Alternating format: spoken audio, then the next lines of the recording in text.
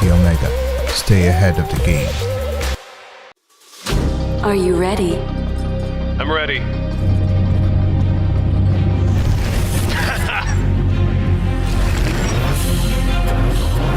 Let's go. Show me what you got.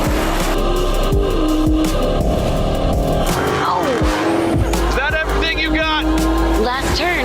Catch me if you can. That was great. That was a good game.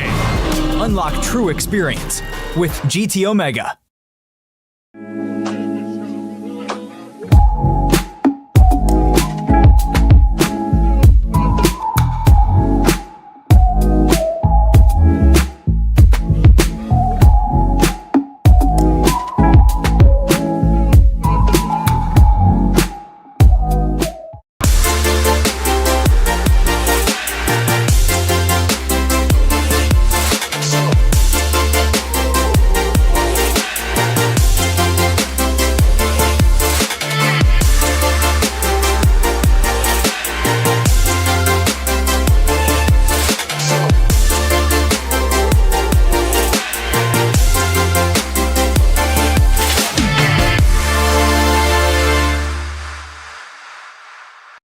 To my speaker combo. Going to my speaker combo.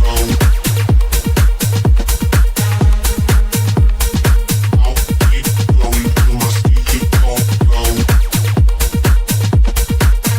Me like I love myself.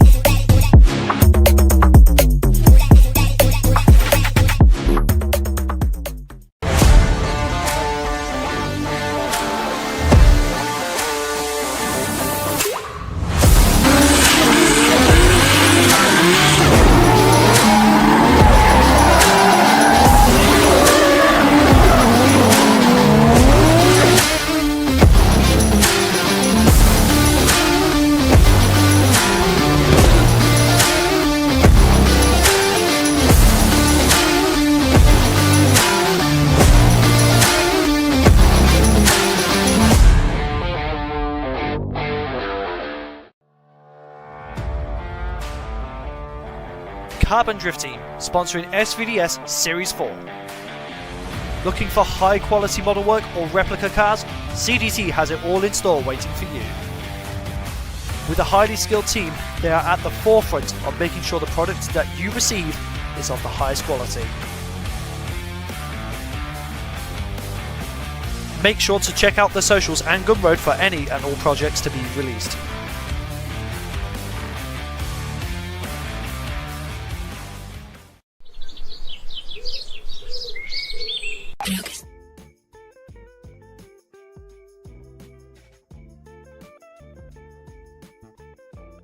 New Wild Monkey delivery up on the grid. I am your commentator, Luke Buttermore, and I'm joined in the booth by my good friend and co-commentator, Cian Martin. Hello everybody, how are you keeping? So Cian, we are in for another action-packed round of SVDS action brought to you by STRO M Wheels, and we're getting a little taster of the track here, and look Cian, as usual, it's lining up to be just an awesome round. Yeah, definitely. I've been around since last season, and hopefully we're going to keep continuing this journey, but we're on round 4, and we're just getting a quick look at the track layout here, and it's absolutely phenomenal. We ran this layout, I think it was last season, round 5 of last season, and it is honestly tight and technical track coming down into first clip Outer Zone 1, Outer Zone 2, coming into GT Omega Alley for Outer Zone 3, and excellent back into the roundabout you've seen at round 2 for clip 4, down into clip 5, coming into Strom Wheels corner, and down to the bank where we've seen Harvey Cuddy last round absolutely plough himself out of it at clip 6. back into GT Omega Alley for clip 7 and out to clip 8 and across the finish line. And that is your track for round 4 here at Scottish Virtual Drift Series. Luke, what do you think of the track?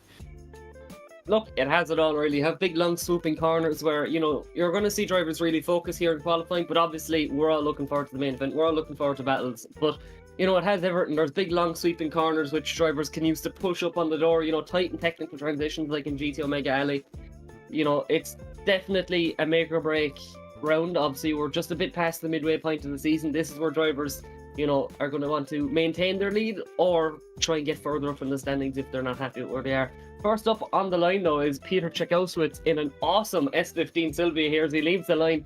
It's the old Westlake colours, as I'm going to call it. He fires down the straight here, fires down up against the wall here. Driftland flicking him in once again up onto that long sweeping corner. Look at this. Real nice job so far from Czechowicz. Not doing a bad job. Coming into GT Omega Alley now, up into the second sweeper. Small little bit of a check up there from the S15. Again, another small wobble there. This is not exactly what the judge want to see, but look, he's doing a good job of continuing on nonetheless into that final zone now as he takes a nice deep breath and he's across the line, Keane. Look, it started off really strong there, but we just started to see a few little mistakes start to creep in there. Yeah, definitely. Coming through GT Omega Alley especially, he a couple of wavers and wobbles there, but coming through clip 5, he showed his moments of greatness, cutting as deep as he could possibly in through clip 5. It's a great banker lap overall, but we have the Irishman, Cian Reedy, that Team Wild Monkeys driver, rocking them Strom DS 35s, as you can see there. Wild Monkeys, red hot there, Cian. well, they're a bit red hot there, but the Irishman rocking his new livery on that E46. Let's see what he can do though, as Cian Reedy leaves the line here at round 4 of the Scottish Virtual Drift Series, brought to you by STRO M Wheels, as a bit of a straight line initiation though from Cian Reedy as he comes into GT Omega Alley here. Let's see what he can do. Deep into clip 3 is Cian Reedy in that E46, coming around the hairpin now into STRO M Wheels. A slight wobble and waver and a straighten from Cian Reedy though, was a bit too much inside the track. Coming into clip 6, back into GT Omega Alley for clip 7. Now the huge hairpin transition now into clip 8 and across the line. Luke, Cian Reedy was definitely a bit shaky and wobbly through that run.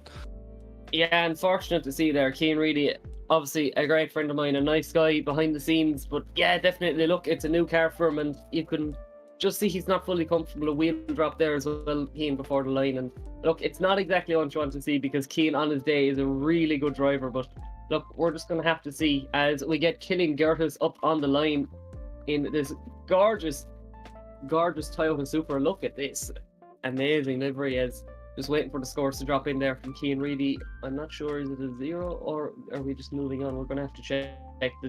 No, the judges do have a score for him, so it's going to be a 75.7 there for Cian Reedy. Look, not what we want to see from Cian. He's a great driver. He just has a few little things he needs to work on. So we bring it back up on the line once again with a gorgeous Toyota Supra. And I do believe those are the custom wheels that Strom made for James Dean. So look, your unconventional Stroms here. Obviously, we are a sponsored Strom series, and we flick it in here as Killian puts on big angle, a small little shallow just to make it out to that second clip. Now in through GT Omega.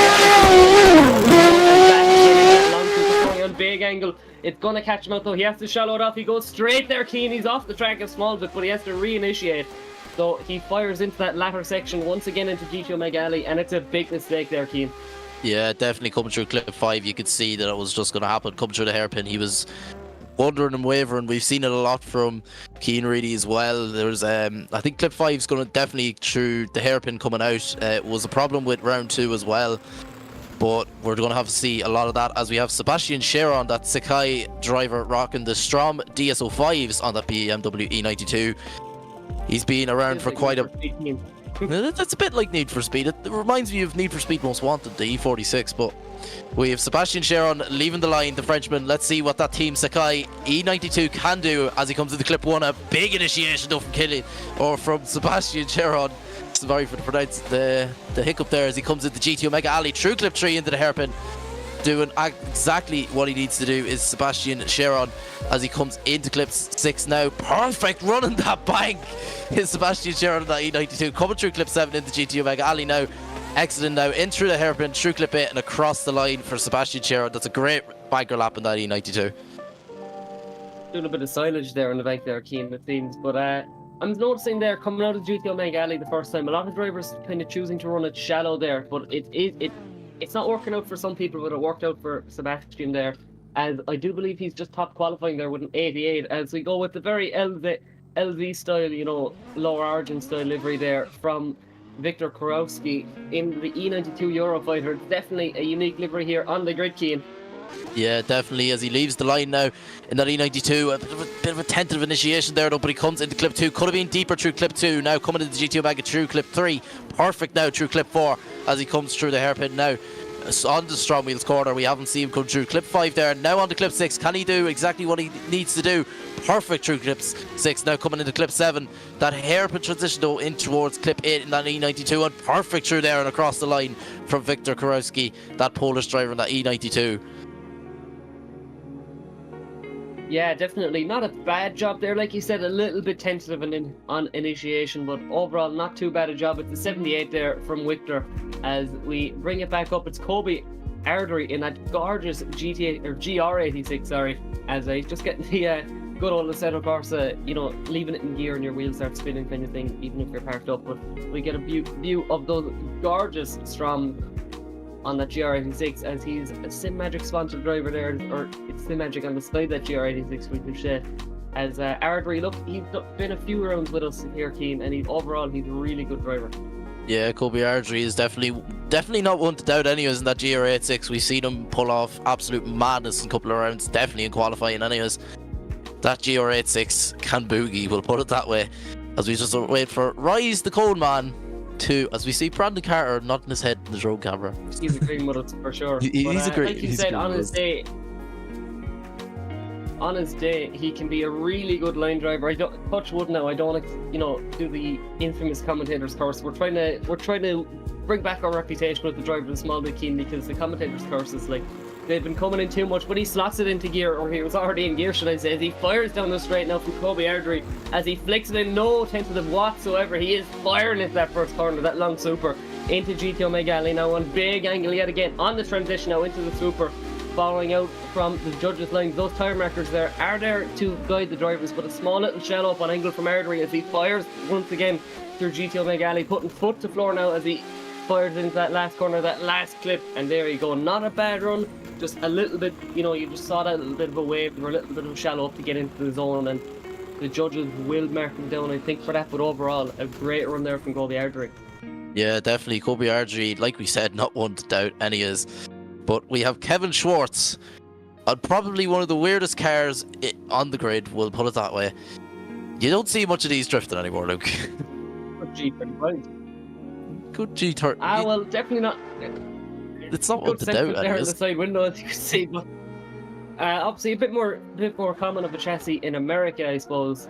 You know, with the kind of Nissan Skyline, technically is what they are, but they are G35 being real. But Kevin Schwartz not doing a bad job is the German driver, as he fires into that second super now, a little bit shallow there, but he still gets it into the zone. Look at this now from Schwartz as he brings it on through to GT Omega Alley for the second time now, and into that last corner on big angle is Kevin Schwartz. That is an exclamation mark on that last section of the run there, Keane. Yeah, definitely. Kevin Schwartz doing exactly what he had to do with that G35.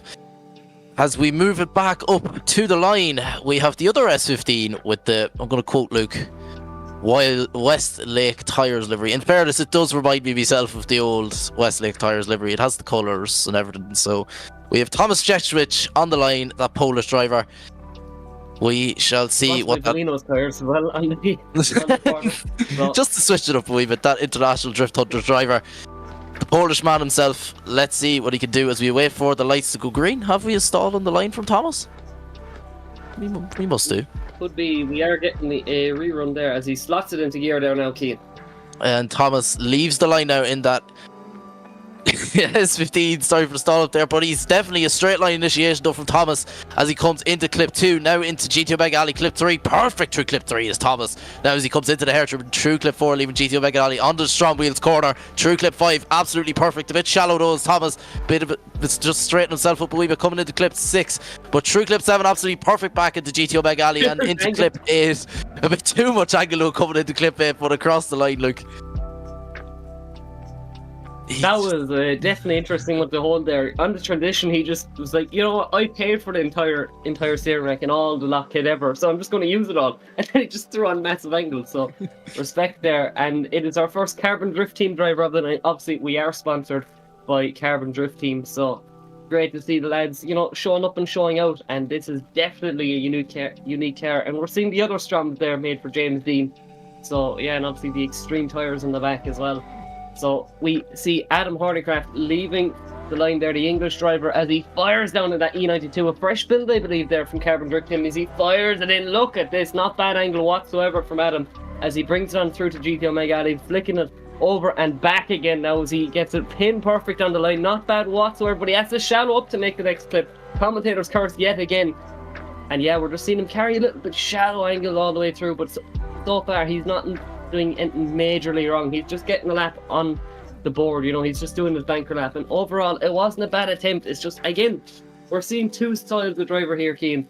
You know, we're starting to see the more tentative guys on the grid and the more, you know, flashy guys will say, you know, not doing straight initiations, doing big flicks and just huge angle everywhere. But I think the judges are punishing, you know, that kind of really uncomfortable looking snap off angle, as you call it.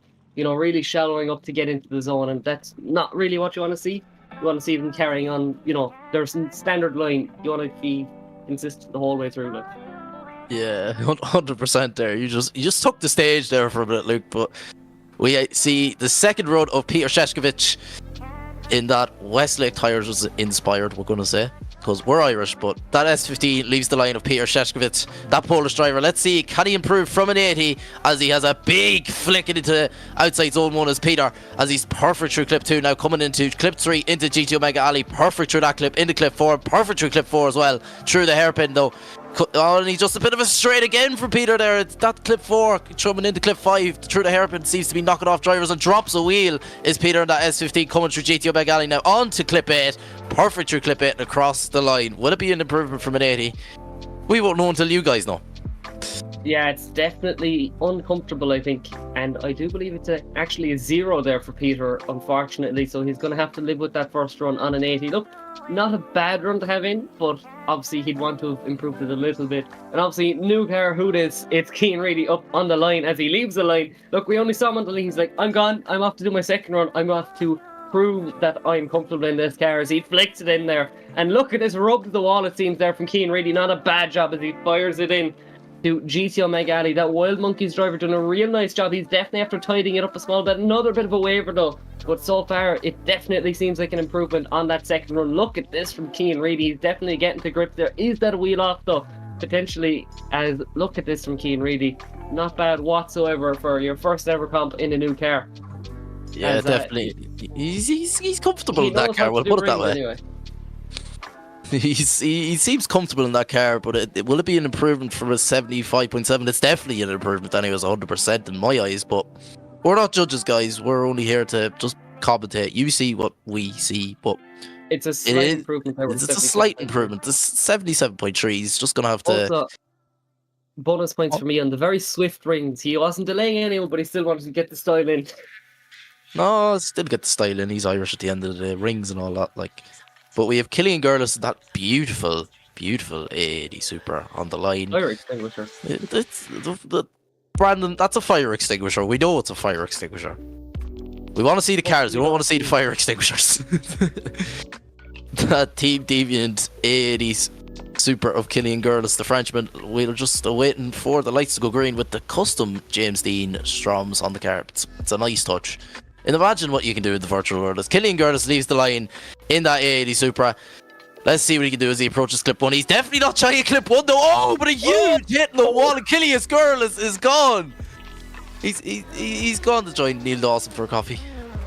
I really wanted to comment on how good the the Project U calipers in the back looked, but clearly he didn't think about the Project U calipers in the back because he didn't use them.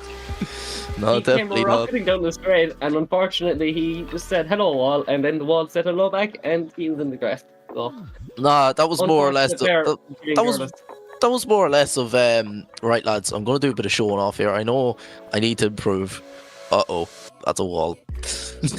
But anyways, we have Sebastian Sharon, that Team Sikky driver, and that E92 back on the line. We're going to see what he can do. He's trying to improve from an 88. I think he's top qualifying so far, if I'm not mistaken.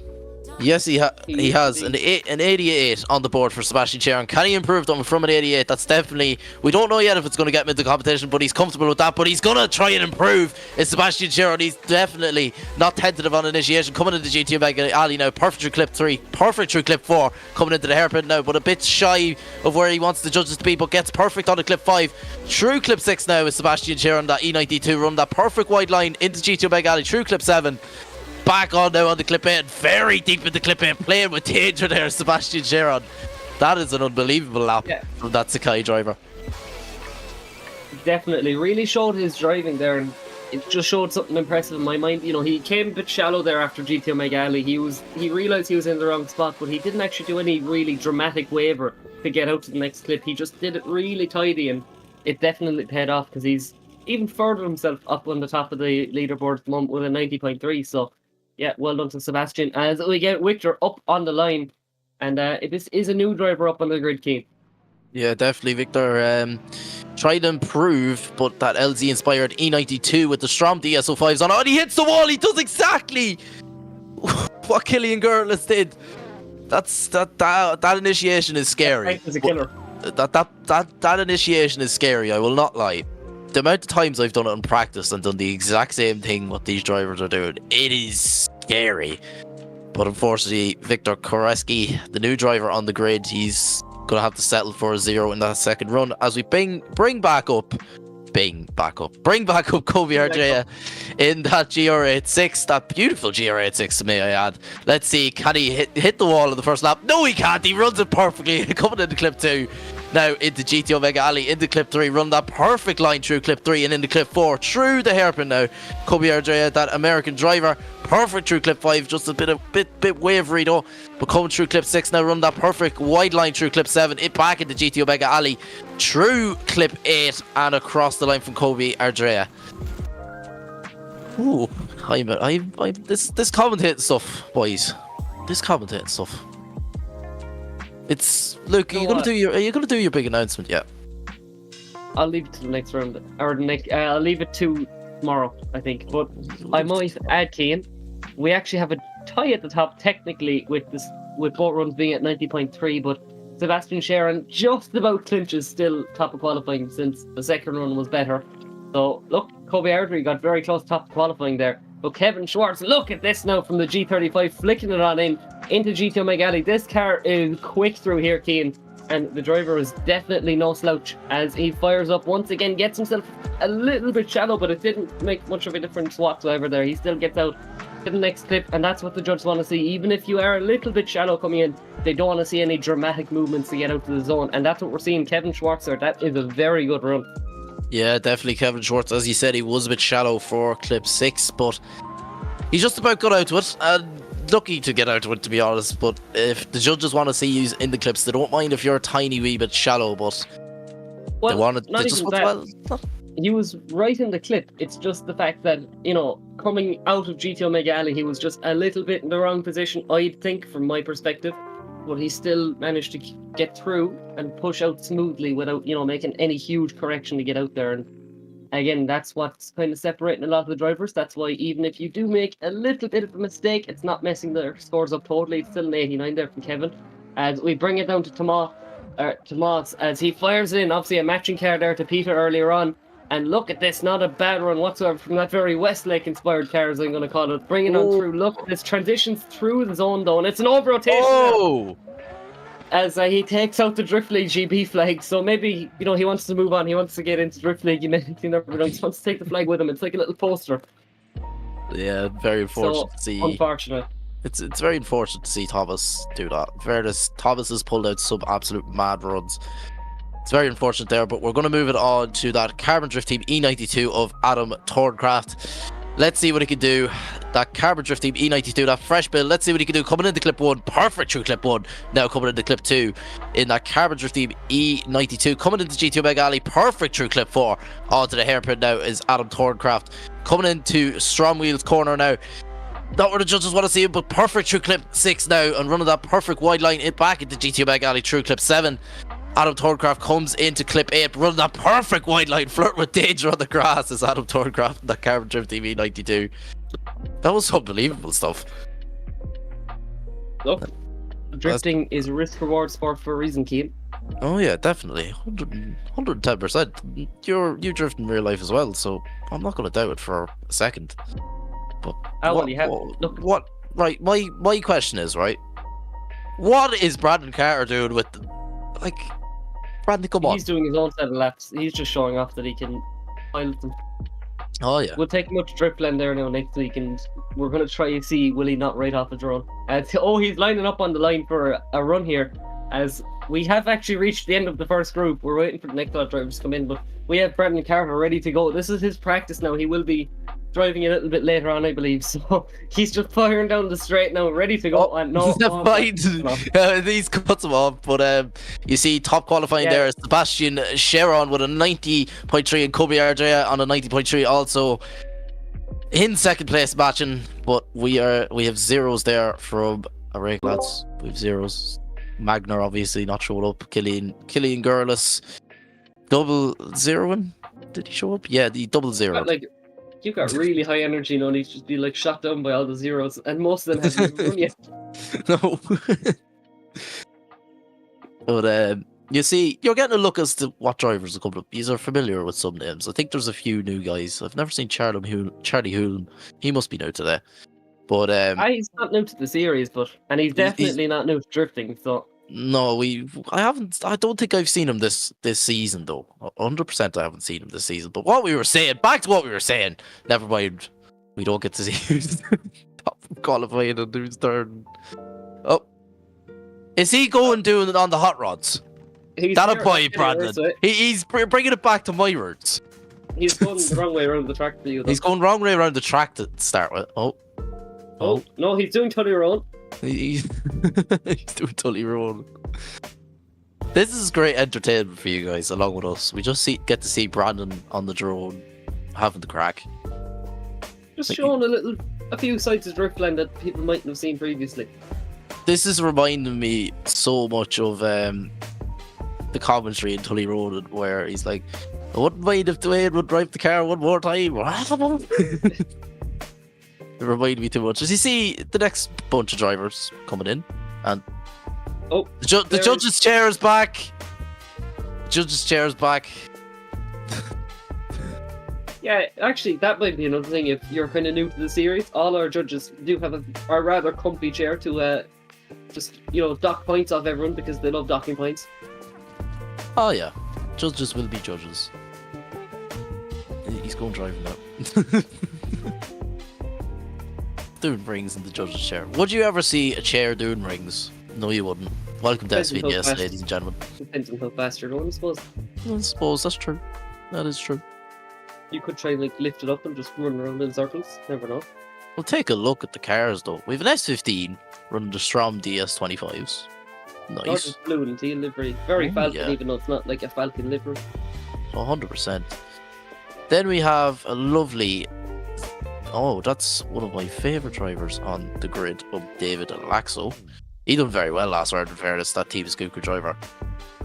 He's sitting back in the seat a bit too far. A custom helmet. And then we have a Naoki Nakamura inspired, I'm going to say. The green wheels. And yeah, there we go. Brandon approved. Brandon approved of that S15. Then we have... Is Ryan Parker actually going to show up? Is Ryan Parker actually here today? Most Driftland car ever. Is it Ryan Parker? Yes! The crazy Scotsman is here! He didn't show up last round. He changed his wheels. Strom DSO5s. We have that IRT driver of Daniel Andreev. On point. And then we have an A90.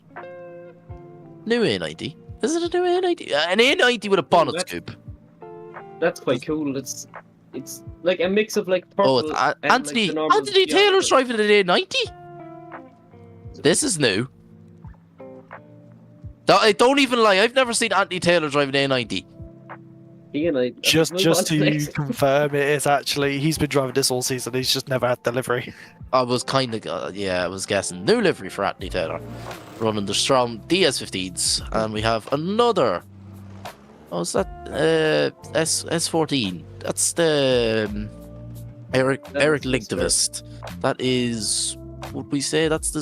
I It do looks believe like that's Tana, I think, is it? no, it's... No, it's Linkvist. Sorry, it's Linkvist. Yeah, you're it's right. Eric Linktivist. Would I say it's it looks very like the Zach O'Sullivan's car. Yes. See, I'm smart. I'm getting better at this stuff. You'll get there eventually. Eventually. As we're I've just got a waiting lot for, of stuff to do. we're waiting to get going. I'm getting the shakes, getting withdrawals now from not seeing cars. Oh, As I do actually really like that livery from Amit there. it's It looks really unbelievable. cool. It's lovely. It's very Falcon Tires inspired. Lovely blue and teal. It's such like a nice mix of an old school Jap livery with kind of the Falcon-esque components. car.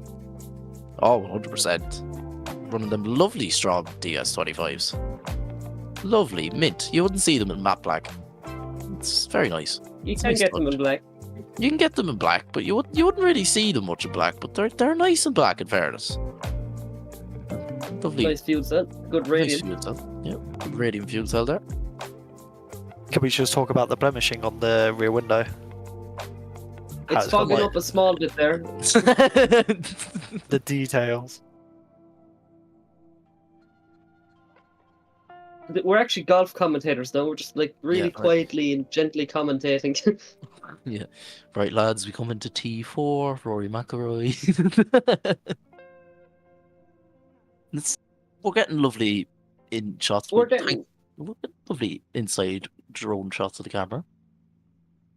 yeah, It's we're nice. trying to push the label a small bit. We're trying to show the builds themselves because the amount of effort that goes into these cars is unreal. So, look, Bride seats it's in a nice to comp show the car. appreciation.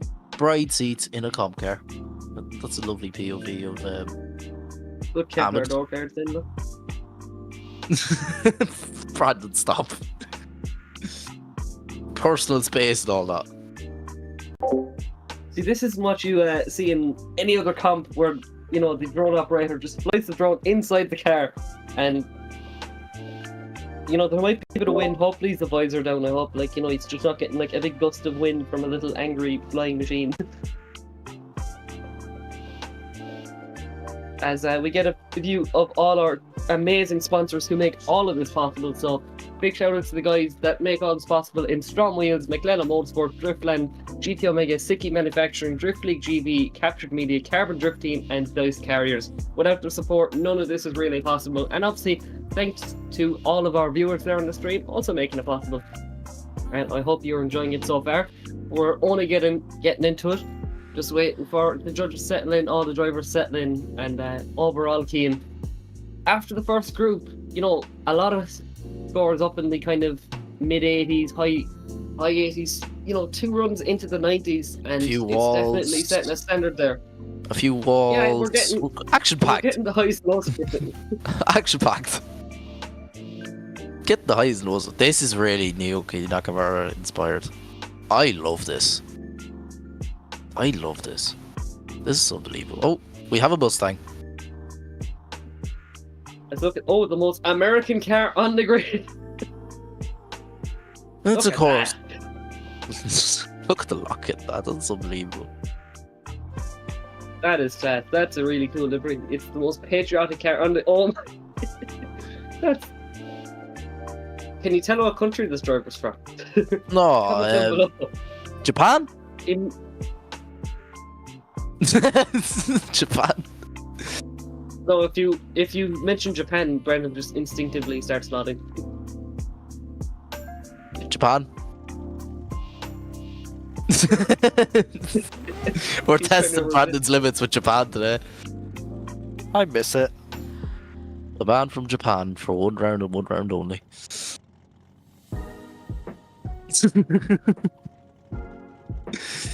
Ahmed's like, come on, lads. Want to do drifting? We want to see drifting.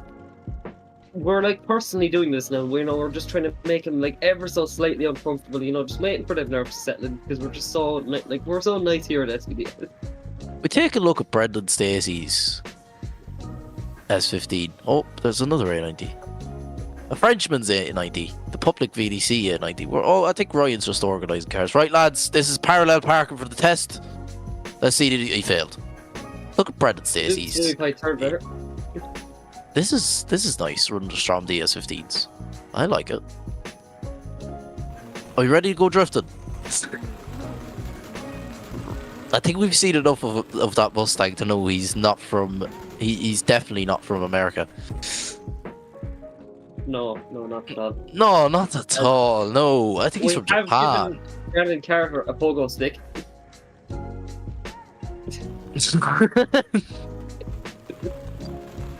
Welcome back to another episode of What Can We Get Brandon Carter to Do While He's on the Drone. Oh, he's gonna do something different now. Bit back. There we go.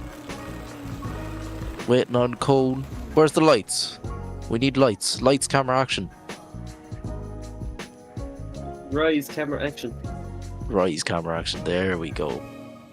He's doing rings around the cone. This is right. This is entertainment for yous, right? This is entertainment for yous. Oh, he's going, he's going. Oh, hey, green lights. As you see, Ahmed leaving the line out in that lovely S15. The rocking the Strom DS25s. A big flick though from Ahmed coming in towards clip 2 into GT Omega Alley 4. Clip 3 run that perfect wide line into GT Omega Alley. Into clip 4 through the hairpin. Perfect through the hairpin. Ahmed going for a high score for a banker lap. Let's see what he can do through clip 6 now. Perfect through clip 6. Run that perfect wide line right where the judges want to see him through clip 7. Through GT Omega Alley and back out in towards clip 8. Ahmed putting on an absolute shower in that first run. Well done from Ahmed. Yeah, definitely. Real good job there from Ahmed. And I can definitely see it scoring high. We're waiting for the scores to drop in. And I predicted it fairly well. It's an 86, I do believe, for Ahmed. So not bad whatsoever there. So now we have the man with a really cool beamer, and he's definitely the man who it's David Laxo. The man who robbed my number, but David Laxo, he needs it more than I do. But David Laxo, that team, a Skuka driver on that BMW, leaves the line. Let's see what he can do. Coming into clip 1, nearly backwards there through clip 1 as he comes into GT Omega Alley now. Perfect through clip 3 and could have been a bit deeper through clip 4, coming out of the hairpin now into Strom Wheels corner through clip 5. Perfect on to clip 6. He didn't do a Harvey Gundy through clip 7 now back into GT Omega Alley and into clip 8 and across the line from David Laxo to start off one of the perfect banker laps of the evening. If I had to put a word to describe that run, I would say snappy, because he just threw an angle like it was no one else's business. So yeah, well done, David. You just did some big flicks, and yeah, well done. Worked out for you. And it's an 87.3 there from David Laxo. And now we have the most patriotic car on the grid. So we're going to have to see how this guy can do in the Mustang. I don't believe it's on the driver's sheet. I don't believe. Well, the door card and the name isn't matching up, so that's what got me a little bit confused. It's Ritvic here in the Mustang as he fires into GT Omega Alley now, doing big transitions here now. Sorry for the stall up as we bring it out. Look at this now from the Mustang, bringing on through once again. An uncommon car here at Driftland, but definitely starting to see the Mustangs getting just ever so popular. Obviously, a bit more on my side anyway after seeing James Dean pilot one in FD, but yeah, real nice job there from Ritvic. Not doing a whole pile wrong there, so we're going to have to see what the judges think about that. Obviously, we are just the commentators. These judges have been locked in on this line for the last few weeks. You know, they've been studying it, making sure they know exactly what they want to see, and it's a 73.3 for Ritvic. Now we have the Naoki Nakamura inspired, I'm pretty sure I pronounced his name wrong. Naoki Nakamura, there we go. It's not even a hard name to pronounce. Nakamura. Brandon, be quiet. You're on the drone. Nicky McNamara also was me to that. But we have Owen Ellis leaving the line in that Naoki Nakamura inspired S15. Let's see what he can do. True clip 1, perfect true clip 1. Now coming into clip 2. Could it be deeper? True clip 2 now coming into GT Omega Ali. True clip 3, perfect now into clip 4. Through the hairpin now onto Strom Wheels corner. True clip 5, absolutely perfect. Right where the judges want to see him is Owen Ellis coming into clip 6. Could it be deeper though? True clip 6 coming into clip 7. Perfect true coming into GT Omega Ali. And leaving GT Omega Ali now. True clip 8 and across the line from Owen Ellis. A great banker lap so far. 2 start for Owen Ellis.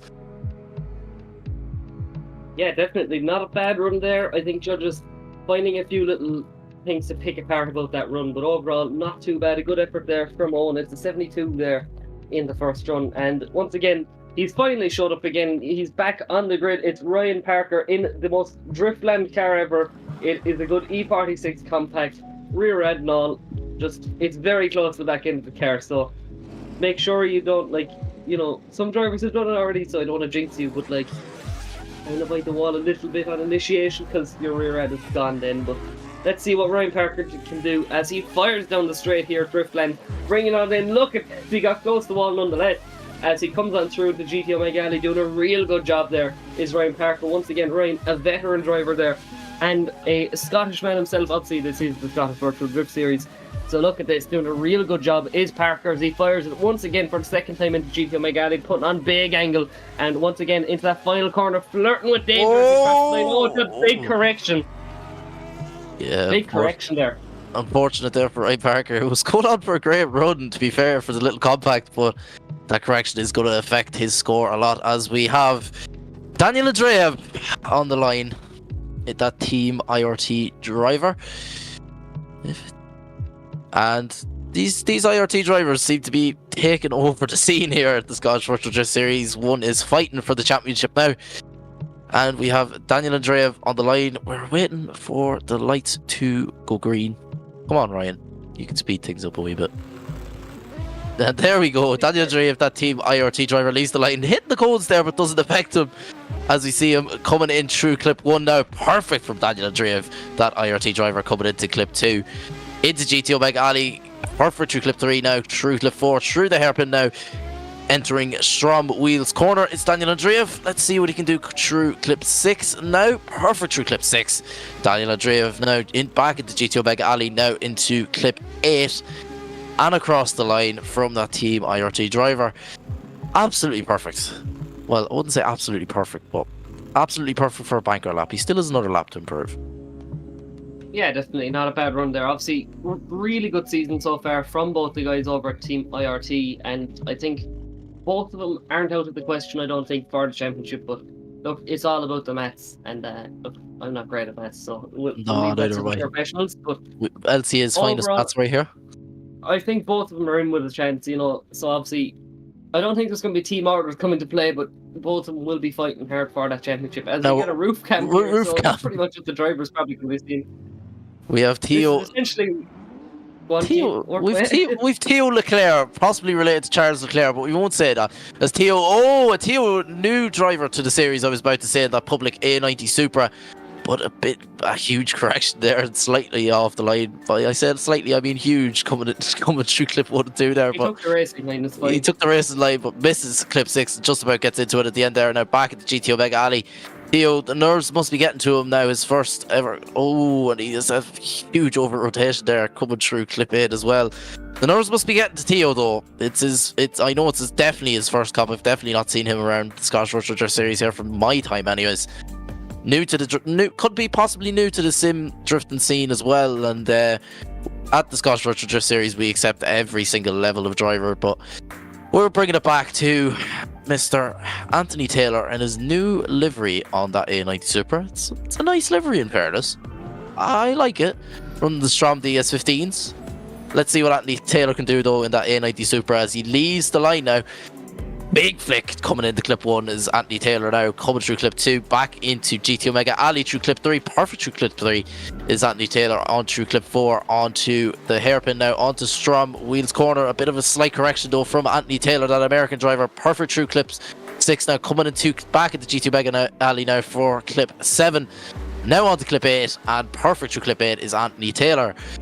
He's the great banker lap from Anthony Taylor now, a freshly livered car. Sorry about the stall up there, but he done well for a banker lap now, in fairness. And we move on to the next driver, Luke.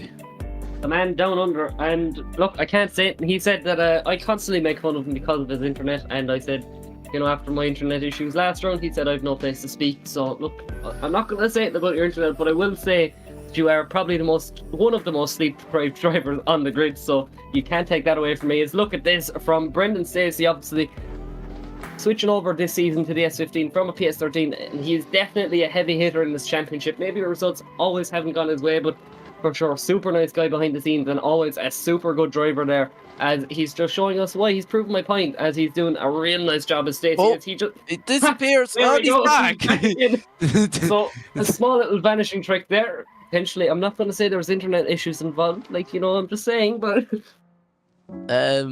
we'll call it magic, as Mr. Bean would say. some Magic. black magic there in Black on the magic. grid. So there's Black going to be a small witch hunt there for Brendan Stacey after this. So if you want to join, you can RSVP at Rise there later on. But unfortunately, I do believe it's a 0 there for Brendan after those connection issues. Hopefully, he can get those sorted for the second run. And look at this, a really impressive livery from Eric Lindqvist, going kind of from the matte red to the really shiny chrome dragon on the side of the S15 or the S14. Not subtle whatsoever, Keen. And do you know what? Oh, I'm here not for. at all. Not at all. Eric Lindqvist is always a man for nice liveries, in fairness. And Oh, there's a sticker. there's a sticker. Mint. Oh, power shut off. That's fine. Look, he's playing safe here, although I can't actually see the switch for the electrical shut off Oh, it's there. out there. There is. It's not push, it's pull. I think I that thi- is the. I think that could be the fire. But anyway, look, Possibly.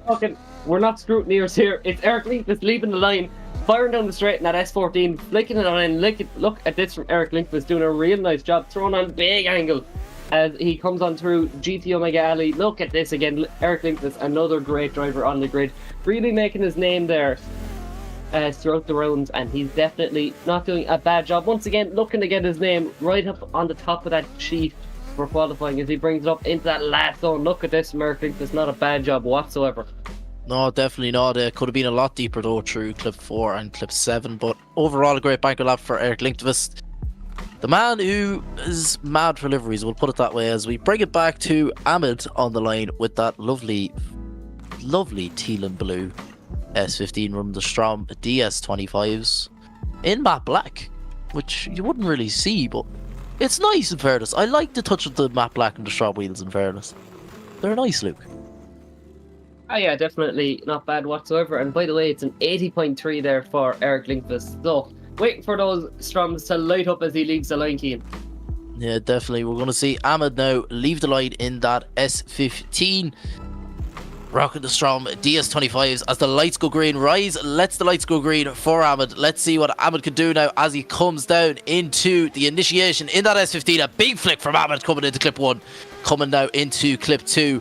Ahmed putting on that perfect wide line right where the judges want to see him, coming into GT Omega Alley. Now leaving GT Omega Alley. Coming through Strom Wheels corner now. Through clip 5 onto clip 6. He doesn't want to do a Harvey Cundy through here. And a perfect wide line is Ahmed going for that top step and qualifying now through clip 7. Now onto clip 8. Can he nail it in the pin? Yes, he can, is Ahmed. What a run from Ahmed there in that S15 as we see Brandon Carter doing 360s on the drone camera again. Brandon, come on. Mind the drone now. Otherwise, it's coming out of your wages. It's coming out of your wages now, your pay cut now. As we have David Laxo. Don't shake your head. David Laxo, that is Skuku driver, definitely. I think it was either he was top three. I think he was either 3rd or 4th last round. I can't remember, but he definitely the false start there from David Laxo. Oh, as we mind the Mustang. Mind the Mustang. That's a lot of money. BMW parts you can pick up. Mustang parts you can't that much. You'll be waiting a while. You'll be waiting a while in fairness, but David Laxo, that team Skuku driver, now leaves the line. Let's see what he can do. Clip 1, perfect ace right through now into clip 2, coming into GT Omega Alley through clip 3. We've a bit of lag on our end. Sorry, unfortunately, but it's back. We have a true clip 6 now. Perfect is David Laxo now. That team is Scooter Driver comes back into GT Omega Alley. True clip 7 now onto clip 8. Perfect wide line from David Laxo and across the line. That team is Scooter Driver definitely was on for a good run there. Yeah, definitely. And I think he'll have to resort back to the first run, which, yeah, he will. So it's still an 87.3 there for David Laxo, obviously an 80.3 in that last run. So we're getting a little view inside. Obviously, I do believe this is probably a Chelsea Denofa based car, so that if there's pizzas on the steering wheel. But Ritvik there, obviously didn't do a bad run the last time, just wants to get himself higher up in the order there. Obviously 73.3 in the first run, and we get a little bit of, we're not going to be too much of a stickler about fitment, but look, we see Ritvik there leaving the line in that RTR Mustang. Nitto tires up on the back as he flicks it on in. And look at this from the Mustang, an uncommon car to see here in Scotland as he brings it on through once again to the famous GT Omega Alley. Coming on through now into the alley, and big angle yet again.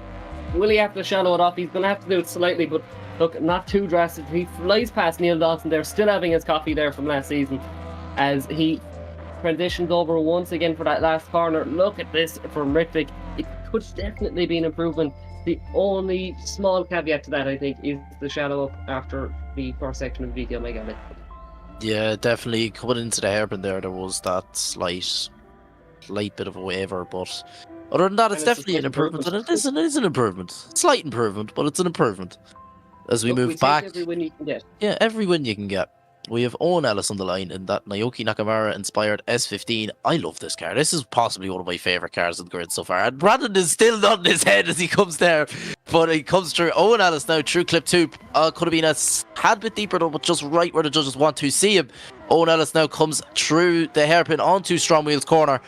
Perfect through clip 5 now onto clip 6. Will he do a Harvey Cundy? No, he didn't. Perfect through clip 7 now and comes down into clip 8 and across the line. Now, I'm going to explain something real quick. If you weren't here last round, and Harvey Cundy, a great friend of mine in the background, he wouldn't mind me making this joke. He came through this bank that we are at right now, was on an absolute flyer, possibly could have top qualifying with this run, and went flying over the bank. Very unfortunate.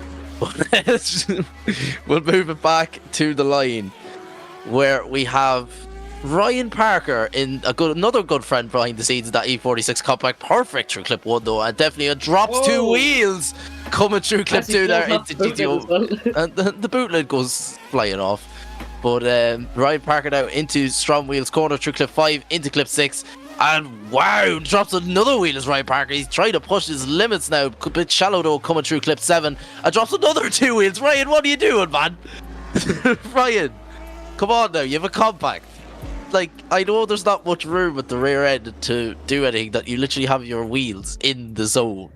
And your back end in the zone. Like, the whole back of the car is in the zone. But Ryan, come on, you can do better than that. Do you know what? It's because he did a good first run, and having a good first run is a dangerous thing. I remember my first ever competition, I did a really good first run, I was so happy with myself, and I made an utter fool of myself in the second run, trying to do like big mad stuff that, I shouldn't have done.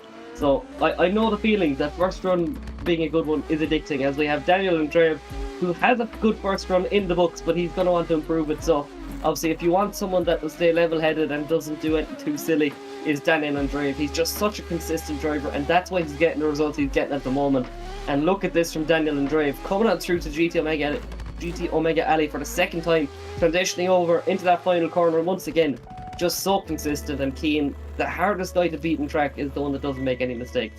Oh yeah, definitely. And Daniel Andreev is definitely one to not make mistakes. He's top 3 in the championship, if I'm not mistaken. He's third, I think. He's top of qualifying. Top qualifying as well with a 91. Fair play. But Theo Leclerc on the line now, that A90 Super, that public VDC A90 Super. Can he improve from a 0 though? Will the nerves get to him yet again? Theo, the drone wants flying, but it's back. Theo, and Theo has a huge off in that A90. Very unfortunate though from Theo. Is he going to continue the run? Yes, he is. Theo's going to continue the run. He's not going to go out without a flyer. But very unfortunate there from Theo Leclerc. His first competition, nerves possibly. Nerves definitely get to him. A 0-0 as well from Theo, but we will see him bow out of competition. Very unfortunate there from Theo. His his first ever virtual comp. The nerves possibly getting to him, but we have Anthony Taylor in that A90 Super, that Hishira, the art of making the... I was reading, Brandon, go back! I was reading, I know I'm a slow reader. The art of making them wonder. Very true.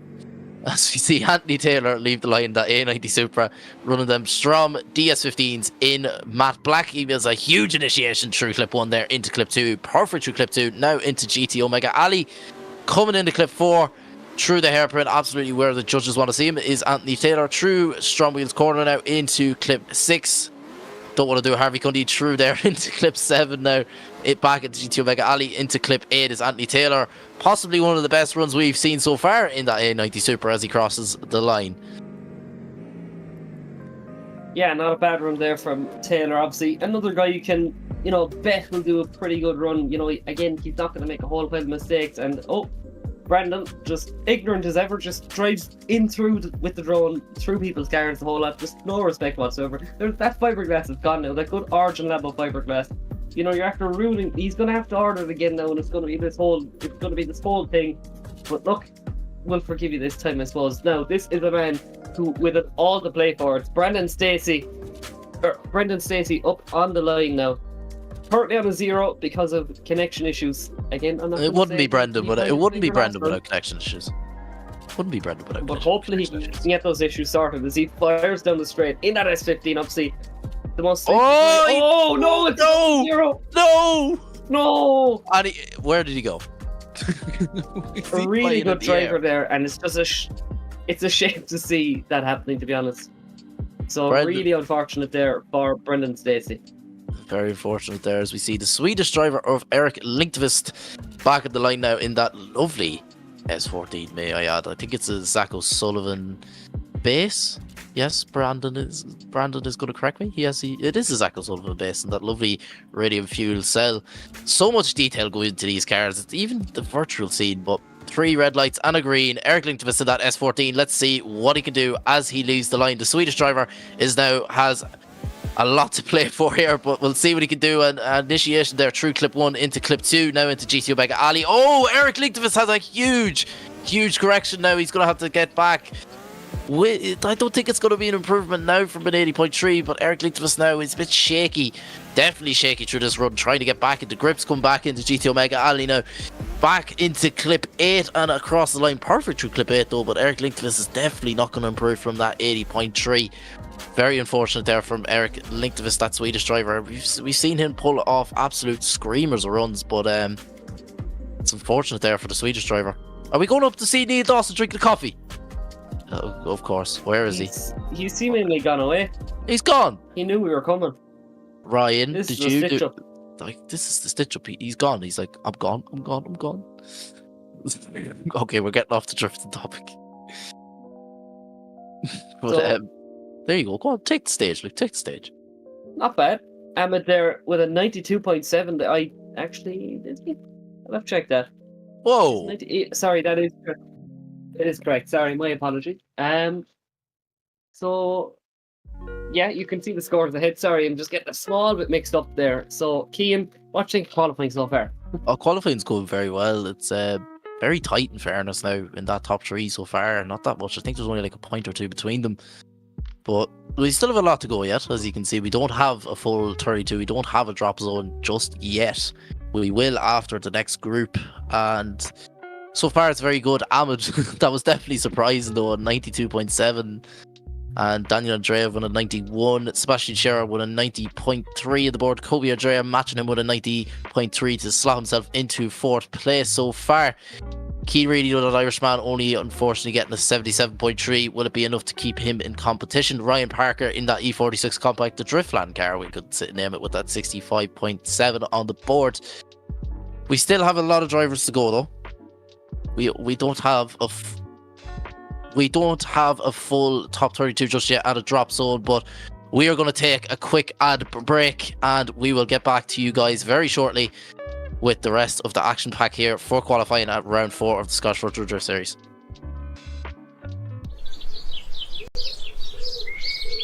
Creo que estoy haciendo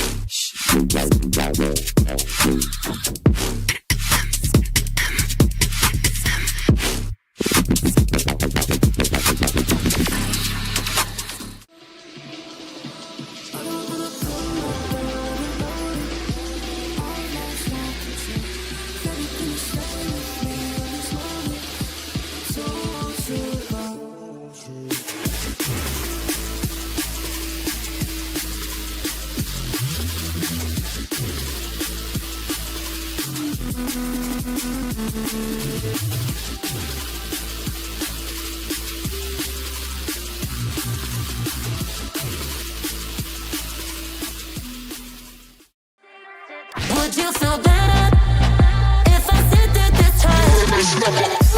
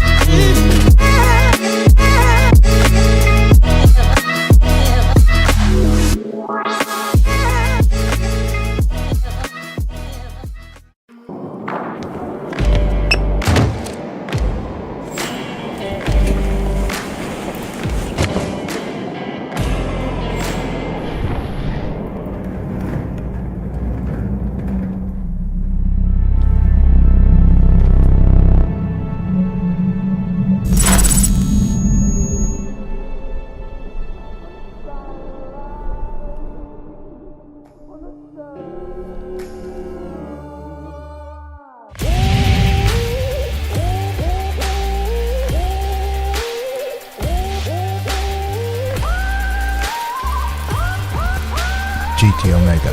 Stay ahead of the game. Are you ready? I'm ready.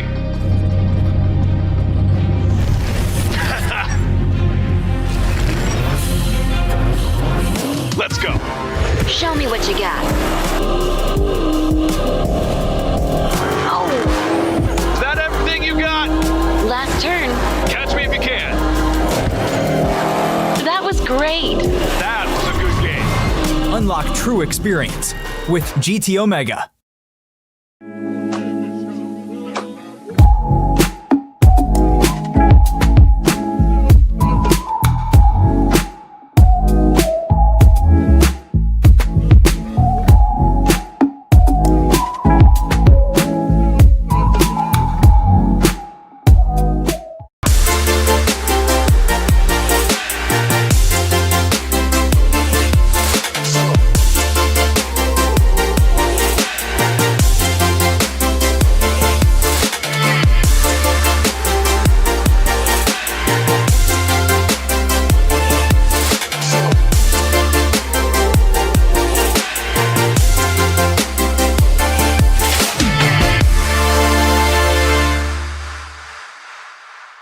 Up to my speaker combo. Going to my speaker combo.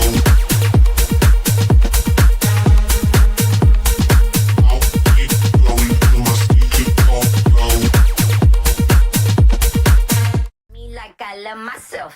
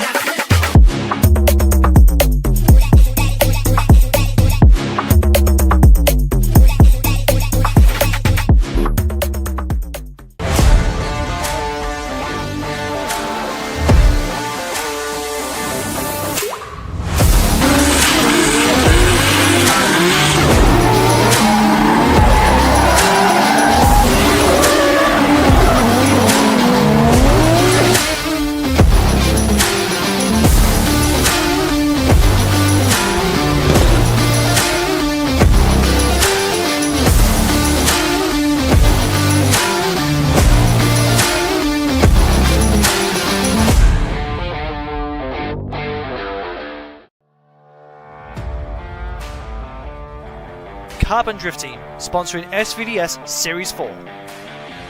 Looking for high quality model work or replica cars? CDT has it all in store waiting for you. With a highly skilled team, they are at the forefront of making sure the product that you receive is of the highest quality. Make sure to check out the socials and Gumroad for any and all projects to be released.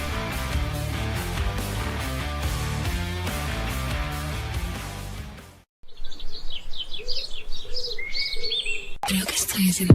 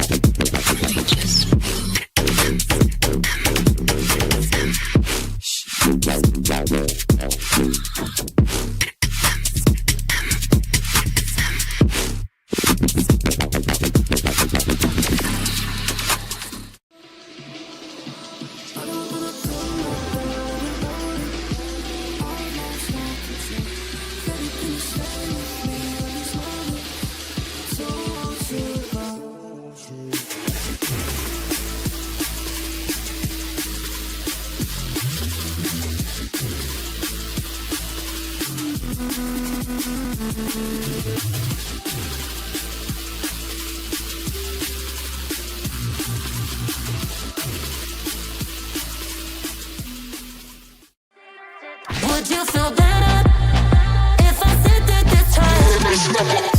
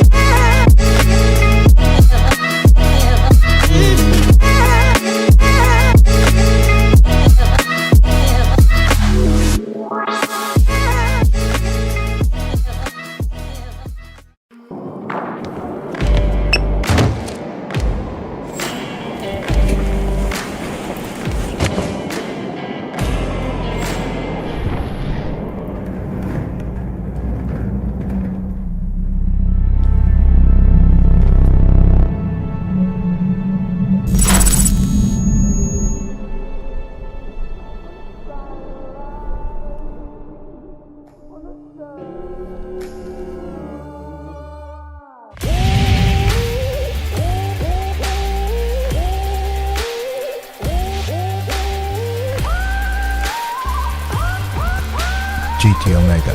Stay ahead of the game. Are you ready? I'm ready.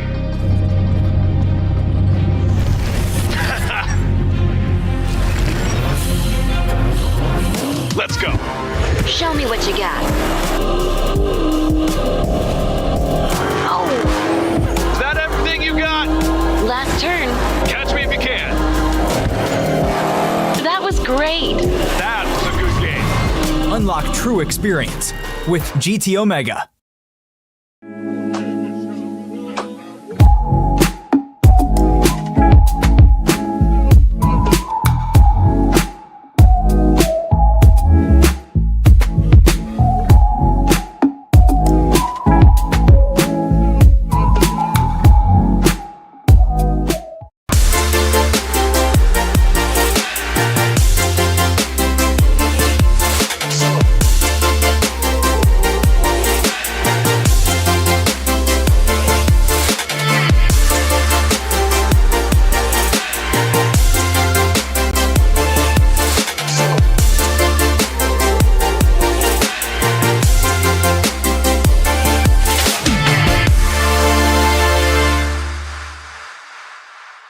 Up to my speaker combo.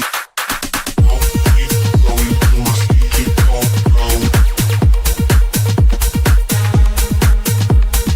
I'll keep going to my speaker combo. Me like I love myself.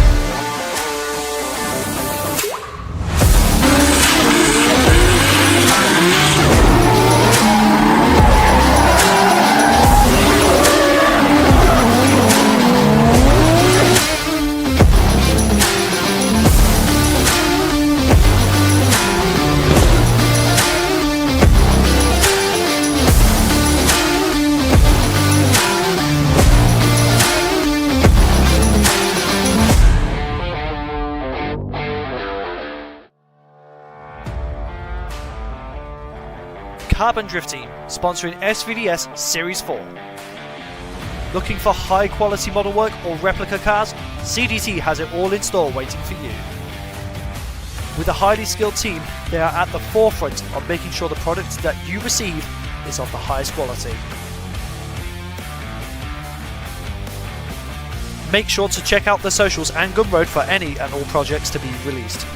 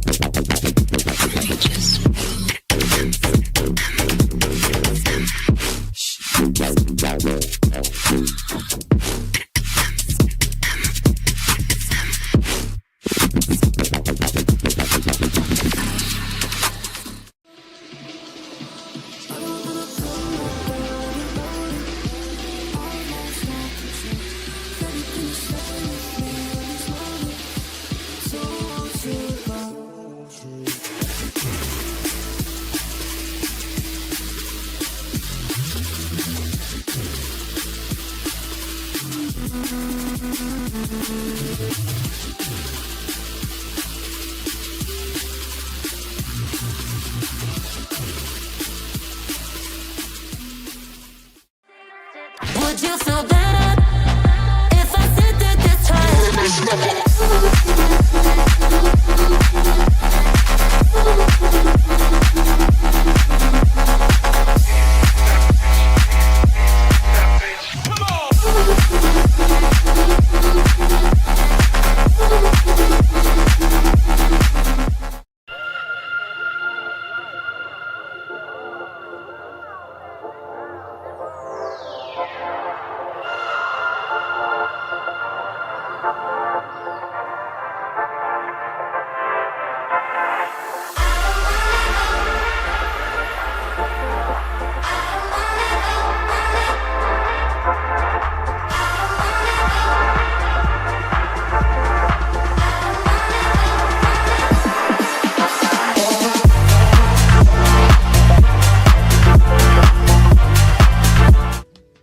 Welcome back, everybody, to round 4 of the Scottish Virtual Drift Series here, brought to you by Strom Wheels. We have a mad gold super on the line, of course. But anyways, we have Dominic McManus, who was commentating with me last round, on the line in that lovely pink A90 Super. Why he hasn't put a livery yet in this car, we have no idea. But I am joined by my fellow good friend and commentator, Luke Butmer. Luke, how are you keeping?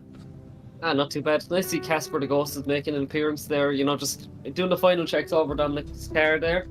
You know, just making sure it's A1. We'll have to ask Casper, you know, what he thinks. Yeah, I think looks pretty good. He's still on the line, you know, he's not calling a 5-minute rule or anything, so we're going to have to see what Dominic's can do now up on the line in that Toyota Supra. Obviously, we're seeing some massive scores coming in, and this group is definitely no slouch. Obviously, we have some of the big heavy hitters there from this season all in one as we wait to see. I do believe we have Dominic McManus leaving the line now as we fire it in. Look at this now from Dominic's doing a real nice job. Huge spoiler on the back of that Toyota Supra coming in from a top-down point of view. It's like the first GTA that came out. If you look at this from Dominic now, doing a real nice job, washing out nice and wide yet again. And like you said, not doing a Harvey Cundy, who will have coming up there once again, firing in through GT Omega Alley and into that final corner, doing a real nice job is Dominic McManus, and a good banker lap on the board. Yeah, definitely. His driving skills is definitely better than his commentating skills, but we were worried about that anyways. As we have Gaius in the Batmobile R32 Skyline.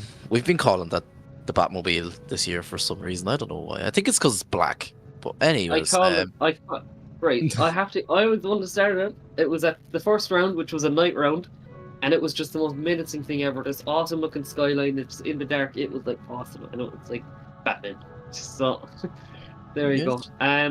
Guys, he's doing pretty good throughout the season. You know, he's definitely been setting himself into SVDS. Obviously, I think he came on as a new enough driver this season, and yeah, he's definitely doing good in a new car anyway, for sure. I definitely don't remember seeing just the most menacing looking skyline ever. No, it's Gaius. Never mind, it's not. Batman. Gaius leaves the line. That's a Kai driver in that R32 Batmobile. Let's see what he can do as Gaius. Big flick. Huge flick through clip 1 there into clip 2.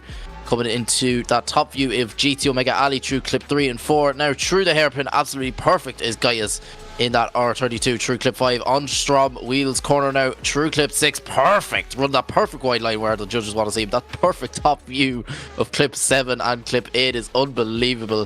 Fair play to Blackout for thinking of that idea, as that Sakai driver Gaius crosses the line in that R32 Skyline. Very good run there from Gaius. Not a bad job whatsoever, and being No, is that what I think it is? It is. It's God's chassis. It's the best car ever. So guys, if you don't know, I have 3 E36s now in real life. They're the best car ever. And look at this, it's Jimmy Calavano up off the line. Look at this, it's such a cool car. I love E36s. And look, he's going to top qualifying. It's just the best car ever. Throw it on a huge angle because, you know, the E36 is letting them do that. And look at this, Jimmy not doing a bad job as he fires up there, up past the opposites here. Once again, back into GT Omega Alley, transitioning over now. A bit of a late transition into that final corner, but he makes it work, doing a real nice job is Calavano. And look at that, just, I love E36, it's the best car ever. Alright, we get it. You like E36s. They're just the best car ever. We get it, but we have the man who, oh no. Is he gonna do that? He'll argue with me now that the guy up on the line will argue with me that a Volkswagen Polo is the best car in the world. And look, I'm not going to argue them, but like, it's the battle of a Polo versus an E36. Yeah, we have Harvey Cundy, who does not like clip 6, we'll put it that way. That Team Wild Monkeys driver in that GT86. Let's see what he can do now as he leaves the line. Lovely shot there from Blackout, coming up with all the ideas. True clip 1, huge angle from Harvey Cundy. That Wild Monkeys driver now comes into GT Omega Alley, seeing on the top view there. True clip 4 now on to the hairpin as he enters Strom Wheels corner, should I say. Coming into clip 6 now into clip 7. That touch and go now through GT Omega Alley back onto clip 8 is Harvey Cundy. He didn't make that mistake through clip 6 like he did last round. We'll put it that way, look. Yeah, definitely. Harvey coming in there with a slight monkey in his back. He wasn't happy with his performance from the last round, so I think he's definitely making up for it. So yeah, not a bad job there from Harvey Cundy, and definitely a nice run, as I do believe it's a 90.1, isn't? Yeah, 90.7, sorry, for Harvey Cundy. So not a bad job whatsoever. They're the best in the group so far, as it's Carlos up off the line now. This is one of our SVDS public cars. You can tell by the gorgeous Strom wheel up on the side of that car, transitioning over past GTO Mega Ali now. Look at this from Baskinas as he pushes out nice and wide for the next couple of clips. Past the office now. Look at this from the public car, or from the pack car, I should add. Just showing you don't need a big fancy, private car, custom car, or whatever, just to party. And he's definitely showing it, because yeah, Carlos there. He's been with us a few rounds now this season, and he's a really good line driver, and I think it's shown in that qualifying run. Oh yeah, definitely Carlos is one, not to doubt. But we'll move it on anyways to the man, the king of front end swaps, Liam Skehill, ladies and gentlemen. Well, one of them. You might think this is a Dodge Hellcat. It isn't. Just wait until he leaves the line. Obviously, it is a BMW estate in the back. Liam Skehill moving over to this chassis this season after driving a Toyota Soarer last season with teeth in it. It's just SVDS, but look at this. Liam Skehill, really good driver there, and a really nice guy behind the scenes as he pushes out nice and wide. A little bit of lag on my end, but we get back going. Look at this from Skehill, doing a real good job pushing right really wide past the opposites there. Exactly where Joe's want to see him, putting on huge angle in them transitions now as he fires past the last corner. And look, it's controversial, but I actually do really like this car. It's really cool. It's really menacing. I don't. Like, why? That's tough. Like, just That's why? tough. Just why? So we have Jan Matas on the line now in that BMW. We're just gonna have to wait. Jan is definitely not one to doubt anyways. He's put in some mad qualifying scores over the last 2 seasons. He's been with us for the past 2 seasons, but we're just gonna have to see what he can do as we wait for the lights to go green. Rise anytime today. It's always right. He's a bit overwhelmed. No, he's a bit overwhelmed with what Liam Skehill just did, in fairness. He had to have time to think. But look, no, everyone is always overwhelmed, but no one's ever whelmed.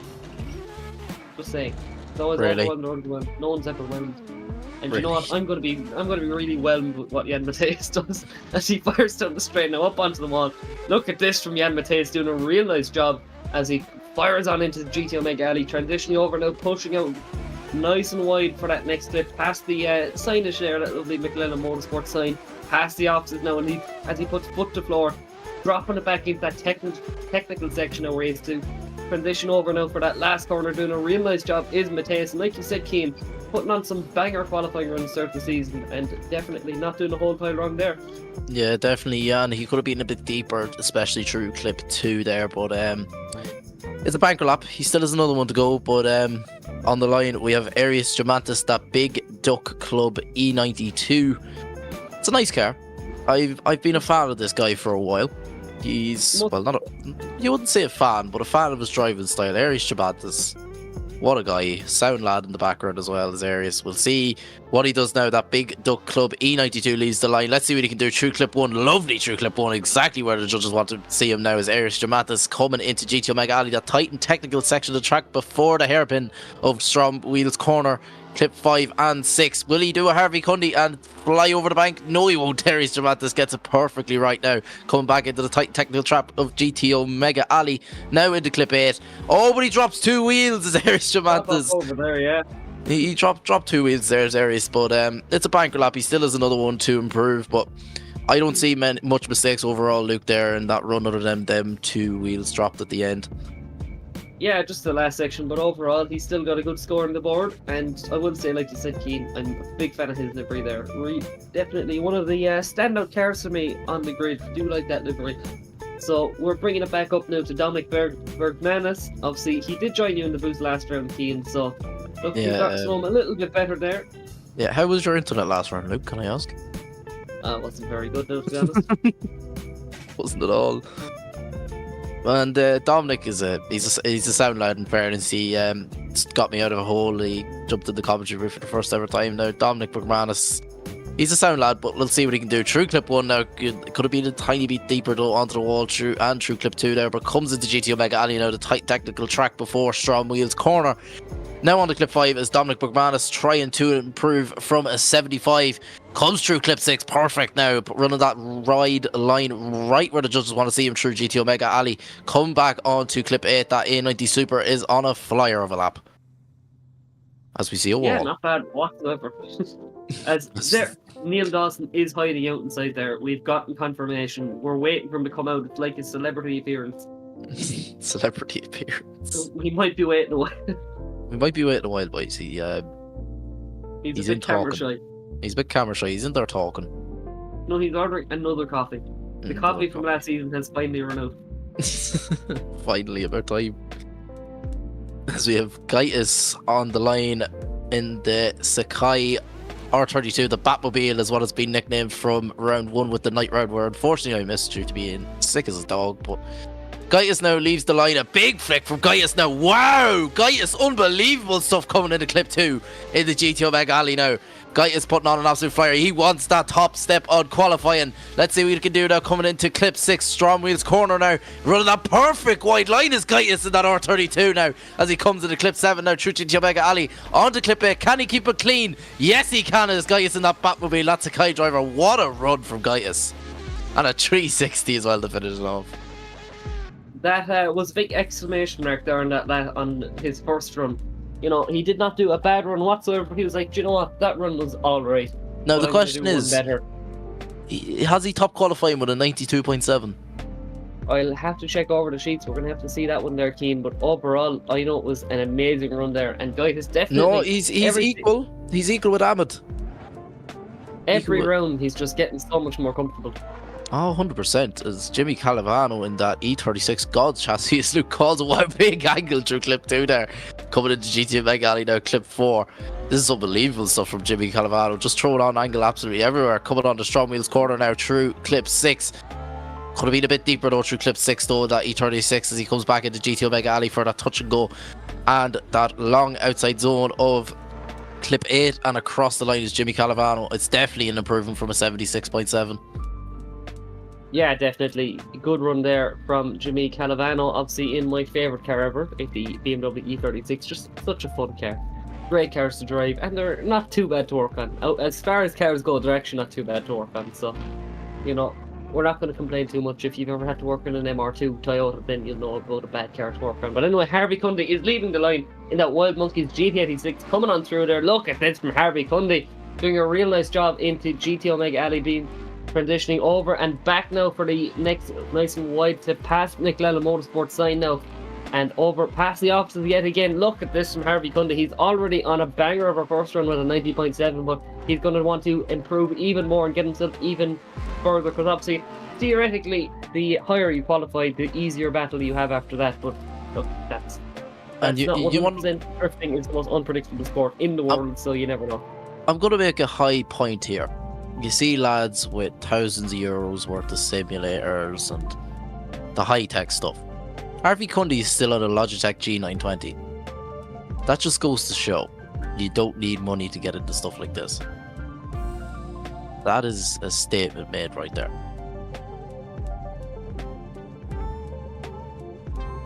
Luke, I don't like your silence. It's definitely an improvement, I think. I thought I seen 99.7. I think I'm just going blind. Not an improvement. It's not an improvement. It's Should have got the Specsavers. Perfect example. As we have Carlos Besiktas leaving the line now in that pack car of a BMW F22. Now coming into clip 2. Perfect through clip 2 is Carlos now coming into GT Omega Alley now through clip 4. Bang on into the hairpin now, coming into STRO M Wheels corner of clip 5 and 6. Carlos putting on the, trying to improve from an 80.7 is Carlos now as he comes into clip 8. Absolutely run that perfect wide line through clip 8 is Carlos, and across the line in the pack car. Goes to show you don't need a fancy private car. Was that a statement made there, Keane? Oh, definitely was a statement made. A 92 on the board. Whoa! There wasn't a livery in that car 2 seconds ago. Quick wrap job there. Obviously, big thanks to the lads. Look, it hasn't been too uncommon for wraps to be applied there at the track. So look, Liam Skehill with that swift paint job there, transitioning over into GT Omega Alley, doing a real nice job. in the uncommon Wild Monkeys cars. Obviously, it is a Dodge front, a BMW back end, and look, he's putting that back end all into those clips, not doing a bad job whatsoever. Currently, fitting a little bit down the order from where he'd want to see in the 79.7. Will it be an improvement? I can definitely see it. It's not a bad run whatsoever there from Liam Scale. No, definitely not. Liam Scale, a great run, and how he done delivery change, I have no clue. Mods would have said still confused me a wee bit, but it is an improvement. It's an 81.3. No mods. Well, then how did mods. Wild Monkeys just got out the sticker packs and they did it in the pits. Oh yeah, 100%. It's an 81.3 at the board, an hairdryer. improvement. Hairdryer. The hairdryer. So yeah, Mateus is back out in that Eurofighter. Look at this, really nice cars. Also, welcome back, Brandon. We forgot to say it properly, but welcome back to the drone. Obviously, he's been making our night. I think the guys down in the comment section, I think Brandon was saying you've been enjoying the whole drone shenanigans, we'll call it. So we're going to try and bring a bit more entertainment to you on the stream, as we see Jan Mateus flicking it on and doing a real nice job. Really like this livery. I think black and gold will always work on a drift car. So coming on through now, pushing out nice and wide. Look at this, a little bit of a shallow up. I think that is the one advantage. Oh, very shallow there coming into GT Omega Alley. Just a big mistake there from Jan Mateus. Obviously, he is currently sitting on a 76, so not a place where you'd want to be affording too many mistakes. But yeah, it's not ideal, but I think if it was a solo mistake, then we mightn't be too bad. But unfortunately, it is not an improvement there for Jan Mateus. Unfortunate there for Jan. He's going to have to settle for a 64.7, which will not improve from that 76. But we have Aries Gemantis, that big Duck Club E92 leaving the line, should I say, trying to improve from an 84.3, and a huge initiation there from Arius now coming into clip 2, into GT Omega Alley now through clip 3. Now on to clip 4, where we have the hairpin, a tight and technical section of the track there of GT Omega Alley onto Strom Wheels corner now through clip 5, onto clip 6. Arius Gemantis run that perfect wide line where the judges want to see him, coming into the touch and go of clip 7. Now back out to clip 8. Running with danger there was Arius Gemantis, that E92, that big Duck Club E92, and across the line.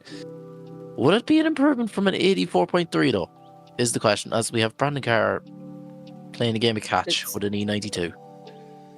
It is an improvement there, I know, Keen. It is an 88, and Brandon had not, you should follow him in that bar because you'll just see them leaving. So just, they're gone back, take a breather, and I do believe, is that the end of the next group? I'm not too sure whether will the lads be flooding in, or will be taking a short little break. We're going to have to wait for someone a bit above our pay grade. Obviously, our amazing stream manager in blackout.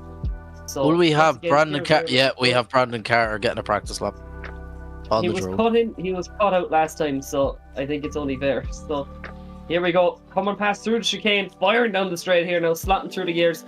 Hop a fourth gear now, Brendan, as he flicks it in into clip 1 and pushing out nice and wide for 2. Coming on now into GT Omega Alley as he transitions over and back again now. Obviously all glimmer in the world. You can just hear that drone being worked there. As we push out nice and wide here now, past the offices now here at Driftland, and now into our final section where you have to really focus. It's technical once again at GT Omega Alley. And now back again for that long swooper of a final corner. And there you go. You can take a big deep breath now, Brandon. You've done the work with the drone. Now you just need to do, another bit of work in the actual drift car. So we're going to have to see as he does a few rings and all to celebrate. So yeah, fair play to Brendan. Fair play to the drone, man. Fair play. Can he do a wheelie with the drone? Oh, he's going to attempt it. Of course he is. He can. He did a wheelie, yeah. Look. Oh, he put the shoe down there, boys. Oh, we have cars coming in. My favourite car in the grid, and also a guest driver for this weekend of Rookie of the Year of Drift Masters. Connor Falvey is joining us on the grid for this round. He was meant to be here for every round. He bought a season ticket, but never used it. We have the Omega. What a car. But we have my favourite car on the grid. Peter Nemitz A86 run the Strom DS15s. What a car. It is beautiful. 2AR underneath the bonnet, keeping it with that Toyota. How could you go wrong? The inspired old TRD livery as well. It just makes it so nice. It's unreal. Good 4-age there. Oh yeah, these are good 4-age. It's unfortunate that we don't have VDC physics for 4-age. No, it's a good 20 valve black top. It'll Oh make yeah, a solid 20 watt. 200 horsepower, but About 220 at a push. If you want to blow the rockers clean out of it.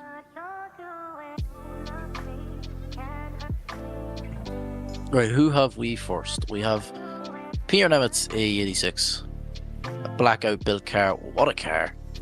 Oh, I love that car. We have the Omega. What a car as well. do you know what? It's actually over here in Ireland. It was a car that was fairly common in drifting, you know, even the first few drift events that emerged, and now they've taken a back seat, unfortunately. They bring back the Omegas. That's my political statement for this evening. So we have a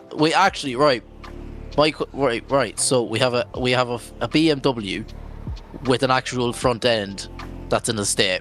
Congratulations, Wild Monkeys. He's finally got a bit of cop on. Congratulations, obviously, a lot of work being put into this car. I remember when it was in its early stages, and I know Jason Cave has put quite a lot of work into the car. So obviously, well done. It is a touring Eurofighter style kit, and just really nice job. And I think if he did front swap after doing all the work of getting the Eurofighter kit and all that, he might have been shot. He might genuinely, there might have been protests. So I think he just played it a bit safe as we bring it back up to the line now. It's another Wild Monkeys guy. It is another estate, and it's technically another Beamer, but you wouldn't think so by looking at the front one. Nope. Typical Wild Monkeys. They haven't got cop on yet. Again, anyways. Jamaica! Sorry, it was Caden James, sorry, that actually had the... Oh, it is a taxi, I forgot about that. Sorry, it's Caden James in the E46, but it's Jason Cave there in the Merc Beamer combination. Just look, it's great to see that rivals are finally getting along and that we can just put them all in the same car. As obviously, I feel like Dave Egan, or well, I suppose now Jacob Getton, I suppose, commentating as Conor Falvey looking out the window, just distractions. Oh, obviously I'm surprised he isn't on his phone, and I actually can't say he's young because I'm around the same age myself, so I'm just a bit older, so I can still argue. So, yeah, Conor Falvey obviously just done it all. After a great Driftmaster season, obviously with Team Drift Games representing, and yeah, he can be super happy. Obviously gearing up for another season of Driftmasters where he'll be challenging the best in the world. And he's definitely no slouch, and obviously this is a part of his practice. So look, if you're wondering what Driftmasters guys do in the off season, you know, they just get a lot of practice in, whether it be practice cars, you know, virtual drifting like this, or you know, all sorts of stuff. We had a Driftmasters driver last round. Exactly, I'm trying to say that's what the Driftmasters guys are doing. They're just, you know, they're getting as much practice in. They want as much seat time as possible, and there's a lot to be said personally for seat time, as it happens once every round. I think that we see the spinny Strom and Brandon just goes off and gets distracted. Well, Brandon just being Brandon. Strom DS35s. Can't beat them. Join them. Oh, Brandon, Yes. You went through the floor. Brandon there digging for oil, it seems. He just wants to fund that next build. Actually, I think he did pop an engine with MX5, so he could do with finding oil, maybe. Brandon, how's cylinder 3 and 4? I don't want to talk about it. Oh, What happened? Tell us the story. Go on. I was silly and forgot to check my oil when I got back from Japan, and it starved the com rod in cylinder 3, which then spun the bearing and then threw the rod. Oh, lovely. Kean, We've got a new engine coming, so it's all good. Yes, Luke. that's good. Would she drink oil? Sure if she got it. Well, that approximately 1% of the stream might get that one, but 0.2% of the stream, lad. What are you on about? Paddy Bong has finally arrived, so if those who know will know. There you go. And look at this, really good parking on display once again. As we just turn around a small bit, and then just touch over to the right. As we just see that Driftland. That's left. 50. No, he's gone the wrong. Look, there's a bit of parking here as well while we get up onto the line. As oh no, I think he's realised. Will he walk back over? Okay, we're gonna. Never mind. We don't have time. Time to focus now, Keen. It's gonna be Jason Cave on the line. Focus, speed. I am speed. Okay, why did I say that? We've Jason Cave leaving the line now in that BMW front end swaps with a Mercedes front for some reason. We don't know. It's what Team Wild Monkeys. But Jason Cave doing exactly what Jason Cave does through GT Omega Alley. Absolutely perfect into clip 4 there. Coming onto the hairpin now. Coming onto Strom Wheels corner now through clip 5 onto clip 6. He won't do what his fellow teammate done of Harvey Cundy. Now through clip 7, possibly flirt with a wheel drop there coming into clip 7. Now onto clip 8, perfect through clip 8, and a great banker lap to start from Jason Cave. Yeah, definitely. Real good job there from Jason Cave. Obviously, one of the boss men, I suppose you could say, from Wild Monkeys, does a lot of work behind the scenes in all those cars. And oh, look at this. Oh, it's a good Lexus. Irish heritage. So there you go. As oh my god, he doesn't even need to do a run. He just spun a Lexus around. So well, or not. I'll have to check the car pack actually to see. It's the same thing. They're the same car. Same car, just different engine. That's all. It's a lovely car though. Lovely car running them Strom DS05, the deep dish Strom DS05s with a lovely Strom Wheels livery, as well as Damien Vega leaves the line in the Altezza. Let's see what he can do now. I think this is a new car for Damien Vega now, in fairness to he's trying something new with the sunroof on the Altezza, may I add, but coming in the GT Omega Alley now, doing a very good job as Damien Vega, trying a new car out, and in fairness, he's doing a good job so far for a banker lap now as he comes into clip 6. Run in perfect right where the judges want to see him, coming into clip 7 now into clip 8, that long left-hander and across the line. Damien Vega doing a good job in a car he's not really used to. Now, yeah, in fairness, it's just a shame about a little bit of a wobble there, but overall not a bad attempt there from Damien Vega. We have the most iconic car. It's a 0. Must have been failed.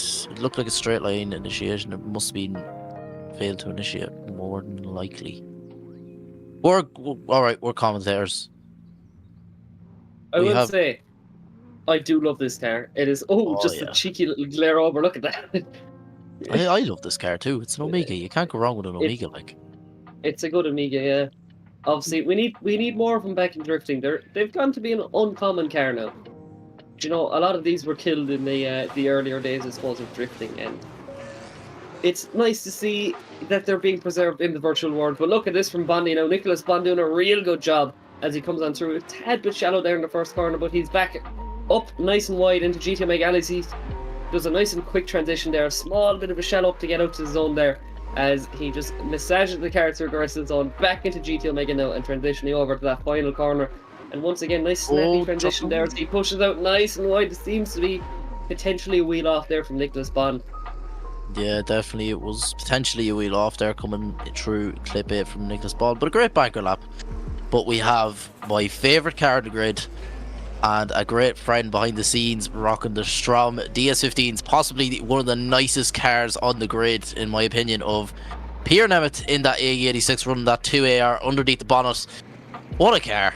I have so many hours on the sim with this dude, and there's a few people I'd love to mention on stream, and Luke for getting me to where I am, but this is a guy who has a lot of patience for me, and Luke included, and I have very little patience.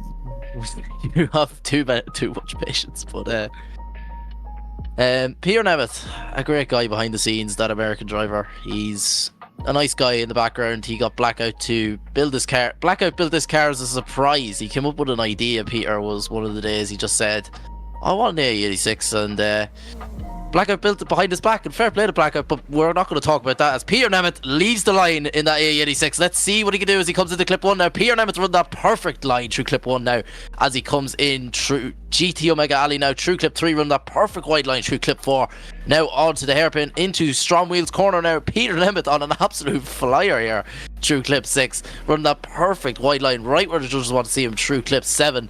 Now on to clip 8 is Peter Nemeth, possibly flirting with nearly a wheel drop there is Peter Nemeth, but across the line, a great guy behind the scenes and definitely a great driver too, Luke. Yeah, definitely. Obviously, Pete, we've started off with him, I suppose, early in the good old Carrick days, I suppose, but yeah, Pete with an 85, not doing a bad job. And look at this, warming up the tyres, a complete professional here in Conor Falvey. Obviously, rookie of the year last season at Driftmasters, and yeah, he's just been a heavy hitter ever since he started. I remember him coming into the Irish Drift Championship the first time, and you know, from a young age, he was just so comfortable. There's always the kind of age-old story of him coming in with a Beamer, then driving his dad's S15, just drove it like it's no one's business, and now he's one of the youngest guys on the Driftmasters grid, showing him how it's done. And let's see what the Irishman, a fellow Corkman I must say as well, just had to rub it in there. Let's see what Conor Falvey can do as he flicks it up into that first corner, pushing out nice and wide, just showing you why he's on that Driftmasters grid, transitioning over into GT Omega Alley, doing a real good job. Is that Drift Games S15 coming on through now. Once again, no wobbles whatsoever. Conor Falvey doing a real good job as he pushes out nice and wide yet again into that latter half of the lap, coming on through, and there you go, into that final corner, and he can take a deep breath, pushing out nice and wide as Conor Falvey, and yeah, really good run. Yeah, definitely. Conor Falvey, there's no need to give him an introduction. Rookie of the year, Driftmasters. He gave some lads a run for the money, and has he just top qualifying? He has, of course he has. Conor Falvey. It's Conor Falvey. Why wouldn't he?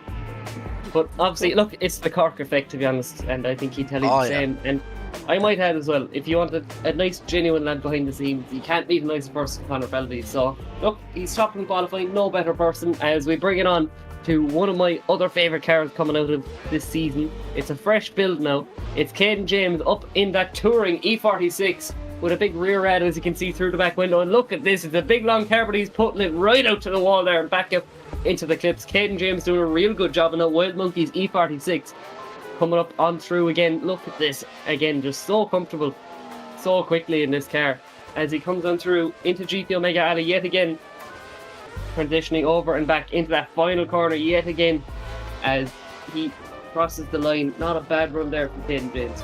No, not at all. Definitely a great banker lap, and great to smooth that car into competition. And from one Wild Monkeys driver to another, Jason Cave with the BMW with a Mercedes front end on it for some apparent reason.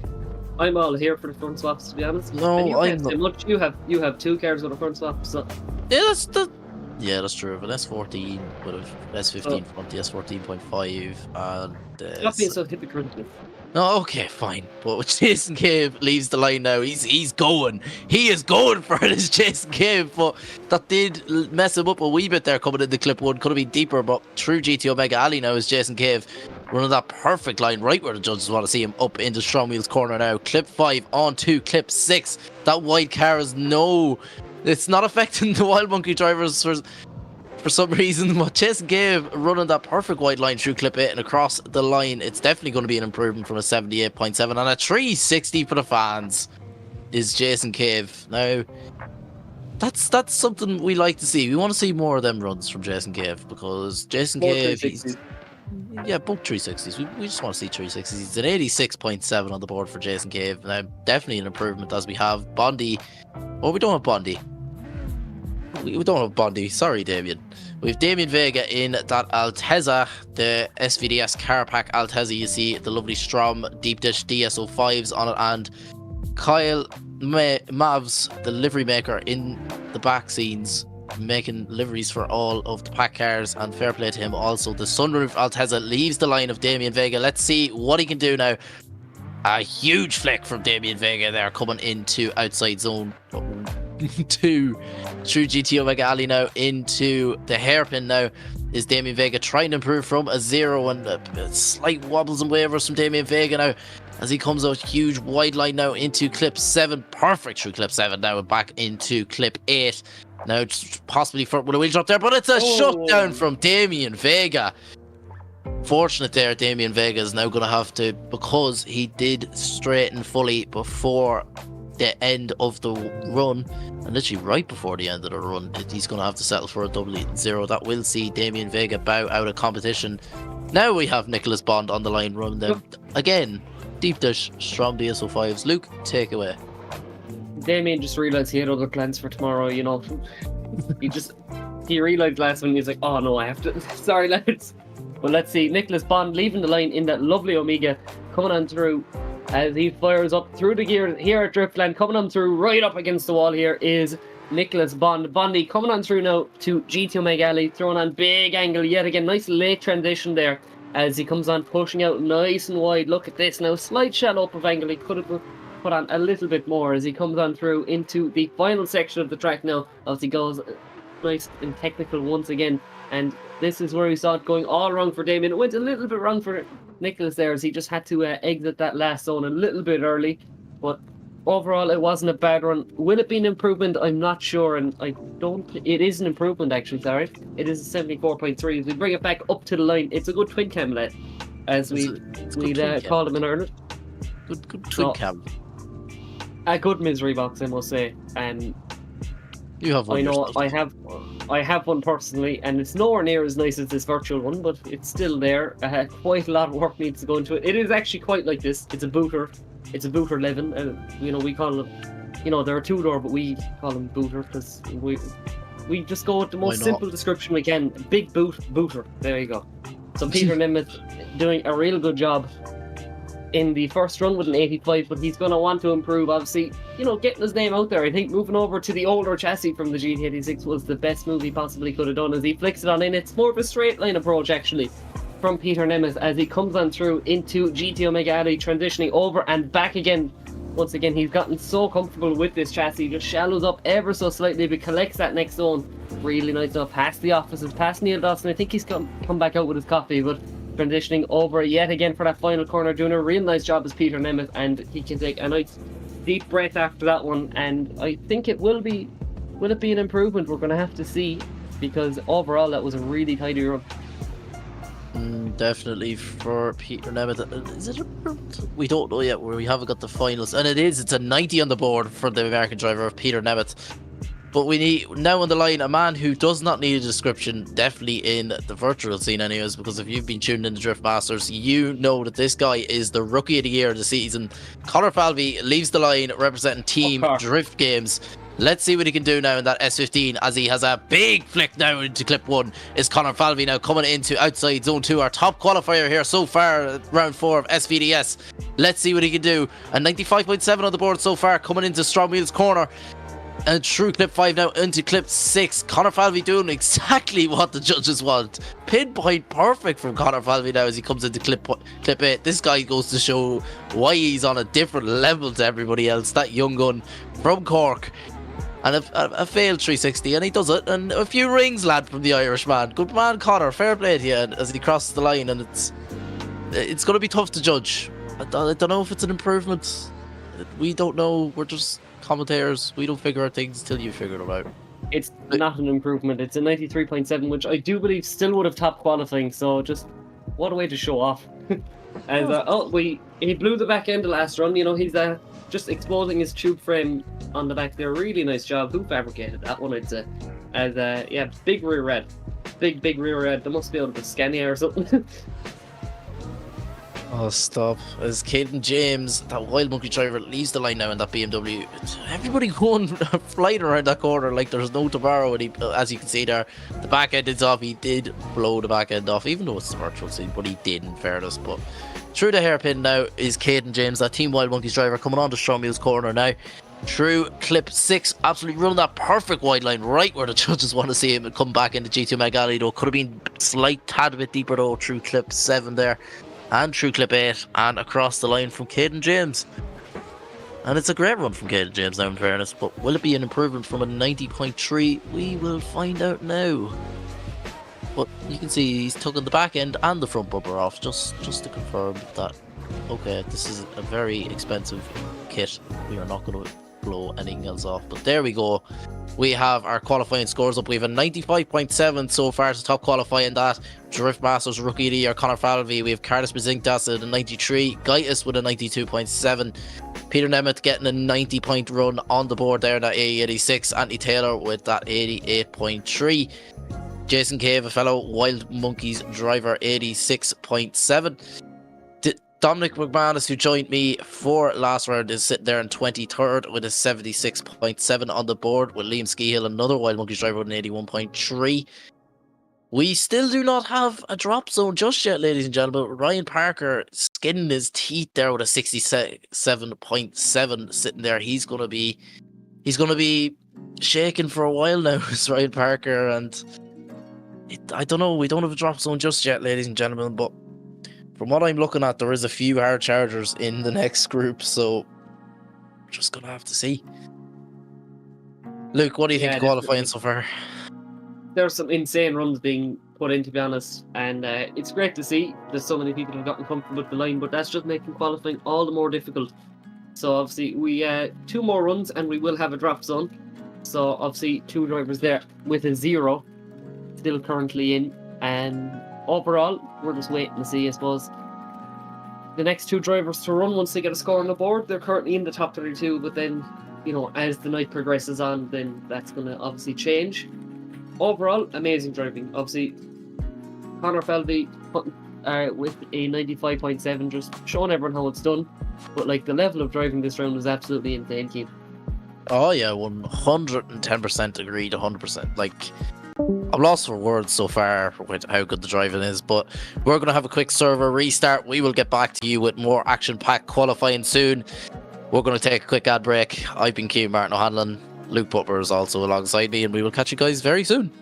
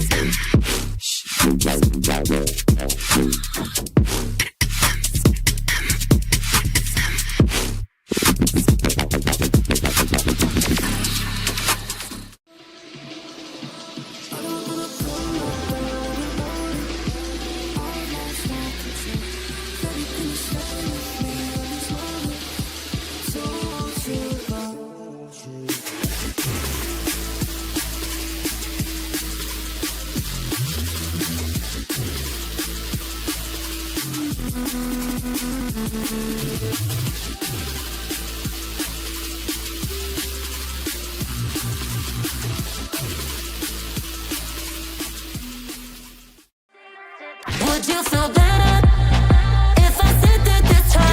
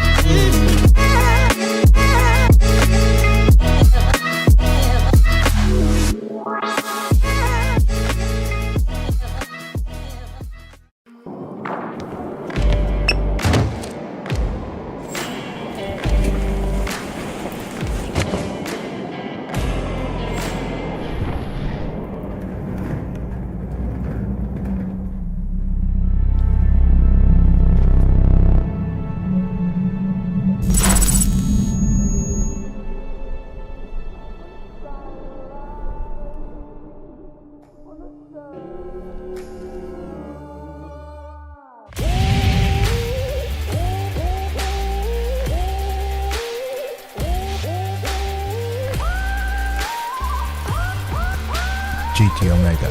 Stay ahead of the game. Are you ready? I'm ready.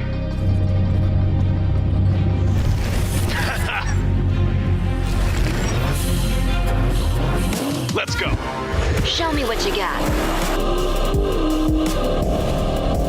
Oh, Is that everything you got? last turn. Catch me if you can. That was great. That was a good game. Unlock true experience with GT Omega.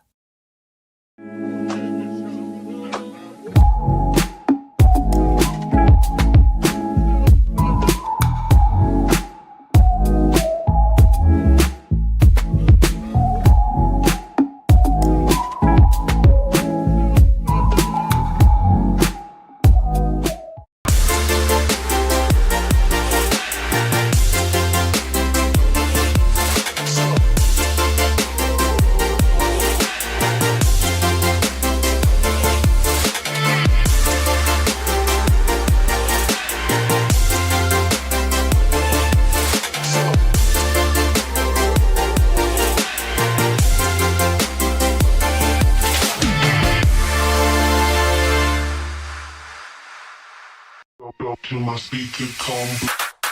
Going to my speaker combo.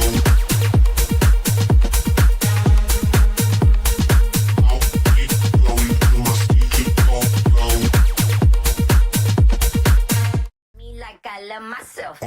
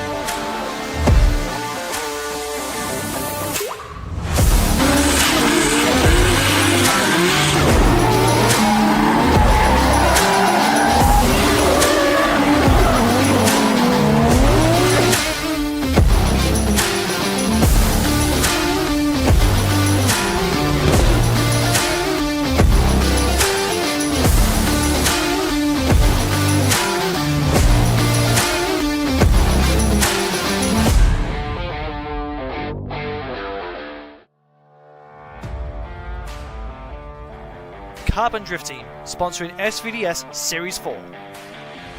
Looking for high quality model work or replica cars? CDT has it all in store waiting for you. With a highly skilled team, they are at the forefront of making sure the product that you receive is of the highest quality. Make sure to check out the socials and Gumroad for any and all projects to be released.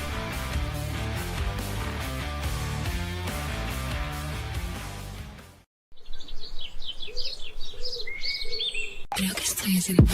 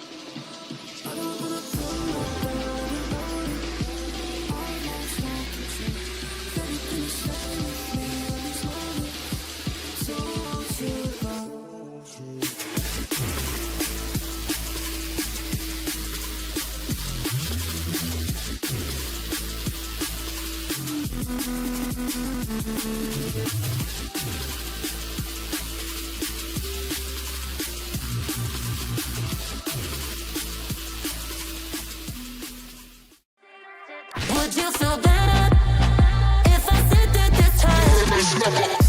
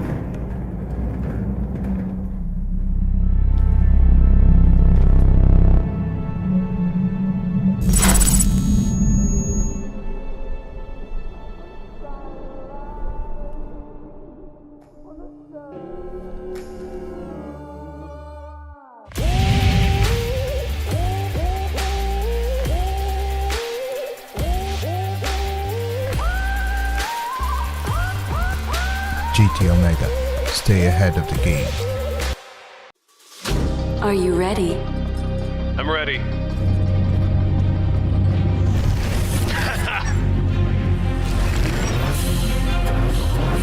Let's go. Show me what you got. Oh, Is that everything you got? last turn. Catch me if you can. That was great. That was a good game. Unlock true experience with GT Omega.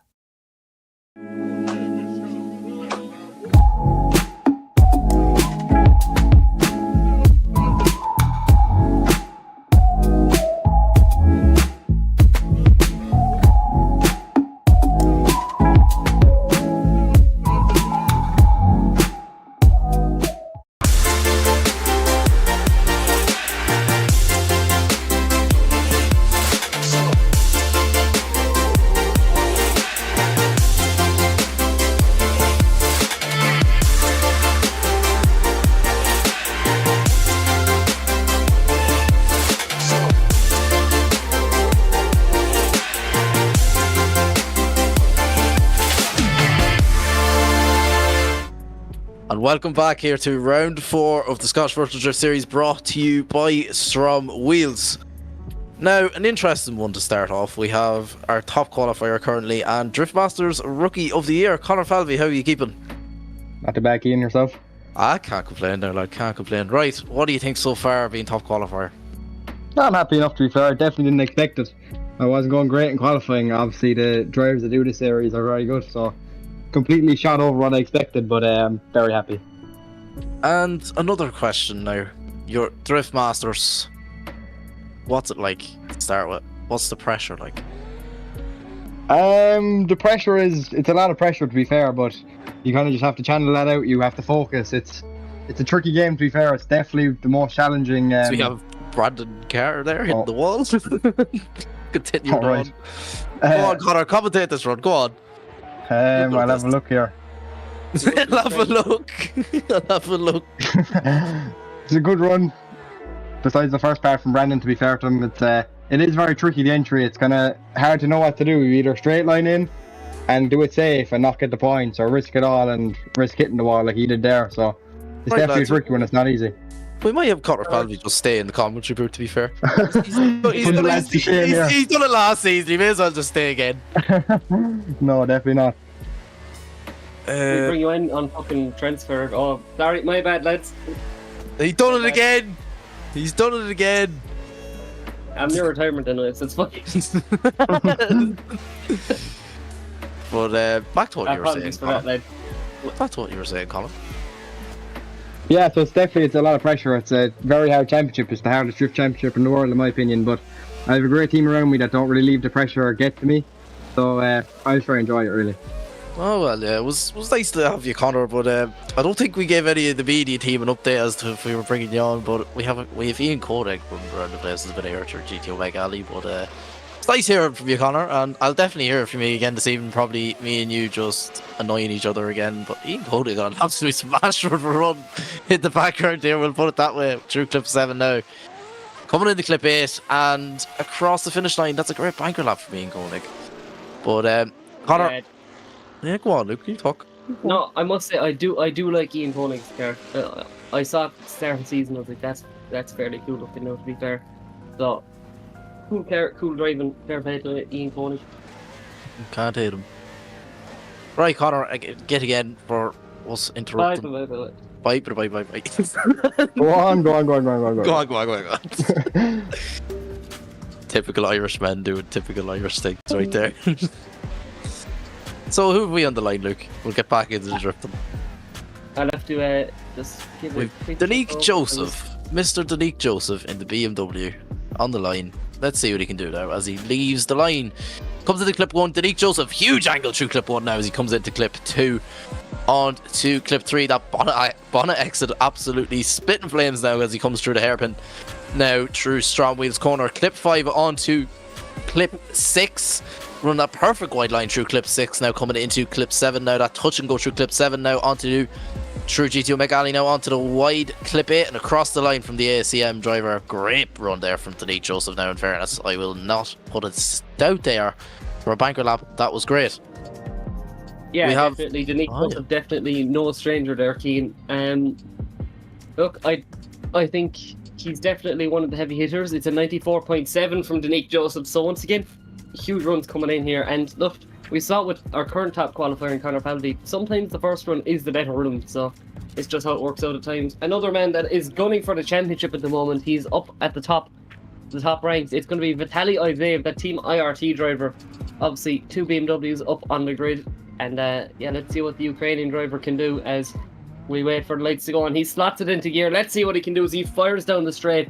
Definitely no stranger to Driftland at this stage, and he definitely knows how to win on Driftland as he fires it right out. Nice wide line here so far from Vitaly Izaev. He transitions over and back again here, doing a real good job as he puts foot to floor, smoking out Driftland with that BMW. Coming out now past the offices, past that STRO M Wheels sign, and look at this as we fire into GTO Mega Addy, transitioning over for that final corner. Keane, it's a good run here so far from Izaev. Yeah, definitely. Vitaly Izaev showed exactly why he's leading the championship at the minute, that Ukrainian driver. Team IRT taking over the virtual scene, as I said before. But on the line now we have Emilis Vileka in that SVDS car pack A90 Supra. Let's see. He's definitely not a stranger to competition here at SVDS, but Emilis Vileka, he's a very good driver as well, we'll put it that way. And yeah, definitely.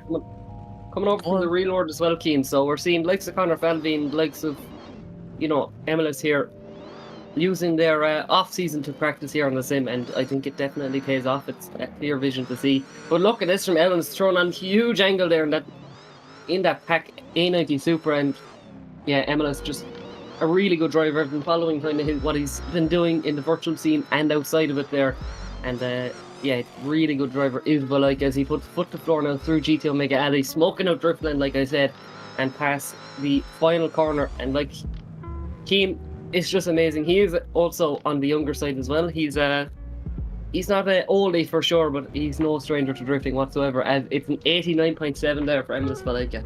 Yeah, definitely. With a run like that, you can definitely tell he's no stranger to drifting. That's for sure. An 89.7 on the board. We have the team that Vitaly Izaev just happened to, top qualifying. We didn't mention it. Oh yeah, we didn't mention that either. But anyways, Ian Johnson, the Irishman, leaving the line in the GR86. Let's see what he can do. He didn't have a great round last round, but we can see what Ian can do now. He's definitely putting out a point to prove here, coming into GTO Mega Alley now. True clip 4, run that perfect line. True clip 4 now onto the hairpin into STRO M Wheels corner. Clip 5 and 6. Let's see what he can do. Will he do a Harvey Cundy? No, he won't. Run that perfect wide line now. Is Ian Johnson? Wow, playing with danger in that GR86 is Ian Johnson now as he comes into clip 8. What a run from the Irishman. That is definitely an improvement from last round, because last round he didn't do that well. Yeah, definitely. Ian's an interesting character, if he's comfortable with the track, he's comfortable with the track, if you get me. So yeah, nice to see he's getting to gel with it. It's an 81.3. Obviously he has a really cool S14 in real life with a K24 in it, so not your usual SR or your JZ. He's gone for something even spicier. So it's a 0 on the first run. He was in Japan last round, now he's back home. Let's see what he can do with Brandon Carter leaving the line, that team reverse S15 Sylvia as he comes on through. Let's see what he can do, flicking on in with that comfortable chassis as he pushes out nice and wide. Look at this from Brandon Carter, doing a real good job through GTO Mega Alley. Obviously we saw him piloting the drone, but now he's piloting that S15 Sylvia, Keane. Yeah, definitely, and he's flying here coming into clip 6 as he comes now back into GTO Mega Alley through clip 7. Perfect wide line for Brandon Carter now as he comes into clip 8, running that perfect line through clip 8 across the line. It's a great run from Brandon Carter there. The man on the drone is now a man piloting an S15, and he is definitely no stranger to them chassis. Yeah, for sure. There is talks about next season, but we're going to leave Brandon to announce that. So good to see an improvement there with an 82.7. I think around this point now we're going to start talking about drop zones, but we'll get into that at a later stage. It is a really cool Corvette. We saw some Mustangs, now we're going up to Chevy. So it's Ian Koenig up on the line. Ian Koenig in that C6 Corvette. Let's see what he can do now as he leaves the line, trying to improve from a 75. Let's see what he can do as he has a huge flick through the wall there as Ian Koenig in that C6 Corvette now. Bit of a Dave Egan style to it now. Is Ian Koenig, and you wouldn't want to drive like what Dave Egan used to drive this car, like, we'll put it that way, but comes through clip 5 now. Oh, but it's a tyre drop there from Ian Koenig, and he was lucky to manage to get out of that dip there. Coming through GTO Mega Alley now, could have been a bit deeper through clip 7 there, but will it be more than enough? Oh, a bit of a stall up there coming through clip 8, possibly flirt with a wheel drop as Ian Koenig, but we're just going to have to see is it an improvement from a 75 overall. Will it be an improvement? Might I add? Might I add, Keane, it is actually Ian Koenig on the line. or on the drop zone, sorry. So he kind of needs this improvement. He needs an improvement, and it isn't an improvement. It's a 72.7 as we bring it to the man who got a 94.7. Danique Joseph, he is looking to get that top step in qualifying. He's well fit for us, Danique, that American man. We'll put it that way. I've seen him pull off some bangers of runs in practice. Let's see what that Team ACM driver can do as he leaves the line now at round 4 of the Scottish Ultra Drift Series, brought to you by STRO M Wheels, but definitely not deep enough through clip 1 was Danique Joseph as he comes through clip 3 now through GTO Mega Alley now on to clip 4, the hairpin, perfect through the hairpin there is Danique Joseph as he comes on the STRO M Wheels corner through clip 5, now on to clip 6, will he push it off, and he's flirting with dangerous Danique Joseph, well done. That American driver is on a flyer now coming into clip 8, throwing on huge angle everywhere. Now Danique Joseph, what a run there from Danique Joseph. Take a shot every time into Danique Joseph. Yeah, Danique Joseph every single time. He's a great driver. A 92.7 on the board. 94.7 and a 92.7. You can't go wrong with that. Again, I've said it many times so far in the stream, Keen. It's very hard to beat a driver that doesn't make mistakes, and I think that is just, it's the cheat code. There's no like secret to drifting, just practice a rake load, and then once you get comfortable, if you don't make many mistakes, you're a hard man to beat. But a man who's top qualifying and certainly doesn't make a lot of mistakes is Vitaly Isaev. He storms through the track. He's going so quick, I nearly didn't notice that he was going. Like, he's storming through this track now, that Team IRT driver. He's putting foot to floor. He top qualifying already, but he just wants to show us that he can top it even further. Let's see. Look at this from Isaev doing an awesome job there. Look, the judges are hard to please, but there's not much more you can do after that, Keen. That was a good run. No, they definitely pleased him there, that's for sure. Vitaly Isaev, definitely not a driver to doubt in any way, shape or form. Currently leading the championship as well, and still with that Z4 of Brandon chasing him down. And it's a 98 on the board for Vitaly Isaev. Wow. Couldn't give him the 100, no. No, like, Ryan, come on, man. Couldn't have gave him 100. Do you know what? I'm near the end of my career, I suppose, commentating. If you saw what I put up on social media, but I'd love to see just one 100-point run. I'll be watching keenly for the next few rounds and seasons of SVDS. And Ryan, if you're listening to me, if I could request one thing, and I know I don't have a place to do so, if it's like a 98 or a 99, just lob it up a few. Like, come on, man. It's clearly good enough. It's clearly good enough, like, but Emilis Vileka leaving the line now, trying to improve from an 89.7. I'd be comfortable with an 89.7, but wow, well done, Emilis Vileka on that initiation. How did he hold that off as he comes into GTO Mega Alley now through clip 4 onto the hairpin? The pace of that A90 Supra, that not public, but the SVDS car pack car now, he is that dialed, so he does. Coming now down into GTO Mega Alley again for that touch and go of clip 7. Now through clip 8, a bit shaky though, coming in towards clip 8, but across the line from Emilis Vileka. Great run. Now, will it be an improvement from an 89.7? We will have to find out. We don't know. Yeah, definitely. It's getting so tight up at the top end now, qualifying, Keane.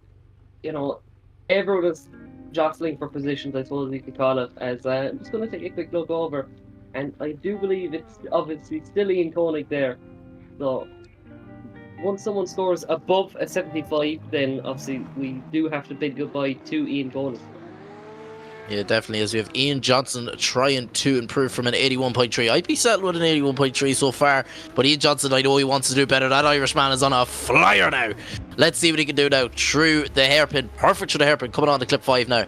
A true STRO M Wheels corner, a wheel drop there from Ian Johnson though. He's lucky to get out of that dip, in fairness to him. Now coming back into GTO Mega Alley now, and through clip 8, run that perfect wide line through clip 8 is that GR86 of Ian Johnson, and across the line. Yeah, not bad whatsoever there for me and Johnson. Obviously, I mentioned it before again, but I'm going to mention it even more. That S14 he has, you know, I can't wait to see it out. I know it's going to make a gorgeous noise because K24s always make a gorgeous noise. So I do believe it is not an improvement there, unfortunately, for Ian Johnson, but we're waiting for the next lot of drivers to come on through, Keane. Come on, lads. Pick up the pace. We have... I'd seen Harvey Cundy's now. I was like, Harvey Cundy's not on top quality. We've Vitaly Azeev with a 97 point. Did they deduct him from a 98 to a 97.3? We don't know. We'll let live them out. But Harvey Cundy there in 9th position with a 90.7. He's definitely comfortable with that. Peter Nemeth on a 90. Kevin Schwartz 89 and Anthony Taylor on an 88.3. We've Liam Skehill there, that Team Wild Monkeys driver on an 81.3. Jason Cave, another Wild Monkeys driver on 86.7. A good day for the Wild Monkeys drivers. We unfortunately see Ryan Parker though in that compact bow out of competition. Keane Reedy still in there as well, the Irishman with a 77.3. But we still have a lot of drivers to go, and Ian Koenig with a 75 right on the drop zone. Connor Falvey though, the rookie of the year of Drift Masters with a 95.7 as well. This is just, it's tight at the top and tight at the bottom, we'll put it that way.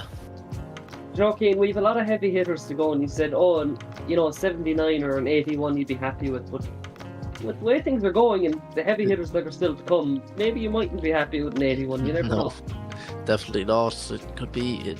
It's a drop zone. It goes up by the amount of drivers. The drop zone never stays the same through every group. It can change. It can, because you never know. You might somebody who bag in an 86. That's 75 points straight down the drain. Then it'll go up to say 78. The drop zone never stays the same.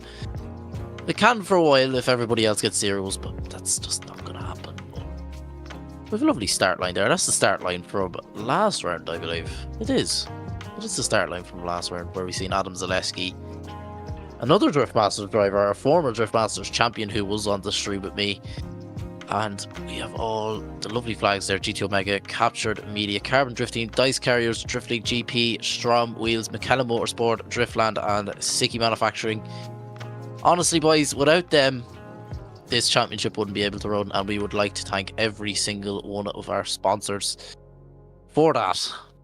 Without them, you wouldn't be seeing either me, two Irishmen commentating, and Luke is coming to the end of his career. So, Luke, is this possibly the last chance you get to hear two Irishmen on a stream? On a stream in general, no, Keane, or... You know what I mean. Us two. The memories that we made. Yeah, sure, we've been commentating together a long time, I suppose. We're teammates as well, so... We've commentated since the KRX days. That is mad. Since we ran our own competition back in the KRX days. Just goes to show. We've been together a long time as a commentary duo, I suppose, but I will have to say I've been commentating streams that have been ran by Blackout as well for a long time. So we can't leave out Blackout. A big full circle moment, I suppose you can call it. But look, definitely look. There's no bad blood whatsoever. I love the guys here at SVDS. They're the soundest bunch of people you could ever meet. But look, we're back to business now. Enough of my sob story, I suppose. But we'll get more on that later as we bring it back up onto the line. Waiting. We have Porter Stewart Holmes. Right. Porter Stewart Holmes is a very different car on the grid. Porter Stewart Holmes, where'd the PS go? Where'd that go off then? Or sorry, the Salehi. The Salehi just got a small bit bigger, and looks like it has a sad face on it for some reason. Yeah, we just need Brendan to come back a small bit. He'll be back soon, obviously. He did just finish up his own qualifying, so we're going to give him a little bit of a break. So, just waiting to see. While we wait on the drivers to grid, I will be back in one moment. Yeah, there we go. Keane just awfully rude there, leaving me on my own. But anyway, so yeah, comment down below what you guys have been thinking of qualifying so far. Wrong way, lads, wrong way. As we're just getting a bit of choppiness, it seems, from the stream. There we go. Look at this. So we're still going the wrong way, unfortunately. But Demon Tweaks down the side of the number 26. Nissan GTR, obviously very reminiscent. I said it about his old liveries as well. Quite reminiscent of the old school Nissan the Nissan Racing liveries with the 2 stripes up the front panel and up along the door, I suppose. And yeah, it's really well laid out livery. And poor Stuart Holmes, good driver as well. It's great to see him kind of coming into his stride. Chassis change now for this season, or for this round I should say, sorry, moving away from the older S chassis into the R35. Then we have David McKeever with the lovely tricolour up the spoiler on that Carbon Drift Team S15. Definitely one of my favourite looking cars on the grid. This kit is insane, I think, as we just flip through the window ever so slightly. So yeah, David McKeever, again, he hasn't had the perfect season. He's looking to make it up, I suppose. But again, fair play to him for kind of sticking through it, you know, not giving up. And potentially this round could be the one where he makes a bit of an upset. So you never know what's there. We're moving it on there to Ryan Quill. Really nice guy behind the scenes. Obviously, he does do a bit of real-life drifting as well. So he's trying to make a name for himself in both communities, I suppose, both in the real-life scene and the virtual scene. Obviously, driving an E46 in real life and driving a GR86 in the virtual world. So clearly we see what he wants when he gets get a few bob for himself. He wins the Euro Millions. Obviously he does hail from Ireland, and with some amazing parking skills as well. Right up on the back bumper is Noah McGlade from Carbon Drift Team in that gorgeous S14.9. Again, a bit like his teammate David McKeever, hasn't had the perfect season, but again he's stuck through it nonetheless, and he just wants to look. A lot of the time, all it takes is one good result, and that just sets you on a trajectory again, just to get, you know, just to get seat time under your belt. And obviously, he is new to competition, so we're gonna have to see. And then moving it on, oh my God, Keane, it's an E36. Oh, he's going again. We have actually no. This is our previous round winner, so just saying, just proving that the E36's work. That is true. No, Samuel Cutty won last round. Yeah. What's this? Or sorry, is it? I was about to say. Oh no, I got mixed up. It's my bad. That's Daniela's. It's me That's Daniela's. My bad. Look, he might win this round. Now that I said it, I brought him luck. And he's driving an E36, so it wouldn't be too far off to assume. Great to see more E36s. They're finally listening to me. Danielis is new to the Scottish Virtual Drift Championship, I'm pretty sure, or Drift Series. I think. I don't know if he's new, but I think he's after moving over to the best chassis. He's listened to my praises. He's just after seeing the light and just seeing how great E36s are, especially when they have a JZ under the bonnet. I'm surprised you haven't had a reminder as to how many E36s you actually have. I have 3 of them and 1 E46. So, can you tell he's obsessed with BMWs, guys? I wouldn't even say BMWs as such, just E36 and E46s. Aside from that, I do like me Jack Sprat. Also, if anyone has a cheap Sierra for sale... Oh, here we go. If anyone has a cheap Sierra right, I'm going to explain something. He seen one video of somebody cutting the frame off an S15 and putting it on a Sierra, and now he has the idea to do it. Not even that, I just want a Sierra. I've always liked rallying, and Sierras make an awesome rally car, and I wouldn't mind one for the road or for the track. So could do yeah, both. if anyone has preferably a 3-door hatchback Sierra, you know, so I can make it look like a Cosworth.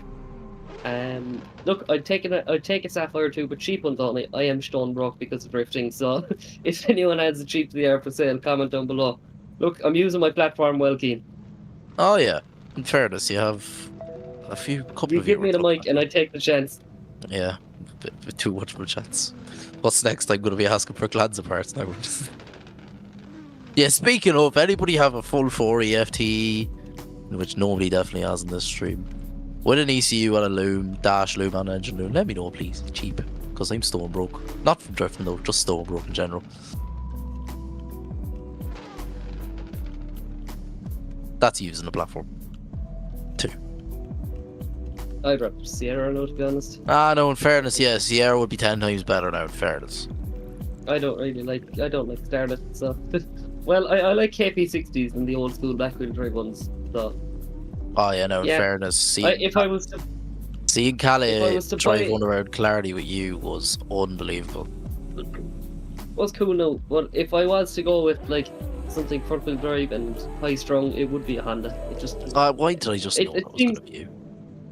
A lot of drifters, though, you know, you've seen a lot of the guys in the drift community now coming from the Honda scene, so it's just the natural development. I'm nearly going backwards. I've done the drifting, now I kind of want to get into a Honda as well, just do that kind of side of things. But look, there's time for everything. Will the Honda finally get finished? I don't know. Look, I'm near retirement. I could make an entire stream about projects that I've been putting on the back burner, so... Podcast incoming. Yeah, you never... Actually, Ryan, I know you're listening. I know you're listening in the Judges Tower. I might be retiring from commentary. I would actually do an SVDS podcast. Yes, Brandon, facts. would you like to do an SVDS podcast? Huh? SVDS podcast. Would you like to do an SVDS podcast? That would be interesting. I think it'd be unbelievable in fairness. That'd be great fun. Did you like my little wall tap? It was a bit of little. It was more than little. It's because I was sat on the line for too long, man. Got nervous. We were busy. You were busy talking to Conor Felby, so we didn't even notice. It took me to look to the screen and go, "Oh, Brandon's on the wall." Thank you. We were talking to Look, Conor. at least it wasn't. In fairness, right? It was the best time for us not to be fully focused on the stream. If you think about it. Flawless logic. Because then you did a good run then. Oh, there we go again. Hello, Porter. No, he's been waiting on the line a while now, so hopefully he doesn't recreate what you done, Brendan, as he brings it nice and wide out to the track. Let's see Porter Stewart Holmes coming on through, moving over to the GTR chassis this round, and Keane, he's not doing a bad job considering it's a very different car to an S13. No, definitely not. Sports Stuart Hubs could have been a lot deeper though through clip 6 there, but perfect through clip 7. Look at the pace of that R35 coming through GTO Mega Alley and through clip 8 and across the line. Porter Stewart Holmes was struggling that Salati, in fairness to him, but he definitely isn't struggling that R35. He's took his time and patience, but will he get a score on the board? It is. It's a 66.3 on the board for Porter Stewart Holmes, the Englishman. We move on to David McKeever, that Carbon Drift Team S15, the fellow Irishman. We'll have to see what he can do. David McKeever, he's not had the best of seasons now, Luke, but we're just going to have to see what he can do. Yeah, definitely. So, waiting to just send McKeever off the line in that gorgeous Carbon Drift Team S15. Obviously, Carbon Drift Team is one of our sponsors there, so thanks to the lads for helping us out this season. Firing down through the gears is the Irishman now as he pushes out nice and wide. Look at this now from David as he comes on through into GTO Mega Alley, doing a real nice job, throwing on big angle now. This could be the round where it makes up for him. A little bit of a shallow up on angle though, as he comes on through, not doing a bad job here so far as he pushes out right past the offices now, putting foot to floor now, and this is where it starts to get technical once again into the final corner. And look at this from David McKeever doing a real nice job across the line. Yeah, definitely David McKeever doing a real nice job there, but possibly with a wheel off there through clip 8 if I am not mistaken, but a few wobbles and wavers throughout the run from David, but overall a good run, and it's 78.3 the board for David McKeever, which does get him into competition so far, but he's gonna have to do an absolute flyer in the next one, and it's Ryan Quill on the line in the GR86. Ryan Quill, an Irishman, another Irishman, from one Irishman to another, and as he flashes the line there, Ryan gives him the 3 reds and a green. Ryan Quill leads the line in that GR86. Let's see what he can do. A bit slow though is Ryan Quill. I don't know what he's doing, but he's picked up the pace now, and a big flick from Ryan Quill as he comes down now into outer zone 2 into GTO Bag Alley now for clip 3 and 4 into the hairpin. Ryan Quill is doing a very nice job from the Irishman so far, coming through STRO M Wheels corner now into clip 6. And it could have been a lot deeper there. And oh, he's a huge wobble and waver from Ryan Quill, but he makes it work through clip 7 just about, and through clip 8 and across the line from Ryan Quill. Yeah, definitely. Like you said, a big waver to the latter half of that run, Keane, and it's just not ideal there, but I think we mentioned it there a lot of the time with Ryan Quill. He does some really good portions of laps there, and it's just small little mistakes that start to creep in there. Obviously, he is new to the whole comp scene. You know, he's one of our less experienced drivers, but you're starting to see him get. He's starting to get more into it after every round. Like. Oh yeah, definitely. As we have Noah McGlade, another Irishman. That's 3 Irishmen in a row. That Carbon Drift Team S14.9. Let's see what I can do now. Is it line, although he completely misses outside zone 2, is Noah McGlade as he comes in through clip 3 and 4. Definitely very shy from clip 4 though, but the nerves seem to be getting to Noah McGlade as he comes into clip 6, completely misses clip 6, just gets one wheel into it, completely misses clip 7. This is a very bad run from Noah McGlade as he's just about in a huge wobbling way over there from Noah McGlade. Possibly the nerves getting too much to handle with Noah McGlade as there was a huge weight on the start for all the drivers on the grid, but very unfortunate for Noah McGlade. A 35.3 on the board or 55.3 on the board for Noah McGlade. Yeah, shame to see really. Obviously he is one of the younger guys on the grid, so it's great to see, you know, that no matter what age you are, you can just come in and just learn your craft, and I think that's what he's using this season is, and I think it's great that he is. You know, he's learning where he's making mistakes, and sometimes you win more from making a mistake than you know, actually doing mildly good, if you get me.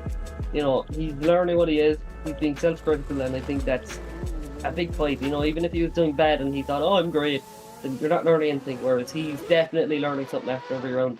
As we bring Danielis up off the line in that BMW E36, that IRT driver storming through Driftland here into that first corner, transitioning over back now for clip 3, back out wide yet again here, Keane, and he's not doing a bad job. Obviously it is the best car in the world, is that E36. Daniel is storming through the track here. Yeah, definitely, as he comes down now into clip 8, run that perfect wide line. Oh wow, he just about made it across the line. Daniela's fair play to do that. It's such that I've lost for words with there through clip 8. Nearly completely over-rotated through clip 8, but just about skimmed it. As we should have Mark Eno next in the lane, but Mark Eno is behind Matthew Scarry. Have we a mix-up? No, we've Tyler Leach, who is marked down as not being here, but Tyler Leach is here. But we see Tyler Leach now leave the line in that BMW F22 with no livery on it. It's a surprise for Tyler Leach.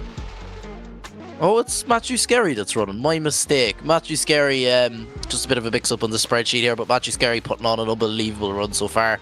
Now coming through clip 6, deep in through clip 6 now, but a huge wobble, a huge stall up there for Matthew Scarry.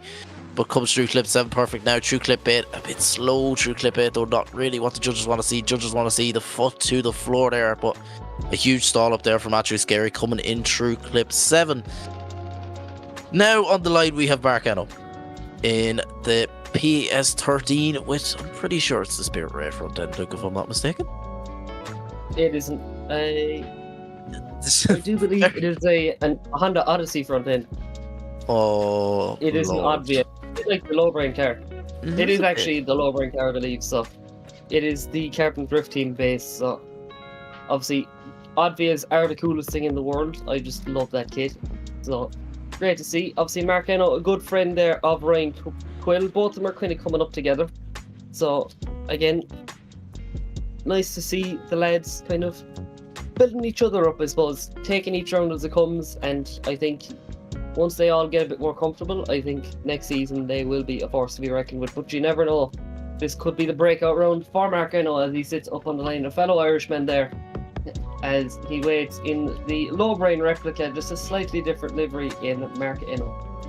Yeah, definitely the Irishman. He's not had the best runs this series, but you never know. As Luke, as you mentioned there, you can just have an absolute flyer of around. And Mark Eno he's an underdog. He's a point to prove here as the lights go green. Mark Eno in that low brain S13 with the different style livery on it. Let's see what Mark Eno can do here. A flick from Mark Eno though, but a big straight line initiation there from Mark Eno. Comes into outer zone 2 and outer zone 3, just trying to get to grips with the track. This is only his first run. He does have a second run to do it, as Will wobbles and wavers there coming into clip 5, but Mark Eno is definitely doing what he needs to do. Oh, he sees the bank. He makes contact with the bank. The collider hits the bank with Mark Eno's PS13, but at least he has another run to get it done. Very unfortunate there from Mark Eno, the Irishman. As we have Porter Stewart Holmes back on the line in his brand new R35. Can he improve from a 66.3, currently not in competition? We're just going to have to see now what he can do. as he leaves the line when the lights go. There we go. Rise lets him go as Porter Stewart Holmes in that R35. Let's see what he can do now as he leaves the line. A bit slow there through the corner, but it's alright as he has a big flick as Porter Stewart Holmes now. Could have been a lot deeper through clip 2 there. Coming into GT Omega Alley through clip 3. Now into clip 4. Through the hairpin now, up onto Strom Wheels corner through clip 5. Absolutely perfect is that R35 now. Coming on through clip 6. Perfect for Porter Stewart Holmes now coming into clip 7 and into clip 8. That huge wide line from that R35 and could have been a bit deeper through clip 8 there, but Porter Stewart Holmes definitely an improvement from a 66.3. Now on the line we have Dave McKeever, that Irishman in that Carbon Drift Team S15, trying to improve from a 78.3. Let's see what David McKeever can do now as we wait for Ryan with the lights yet again. Ryan, come on, man.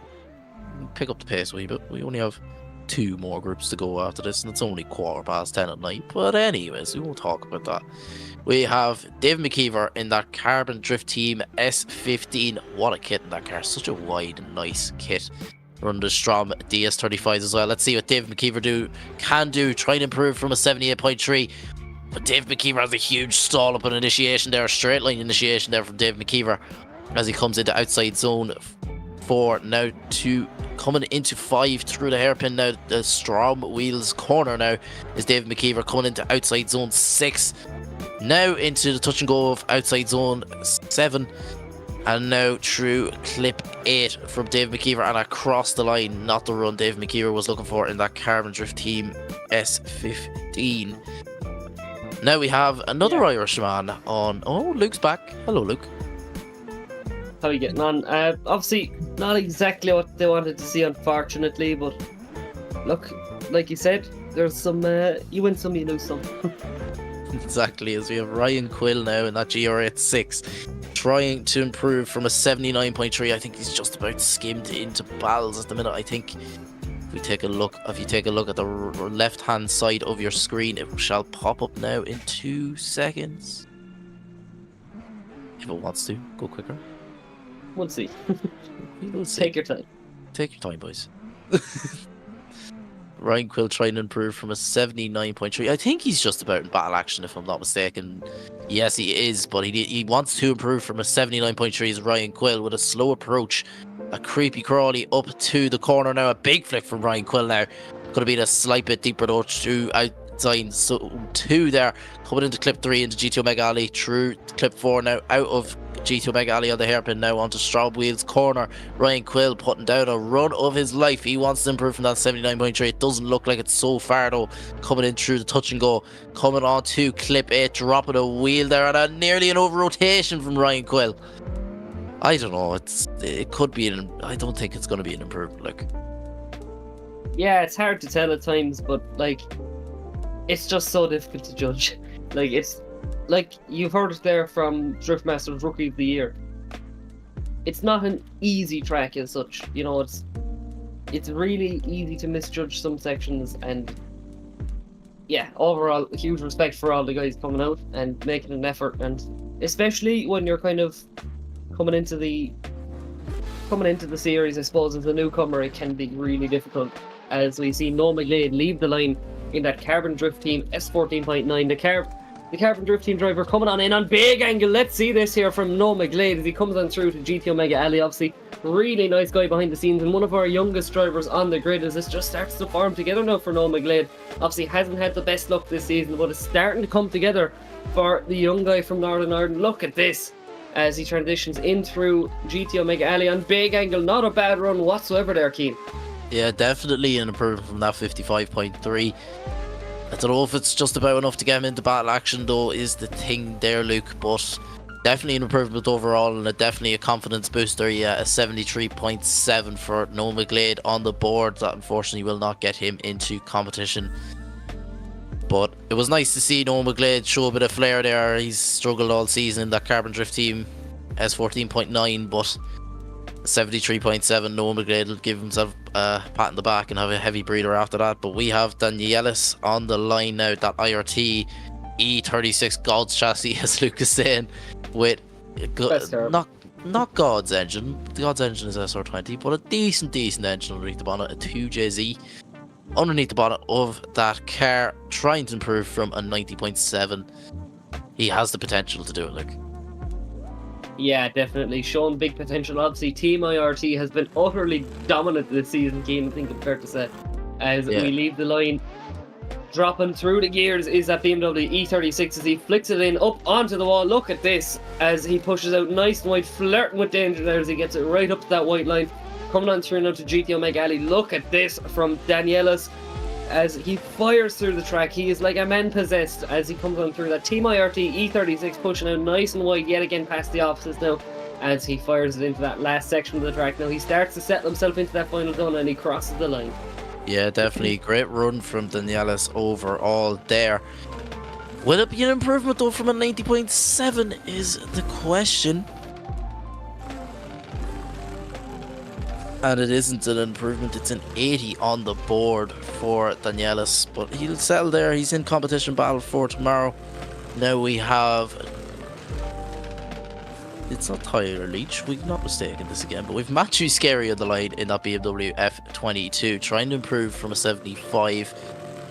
Is a 75? 75 is not enough to get him into competition. He needs to get a 76.7 or higher. Let's see what Matthew Scarry can do as we wait for the lights to go green. Why did I do it like that?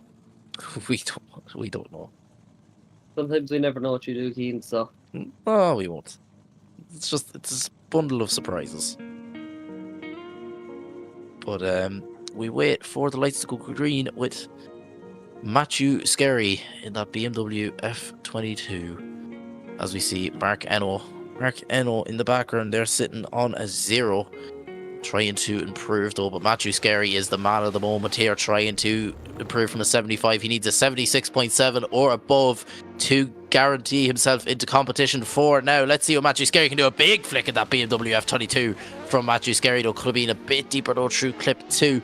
Coming through clip 3 and 4. GTO Mega Ali now onto the hairpin now onto Strom Wheels corner. He's thrown on huge angle through clip 5 now. Coming on to clip 6. Run the perfect line, but is it going to be a possible over rotation? He just about holds it on. Is Matthew Scarry there? And he was lucky to hold that, Luke. Very, very lucky.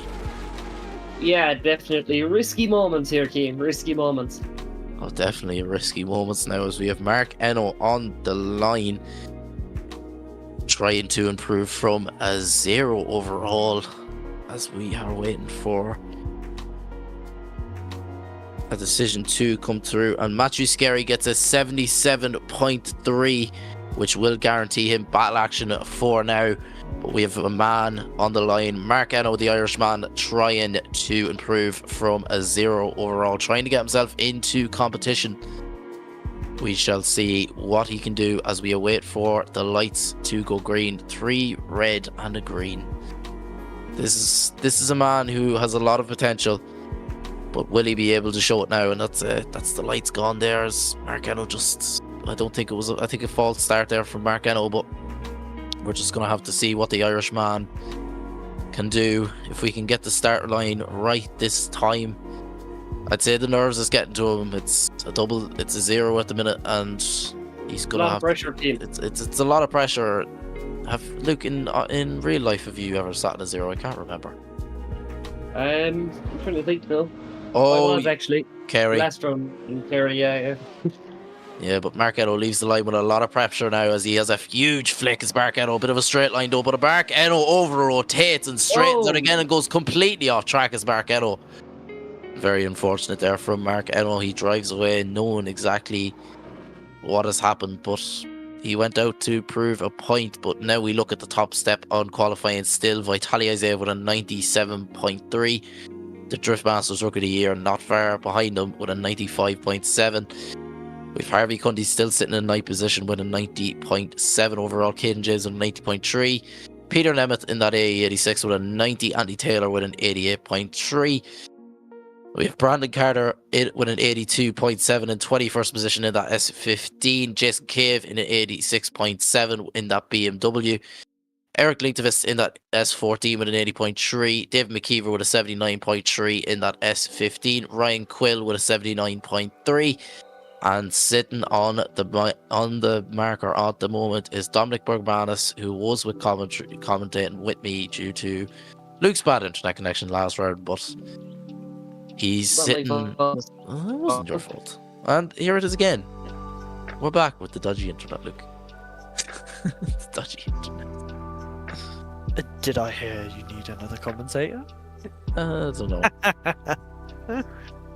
Need to figure out if You can't get rid of me just yet.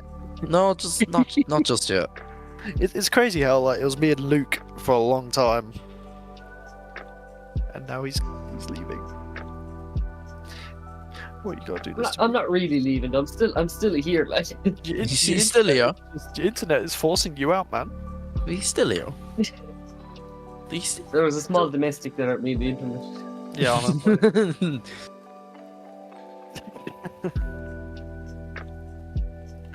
Oh, lads. Sure, we might as well. He's already here, so we're gonna have a little interview, I suppose. Brandon, how do you feel about your runs? Obviously, first one not fully going to plan for you, but the second one, you got it together. Yeah, no. Going into my first run, it was a bit weird because I've been doing fine in practice all week, and I'd never hit the wall.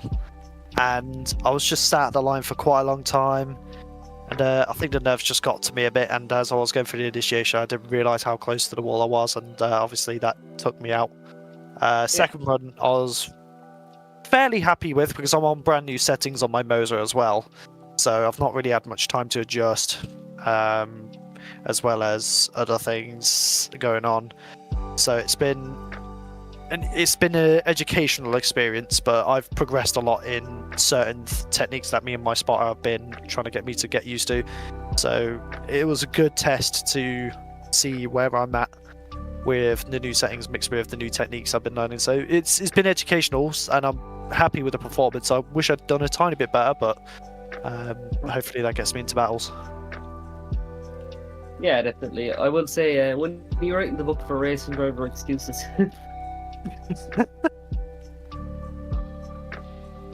because I could definitely use a few, to be fair. I like you have valid excuses in fairness, unlike a few other people. But like, in fairness, you Was that a as dig? a driver, you just need to have like a bucket of excuses ready just in case things go wrong.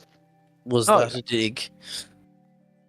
Oh well, Keen, you've already written an award-winning book about racing driver excuses, so. Oh yeah, there's a whole book out for me, and it'll be coming out very, very soon. With Order it's on called- Amazon Prime. No, you can order it now. Pre-orders. Just I'll send you my Revolut details. You might never get it in the post, but pre-orders are now available. We're coming out with big business plans here at Round 4. We have a podcast in the works, books coming out. Oh, boys. What's next? Brendan is getting turned into a marketing industry. Maybe I don't know. Like karaoke night. We had a movie night and that failed, so karaoke next. Yeah, why not? Why not? Bring I reckon we back should the do movie nights, Ryan. Bring back the movie nights. We should do some shopping trolley racing at some point. That'd be great. Oh, please no. Competition where it's just meme cars. I'm gonna go into my Discord, my messages, and all of a sudden I'm gonna get one from Ryan. But, I personally think the karaoke night is the best idea you've come up with in a long time, Brendan. And it's official. Ryan Parker has quitted drifting. He texts me, "I quit," in DMs. But we're gonna get on somebody to give us a bit of entertainment. Who should we drag in here out of pure consideration? It should be Connor Falvey if he's around. It's already. We talked to him during your first run, so. We talked to him already. We were talking to him when you hit the wall, so I think it actually worked out in your Should favor. we get Ryan on stream at a pure blue? Like, he doesn't like being on stream. When we get Ryan on, it'd be funny. Oh no, he's doing work. We'll leave him be for a minute. Who's somebody we can just drag in out of nowhere? I know. Where is he? Do the work out. There he is. Dominic Bergmanis, are you there? Yes, I am. How does it feel sitting on the drop zone?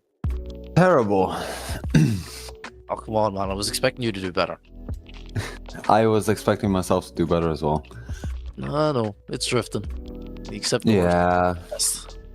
For next round, I'm definitely changing cars because the Supra ain't it for me, at least. At least in Driftland. Maybe for other tracks, but not for this one. We're getting some keen info here. You have it here first.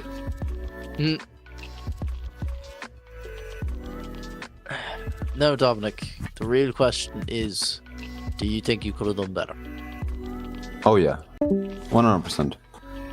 Well, it happens. It's drifting. You know yourself. Yeah, I mean, and my first run was kind of just a safe run, and yeah, I tried to put a decent run down. At a couple of points in the track, I actually got surprised by the grip levels. And then in my second run, I just tried to push harder, and I did better in some areas that I did bad in on the first run, but did worse in other areas.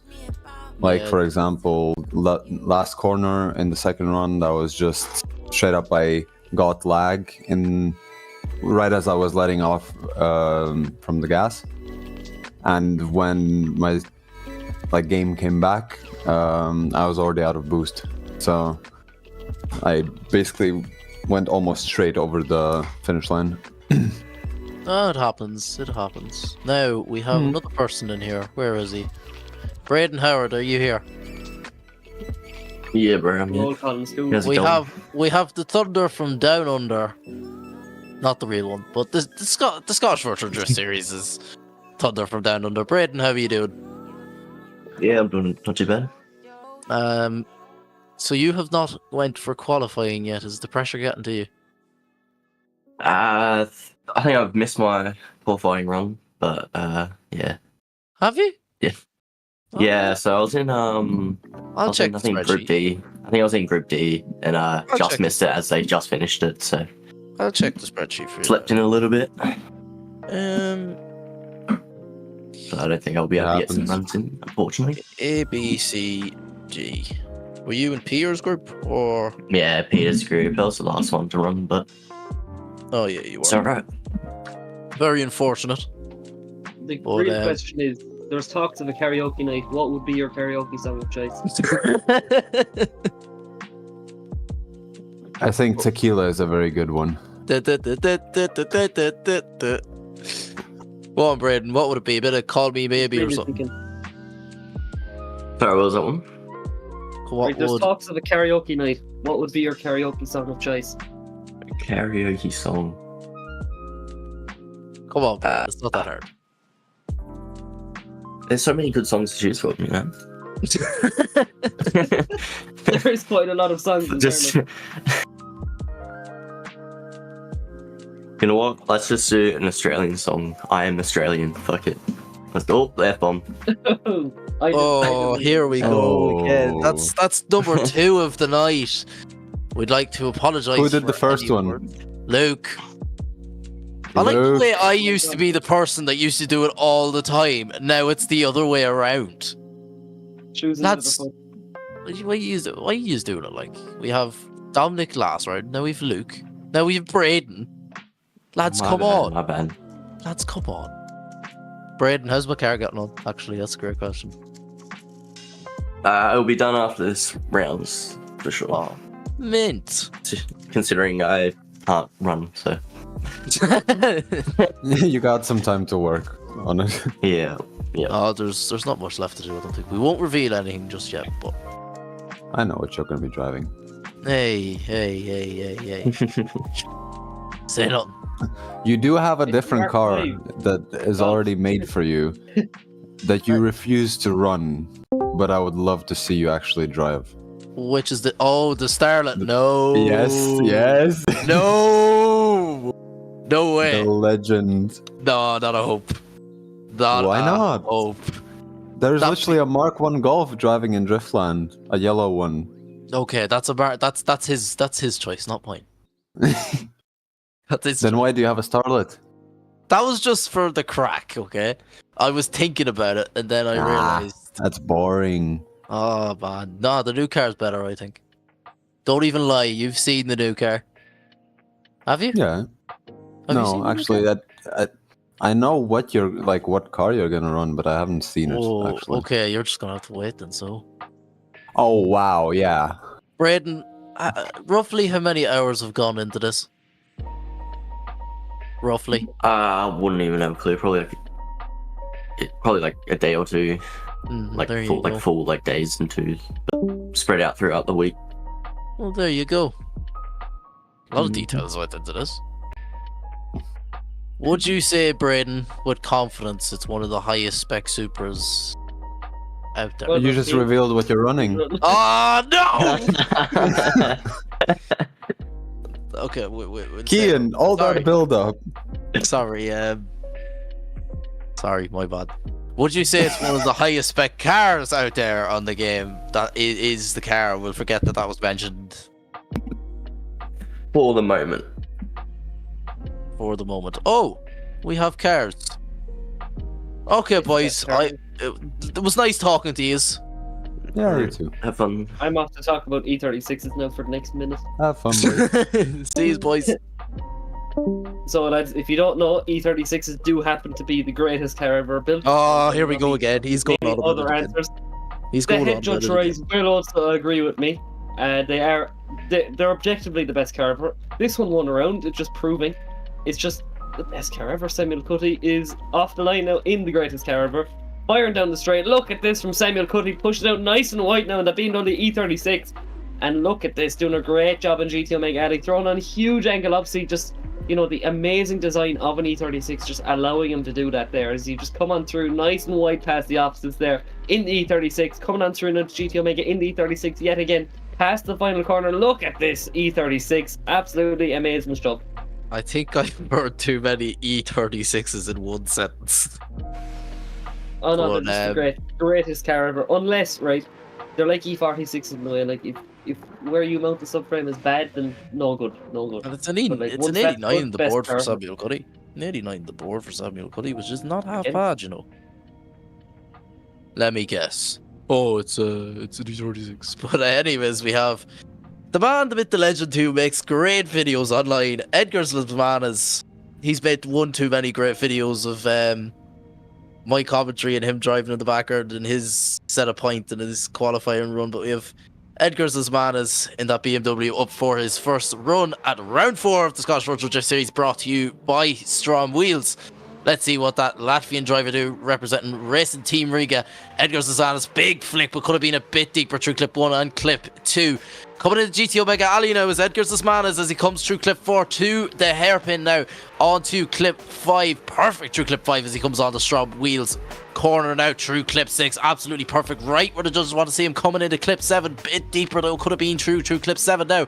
Through clip 8. Absolutely pinpoint perfect through clip 8 and across the line from Edgar Zazana's. Yeah, not a bad job from the Racing Team Riga driver, obviously. What a team they are. They a bunch of great lads, and they have a big announcement to come out, I think, soon. I don't know, is it already out? We're gonna have to check over, but obviously they do run their own series as well. More grassroots cars at the moment, so make sure to check out the guys. They do a great job.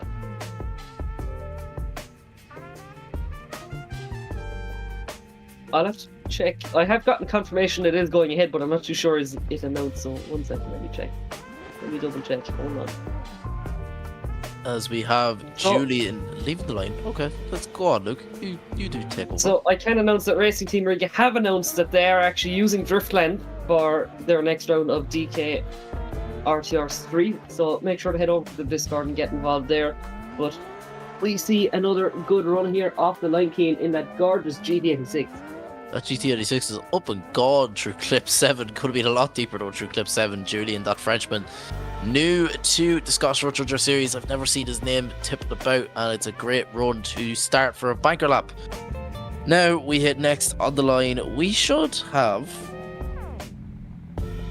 if I'm not mistaken, Cameron Mustard. No, we don't. We don't. We have. What even car is this? Is that what I think it is? Nah, it can't be. Nah. We've Riley. Of pushing it off until you realize what it is. It's Riley Laverne in car. Luke, any ideas what that car is? It's an Omega, but not our type of Omega. It's a Chevy Omega. It's a Chevy Omega. So there you go. It's an American. Riley Laverne in that American Omega, we're going to call it. What a nice run there from Riley. So far, so good through clip 4. Could have been a bit deeper through clip 4 though as he comes through the hairpin. Riley, a newcomer to the Scottish Virtual Drift Series in that Omega, running, flying through clip 6, playing with that collider. Lovely stuff here as he comes through clip 7. Now on to clip 8 as he crosses the line. Great run from Riley.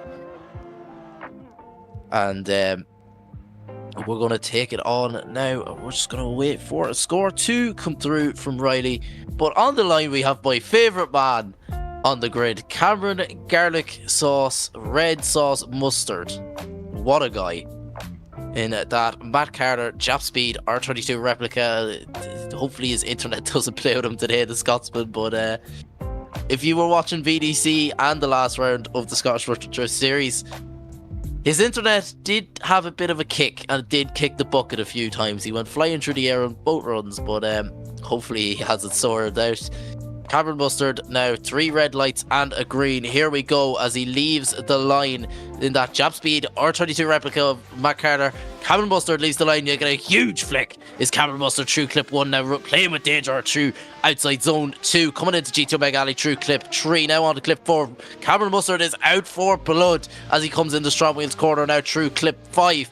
Perfect stuff is Cameron Mustard through clip 6. Now on to clip 7. That touch and go right back into GTO Mega Alley as he leaves GTO Mega Alley. Now on to clip 8. A perfect run to start off from Cameron Mustard. That Jap Speed R32. Oh, you've had a breath, boys. But next in the line, we have Alan Fletcher. I'm pretty sure, if I'm not mistaken. Yes, I think it's Alan Fletcher. I think my Google spreadsheet's a tiny bit behind. We are back up to speed now, and Cameron Mustard does get an 89 on the board. It's Alan Fletcher, the Scotsman, another Scotsman, a lot of Irishmen and a lot of Scotsmen here. But as we see Alan Fletcher leave the line, let's see what Alan Fletcher can do to Scotsman here. Driftland is a home track to him as he has a... It could have been a lot deeper there. Dropping wheels is Alan Fletcher through clip 2 to clip 3 now, coming into outside zone 4 through the hairpin is Alan Fletcher now as he comes to outside zone 5 in that E92. Let's see what he can do through clip 6, throwing on a huge angle through clip 6 is Alan Fletcher now as he comes through clip 7. Perfect through clip 7 as he leaves GTO Mega Alley into clip 8, but has a huge stall up as Alan Fletcher and has to straighten out to complete the run. Very unfortunate there from Alan Fletcher. As we're going to move it on to Nick Donato on the line in another E92. I do believe this is a new car team on the grid, so great to see some of the newcomers coming on in to compete. I will have to get a bit of confirmation there. Now I do see another car behind this car, so look, I'm going to try and restrain myself. It is Nick Donato from the States, coming stateside, firing down the straight. Stateside, firing down the straight in the E92, coming on through. Look at this, doing a real nice job so far. Nice and deep into GTO Mega Alley. Not doing a whole pile wrong so far is Nick Donato. Nice and smooth driving there. You can see once again, like I said earlier on, once you're not making huge corrections and stuff, and just look, keep your head screwed on really, and that is definitely 95% of the battle here. And look at this, not a bad one there from Nick Donato. Yeah, definitely not a bad run for his first ever run of the Scottish Virtual Drift Series. We have another BMW. Luke, is it another BMW that you just... any BMW. No, here we go. What is it? It's not just any BMW. What is it? It is actually a BMW E46 minus 10. Here we go again. Is it? Wait, hold on. I might actually have to get a bit of confirmation because my eyes may be deceiving me. I should have gone to Specsavers. No, I think the two of us need to go to Specsavers after this. It's Rasmus Malmstrom. You egged me on. You egged me on, Pete. And it. I think honestly, right, the reigning joke, the joke with Rasmus Malmstrom is he should have a sponsor from Strom. Because to be honest, it's in his name. He should just be sponsored by Strom. Let's be honest. Most favorite driver in fairness. Oh yeah, in fairness, no, it is a 1 Series. It's not the most popular BMW in the world, right? But I love 1 Series. I do like a properly done 1 Series is an awesome car, and I just have to admit that Rasmus, he's a good driver as well, and I think a good car and a good driver, it is the best package ever. It looks as obvious as it seems. The drift time 1 Series is being put to work here though, as he fires it in through to the last section of GTO Mega Alley and past the line. Not a bad run there at all, as we just spent a bit of time getting a small bit confused with what he was driving. It's a 1 Series, we figured it out, but through clip 2 there into clip 3, he was very, very shallow as Rasmus Malmstrom, but on the line we have, here we go. This is an E46 minus 10. This is an E46 minus 10. E36, one of the best drift cars out there, if not the best. I'll be honest and say, okay, look. You're looking at the likes of, Adam L.V., Conor Shanahan, all them just showing us that the E36 is the king, including me. I drive an IDP with them, one, and I personally say I'm rather happy with it. There's an S chassis in the shed, and I'm leaving it in the shed. I'm bringing out a different E36 this year, so. Oh, lovely. E36 galore. As we have Samuel Cuddy now, 3 red lights and a green. Last round's winner. Let's see, can he improve from an 89? That Czech Republic driver driving for a Carbon Drift team. That 2JZ underneath the bonnet. Let's see what he can do with a big flick into outside zone 1 as Samuel Cuddy now through outside zone 2 into outside zone 3 now through the touch and goes now of GTO Mega Alley onto the hairpin is Samuel Cuddy now into STRO M Wheels corner as he comes now through clip 6. He's definitely putting on a show with Samuel Cuddy now coming into clip 7 now through GTO Mega Alley. The pace in this E36 absolutely flying through clip 8 here now and across the line from that Carbon Drift team driver. Just the best car ever. It's as simple as that. Also, a bit of confirmation. You heard it here first, folks. In the comments is Ryan Quill, and he has a new car coming for round 5. So, look, it might be an E36. Never know. You never know. I'd recommend it. As we have Edgar Zasmadas on the line trying to improve from a 73 overall, that Latvian driver. Let's see what he can do. That racing Team Riga BMW F22. Let's see what he can do as we await for the lights to go green. Come on, Ryan. He's even wanting to go. Look at the wheels turning. He's shaking his head, really. He's shaking his head. Come on, get me going. Get me going. Come on, lads. Come on. Edgar Zasmadas, that racing Team Riga driver, leaves the line now. 3 red lights and a green. Let's see what Edgar Zasmadas can do in that BMW as he leaves the line here now. A big flick from Edgar Zasmadas and a perfect one throughout zone 1 now into outside zone 2. Perfect through outside zone 2 now into outside zone 3 and 4 through GTO Mega Alley. Perfect is Edgar Zasmadas throwing on a huge pace and huge angle into STRO M Wheels corner. As we see Edgar Zasmadas, that racing Team Riga driver, pushing the limits. Could have been a lot deeper though through clip 6, and he comes into clip 7. Just about getting a wheel into clip 7 now. Comes into clip 8. Running that perfect wide line through clip 8. Trying to improve from a 73 is Edgar Zasmadas. Simple and straight. Not a bad run whatsoever. Not at all, Luke. Not at all. As we have next up, we have Julien Vexloop, the French driver in that GT86 on the line. A newcomer to the Scottish Retro Drift Series. We're just going to have to see what he can do. Yeah, definitely. Obviously, he has a score on the board, but let's see what he can do to further solidify himself. Let's see what he can do to try and get himself into top 32 battle action. Obviously, this is only qualifying. This is the lead up to the main event as he flicks it in right up onto the wall. Look at this now from the Frenchman in that GT86. Currently sitting outside top 32. He has to put something to work here in order to get himself a place on the grid. A small bit of a waiver there coming through that dip there past the opposite now. And once again, a very shallow ending. Oh, he shuts it down there. So obviously Julien having some small difficulties there. We're going to have to see what that was. I'm not sure what the card when he gets it reinitiated, but unfortunately that will be a 0. So we do bid goodbye to Julian. So unfortunate to see as we get back that Chevy Omega up on the line. So again, I do believe this is definitely a new car to the grid, but also a new driver to the grid. So once again, it is great to see new guys coming on in. Obviously, as much as I'd like to have you guys, invite you guys to join the grid, unfortunately, round 5 and 6 tickets are sold out. So all I can say is make sure you tune in for the next few rounds. It's going to be a really exciting one. Some big news to come out, and yeah, can't wait for the next season. Obviously, we'll have to see as Riley flicks it on in that Chevy Omega, the 95 Chevy Omega. Obviously, judging by the comments there, really specific as they come on through. Not a bad job so far from Riley Laverne as he fires up through past the office. And now look at this, pushing out now to the white line, flirting with danger. Oh, a small bit of waver there in the middle section of GT Omega Alley as he comes on through.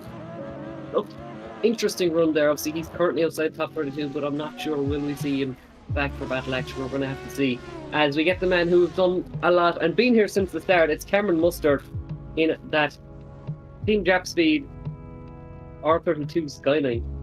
Obviously, we have no Team Martin at the moment. We're going to have to see where my fellow commentator went. So I am here. Don't worry. I'm here. I'm just quiet. So Cameron Mustard leaving the line there in the R32 Skyline, obviously an iconic drift car. He fires out the gate there. Obviously an iconic car in the hands of Matt Carter in real life. Now in the hands of Cameron Mustard in the virtual world, as he has campaigned for the last few seasons of SVDS. And look at this now from Cameron. Doing an awesome job there. Obviously just showing you why he's a veteran here at Driftland. Pushing out nice and wide yet again. Look at this from Cameron Mustard, firing into that last corner. And he crosses the line. It's just another good run from Cameron Mustard. Definitely Cameron Mustard is definitely not one to tout anyways, that's for sure. Would it be an improvement from an 89, sorry, my bad guys, an 89 overall? We're just going to have to wait for a judge's decision to come through. From what it looks like, it's definitely going to be an improvement from what I'm looking at anyways, that's for sure. We're just going to have to wait now. We're just waiting for one more judge, and if that's the case, this is going to be one. This is going to be a very high run. It is a very high run. It's a 94.3 for Cameron Mustard, as we have Alan Fletcher, the Scotsman, sitting on a 0, leaving the line here in that BMW. Let's see what Alan can do now, the fellow Scotsman, as he makes a huge flick there, but just about not enough to get into clip 1. Just about skins himself into clip 2. Perfect through clip 3 now into 4, leaving GT Omega Alley. Through the hairpin now onto STRO M Wheels corners. Alan Fletcher doing exactly what he needs to do, trying to put a huge straight there from Alan Fletcher, but gets it reinitiated. And back onto clip 7 now, back through clip 8, run that perfect wide line through clip 8 and across the line from Alan Fletcher. And unfortunately, I do not think that's going to be enough to get Alan Fletcher into battle action. And hopefully we'll see Alan Fletcher next round, because Alan's a nice guy in the side and a nice car too. So who have we next on the line? We have Nick Donato sitting on a 69.7. Still not enough to get him into competition battle. He will be trying to get into battle action. He has one run to get it done. Nick Donato, the man from the States in that BMW E92 Eurofighter. Luke, take it away. So here we go. The lights are gone, and so is he in that E92 Eurofighter as he fires down the straight here at Driftland, just getting himself settled in as he initiates right up onto the wall, not shy of that wall anyway, as he come on through. A little bit of a waver coming into that first corner, coming in through GT Omega Alley now as he transitions back over now, pushed now nice and wide. Obviously, like Keane said, currently on the 69.7, so he has it all to play for. He cannot lose it whatsoever. Small bit, it seems like a wheel off there over the bank past the office as he fires into the last corner, and oh, look at that, flirting with danger there is Nick Donato.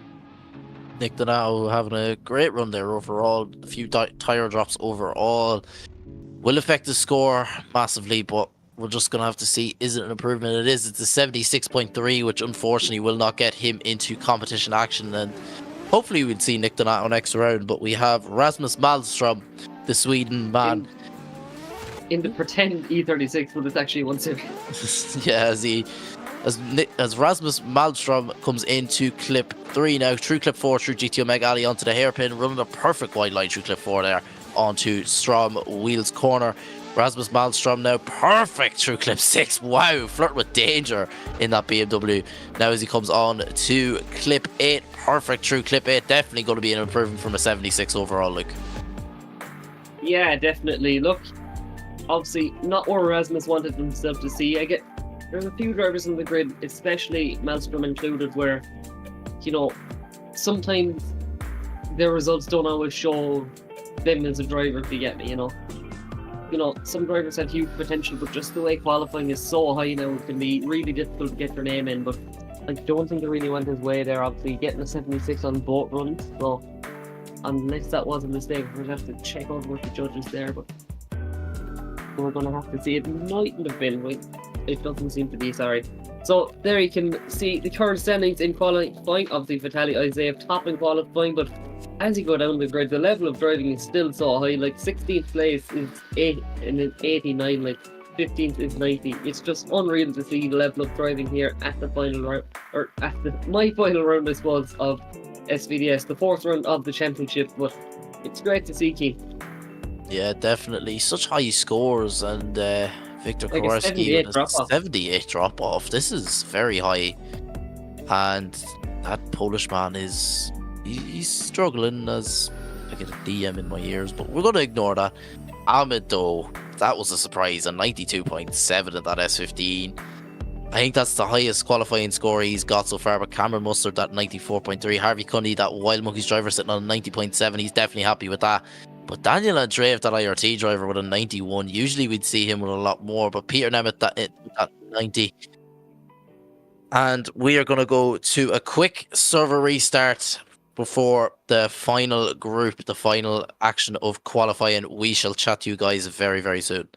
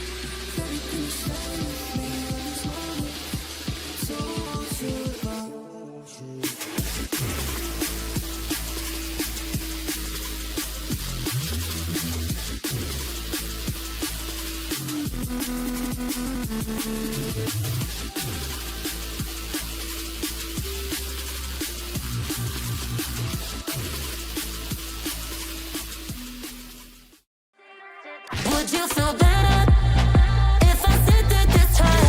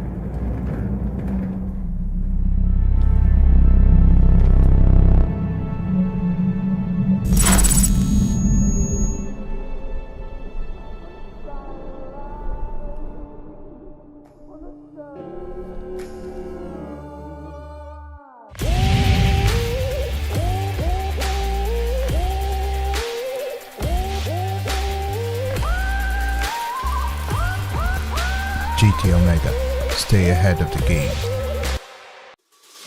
Are you ready? I'm ready.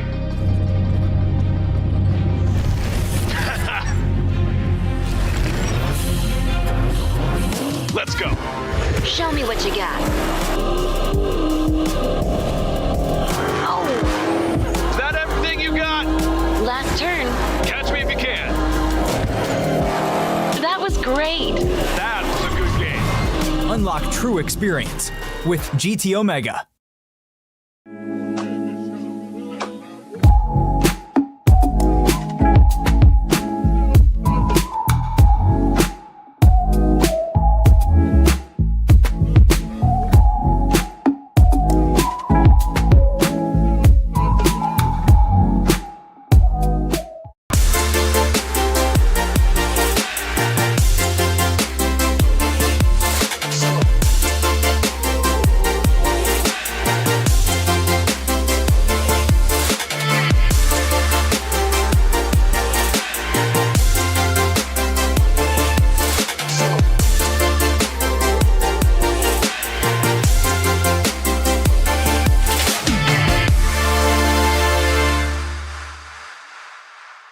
Up to my speaker combo. Going to my speaker combo.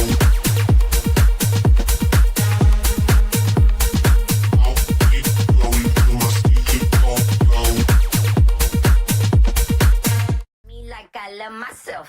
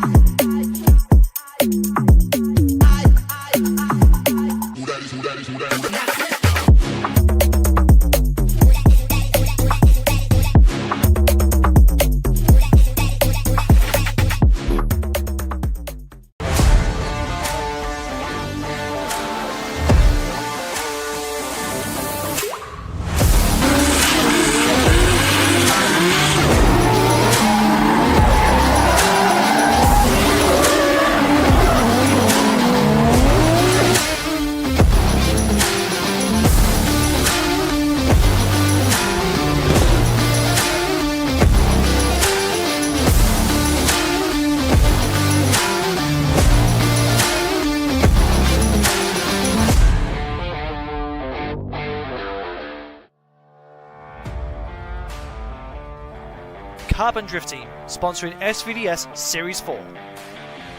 Looking for high quality model work or replica cars? CDT has it all in store waiting for you. With a highly skilled team, they are at the forefront of making sure the product that you receive is of the highest quality. Make sure to check out the socials and Gumroad for any and all projects to be released.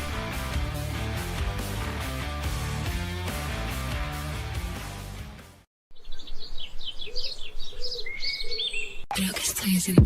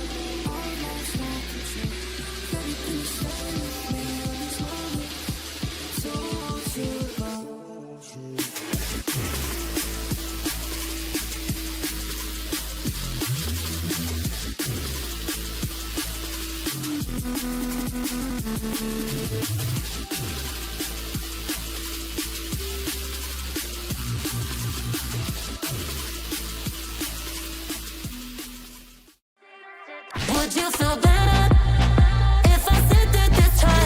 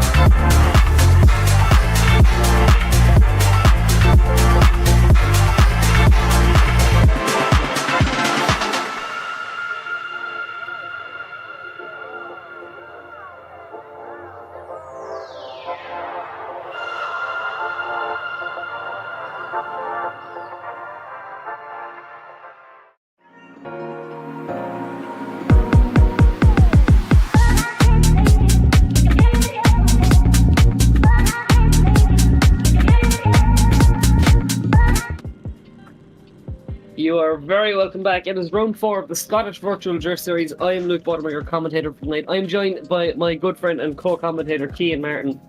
And Cian, it has been an exciting commentating session so far. Oh yeah, 110%. We're on the last group here. Thank the Lord, we're all half asleep. But we have Michael Trapp in probably one of the most iconic cars in the grid, Luke, an E30 Estate. Yeah, definitely. I remember, he's been adamant with this car, in fairness. He's been loyal to it, and where everyone else has been changing around their cars, not Michael. He's stuck to his guns with the good E30 Estate, and I must say it is definitely a favourite for me on the grid. So I'm just waiting for him to basically leave the line. Obviously, I think they are starting with a few extra drivers and stuff. I know the driver was added to the group, so just waiting to see. Obviously, waiting for everything to go. You can see the qualifying scores at the bottom left-hand side of your screen, but we are ready for action as Michael Trapp leaves the line in that purple E30 Estate as he fires down through the gears here now at Driftland as he pushes that big Estate right up on the wall. It's big angle, but it's a little bit early. It's a bit early of a snapped angle as he throws on a huge angle yet again, as I would not like to be following it because he's looking pretty wild out there, but overall he's getting the clipping points, but he's pushing out very wide there, Keith. Yeah, definitely. Michael Trapp. Oh, but he drops 3 wheels. It looks like he's just getting paced against them. As Mike puts out. There you go, he's back. The really aggressive snapped angle is obviously it's a 0 for him there, unfortunately, but yeah, really aggressive snapped angle as we bring Darius Ostraka, the previous season's champ, up to the line. So obviously he actually hasn't had the perfect season, not the best type of event so far, so he needs to get his name up in the standings game. Yeah, definitely. People have been saying it's the downfall of Darius Ostraka, but he's going to have a point to prove here, the reigning champion. Let's see what Darius Ostraka can do. A big flick from Darius Ostraka, taking the spoiler off that S15 for this round. Let's see what he can do now as he comes in through the touch and goes through GT Omega Alley. Perfect because he comes in through the hairpin now on the Strom Wheels corner. That S15 is on a flyer. Darius Ostraka could have been a bit deeper there on entry into that clip there, but he's perfect through clip 7 now as he comes on to clip 8. Dropping wheels, but Darius Ostraka over rotates. Oh, this is not good for Darius Ostraka. Big upset for Darius Ostraka now, and he's going to be sitting on a 0 coming into the next run. We were meant to have Brandon Gardner, but Brandon Gardner did not show up in that BMW Z4. Unfortunately, we have Chivalrente Marcia on the line in that C6 Corvette. I think it's what he drives. It's very confusing looking at the same time. I think it's a C6, look. It is a C6, I believe. It's C7 is the last of the front engine ones, obviously, but they're a bit more modern looking. This is a Corvette anyway, that's what we do know, Keen. So, Chivalrente Marcia leaving off the line. Let's see what he can do as he flicks it in right up against the wall as he pushes that Corvette away out now, pushing out to the zones, in through GT Omega Alley, doing a real nice job as Marcia, as he puts a nice aggressive snapped angle, getting out to the zone yet again, as he pushes right out past the office now into the latter half of the run now, doing a real nice job, doing nothing particularly wrong there. Oh, it's a shutdown before the line. That's the first 3 drivers of this group putting a 0 on their first run. This is not good. Group is bad luck. This is bad luck, this group, as we have Roshandi Andrea on the line. I think, according to the Google spreadsheet, it is. Yes. It's another Corvette team. It's another Corvette and exactly identical to Chivalrente Marcia's. Let's see what this C6 Corvette can do now for Roshandi Andrea. Let's see what he can do now. Big flick for Roshandi Andrea as he comes now down into GT Omega Alley. Coming through clip 4, the hairpin absolutely perfect now as he comes on to Strom Wheels corner. Through clip 5, absolutely bang on, just doing exactly what he has to do, but huge angle into clip 6 for Roshandi Andrea, that Netherlands driver. Perfect through clip 7 now, comes on to clip 8. Will he do the same mistake as everyone else? No, he doesn't. Roshandi Andrea does not make the mistake of everybody else. And a good run. Finally a score on the board. Finally, and it's an 86.7 as we have Mr. William Holloway on the line, that VDC driver, the American man in that RX-7.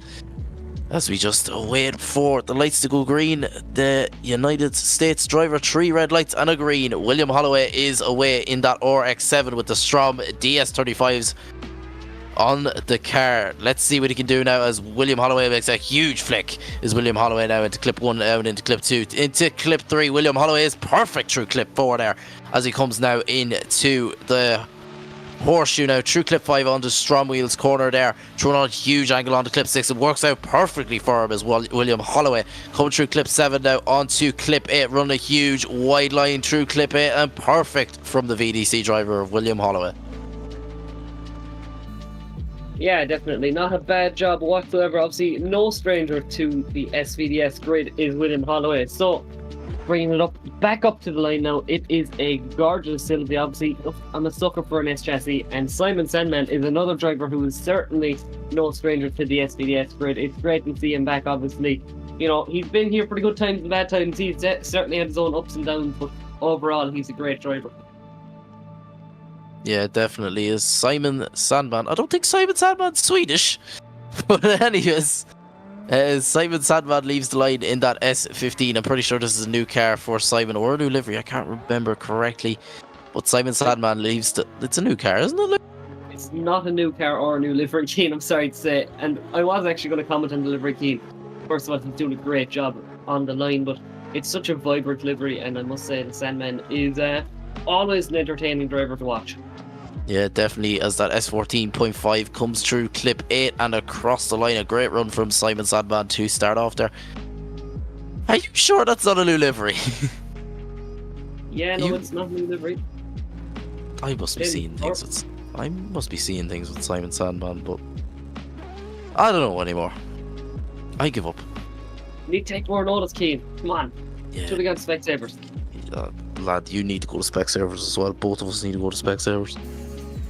I'm sorry, I only made one mistake tonight. So 2.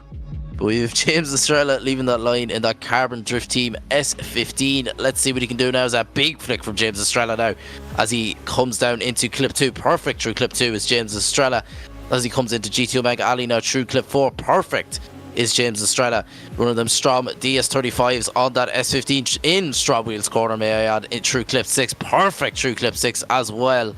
Now coming into clip 7, perfect now on a run a wide line into clip 8 is James Estrella. Flirt with danger across the line is James Estrella. What a run to start off that Carbon Drift Team S15. not a bad run whatsoever there, Keane. So I also got a bit of confirmation there. A little bit the reason why I was silent, but I just checked over. It is not a new livery from Simon Sandman, so I was very sure. I am never wrong, Keane. I'm always correct. So there you go. So next up is Paulius Simkevikis. Apologies if I did mispronounce your name. Look, my small Irish brain can only comprehend so much, but it is a VDC Public S15. I do believe this isn't his first round. We had him for a few rounds this season. As we're on the line still, we're moving on. I'm not too sure. We're going to have to see what's going on. We've moved it on to...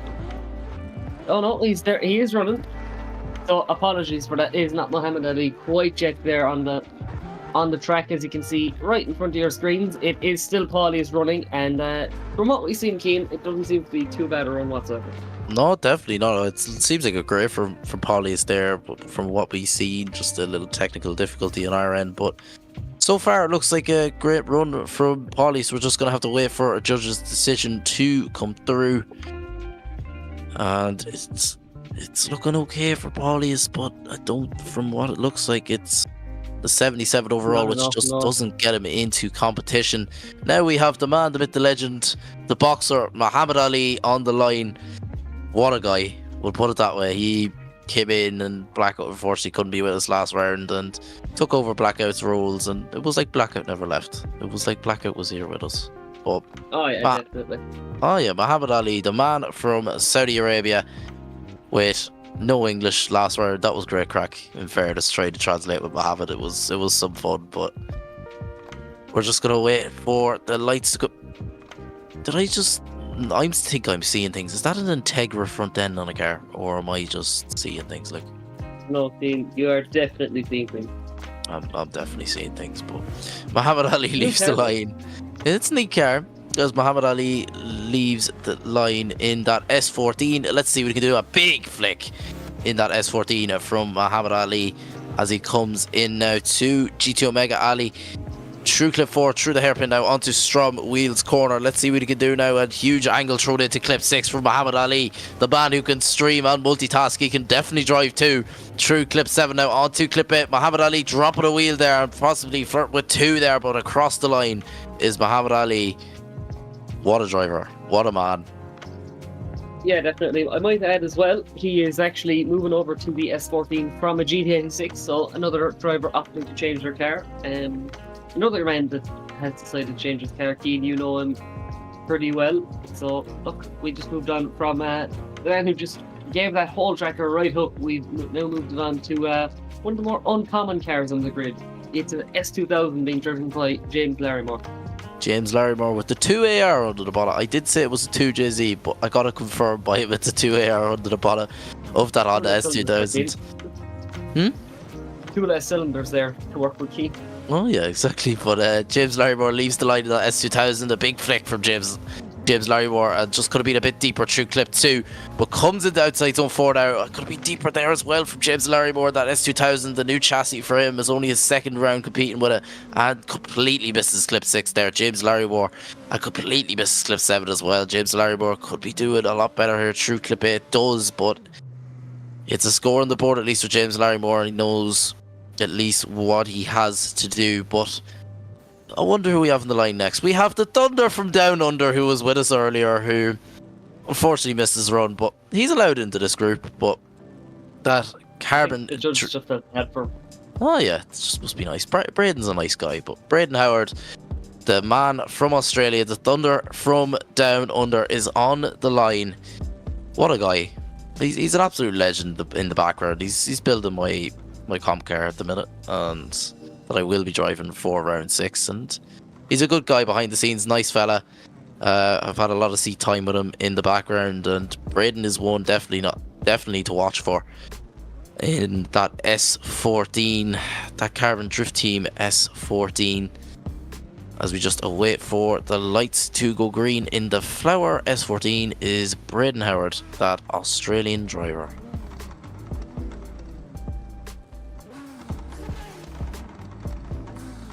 This is just because he was a last minute injury, just making him feel bad. Oh yeah, making him feel bad, making him wait around for a wee bit. Come on, Braden, you should have been there for Group D. As he leaves the line now, Braden Howard in that Carbon Drift Team S14. Let's see what he can do. The man with the flowers on the car, the Thunder from Down Under. It could have been a lot deeper there coming into clip 1, but perfect through clip 2. Now into clip 3. Through clip 4, absolutely pinpoint perfect is Braden Howard now. As he, but a huge correction there for Braden Howard on his first run as he comes in through clip 6. Perfect and wide, right where the judges want to see him coming into clip 7 too is Braden Howard as he comes through clip 8. A nice wide line look through clip 8. Yeah, definitely. Not a bad job there from the man from Australia. Obviously, I think along with the other Australian, probably the two most sleep-deprived drivers on the grid. Although he did miss his group the first time because he was asleep. So, look, he cares about his sleep schedule a little bit more. Yeah, I think it's like 4 AM in the morning for him, if I'm not mistaken. But anyways, we'll move on to the man in the E30 who is sitting on a 0. Michael Trabb, the Finnish driver. We're going to have to see, can he improve in that E30 estate? 3 red lights and a green. We're waiting for Luke. Take it away. Right, here we go. It's another old school Beamer. There is no better combination than an old school BMW and Driftland. So here we go. Michael Trabb coming down the straight here in that gorgeous touring BMW. Oh, nice and a bit shallow there, it seems, of clip 1 and 2, it seems. As we come on, big angle yet again. I think this is a lot of what contributed to the 0s that last run. And it's just unfortunate to see just not able to tidy up the places. Now he gets back out into the zone. And it's a wild run here, team, from Michael Trabb. Yeah, definitely is. He's pushing the limits there, but it's definitely not going to be enough for him to get into competition with missing Outer Zone 1 and Outer Zone 2.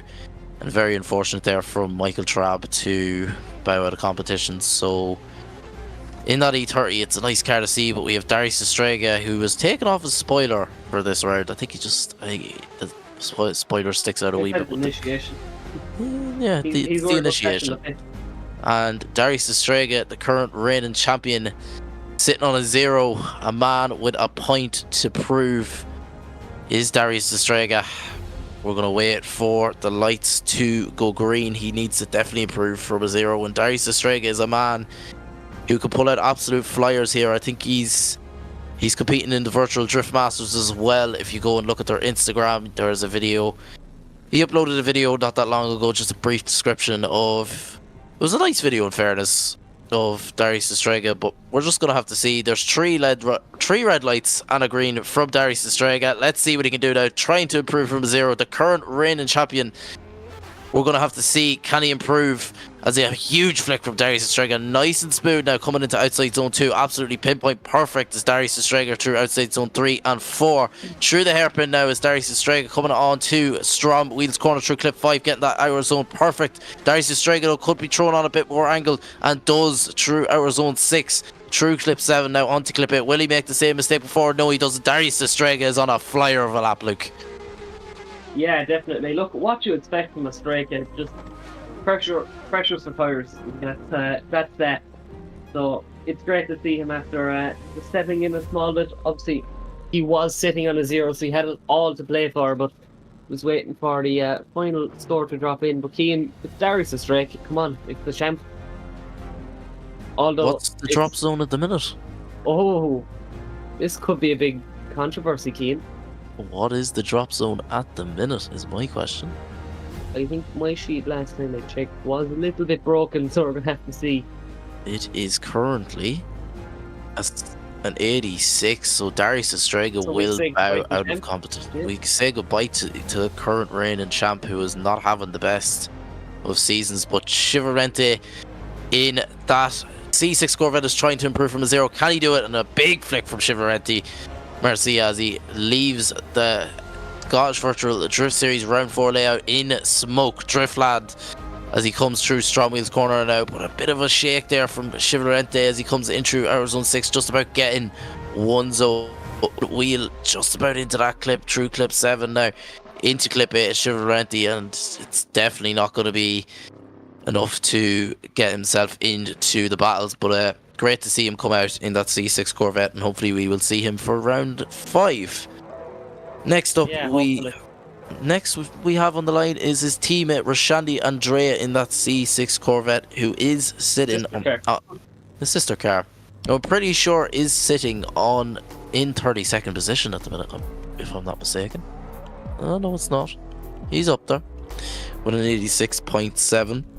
Looking to improve now is Rashandi Andrea, that Netherlands driver. Let's see what he can do in that C6 Corvette as he leaves the line here. Out a big flick from Rashandi now. The flames spitting out the back of that C6 Corvette as he comes into outer zone 2. Absolutely pinpoint perfect through GT Omega Alley. Coming through the hairpin now onto Strom Wheels corner is Rashandi Andrea now through clip 5 into clip 6. Perfect angle from Rashandi Andrea, and he throws huge angle onto clip 6 now into clip 7. Rashandi Andrea just about gets his wheels into the zone there. Now through outer zone 8, and absolutely pinpoint perfect from Rashandi Andrea through clip 8 and across the line.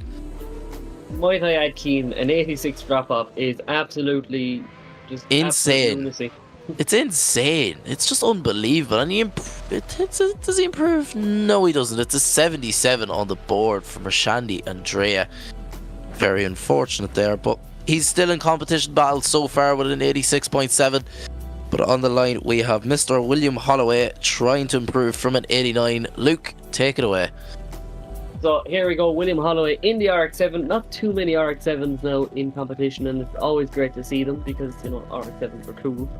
So obviously William Holloway, no stranger to any virtual grid, especially not the SVDS one. Obviously, he is also a VDC competitor. So let's see what he can do in that gorgeous Mazda RX-7, firing up down through the straight as he passes over that Strom wheel sign into the first corner on big angle. Let's see what he can do. Currently sitting on an 89. As he fires, storming through the gears now, or storming through the zones, I should say, in GT Omega Alley, pushing out nice and wide, just showing you why he is a veteran here of SVDS, as he pushes out nice and wide through the final sections of the track now and past into that final outside zone and pushing out past the line, and it's a good run yet again from William Holloway. Yeah, definitely. I didn't see too many mistakes there in that run, especially from William Holloway. It was a good run in fairness for the VDC driver. But will it be an improvement? And it is an improvement. It's a 93.7 on the board for William Holloway. And in fairness, I'd say he's proud of that, as we now have Simon Sandman on the line in that S14.5. Leaving the line now is Simon Sandman. Let's see what he can do in a big flick from Simon Sandman coming into our zone 2 now. On perfect angle is Simon Sandman, a man who is looking to try and improve from a 91.7, is running on a madness here coming into Strom Wheels corner now. Right where the judges want to see him is Simon Sandman as he comes into clip 6.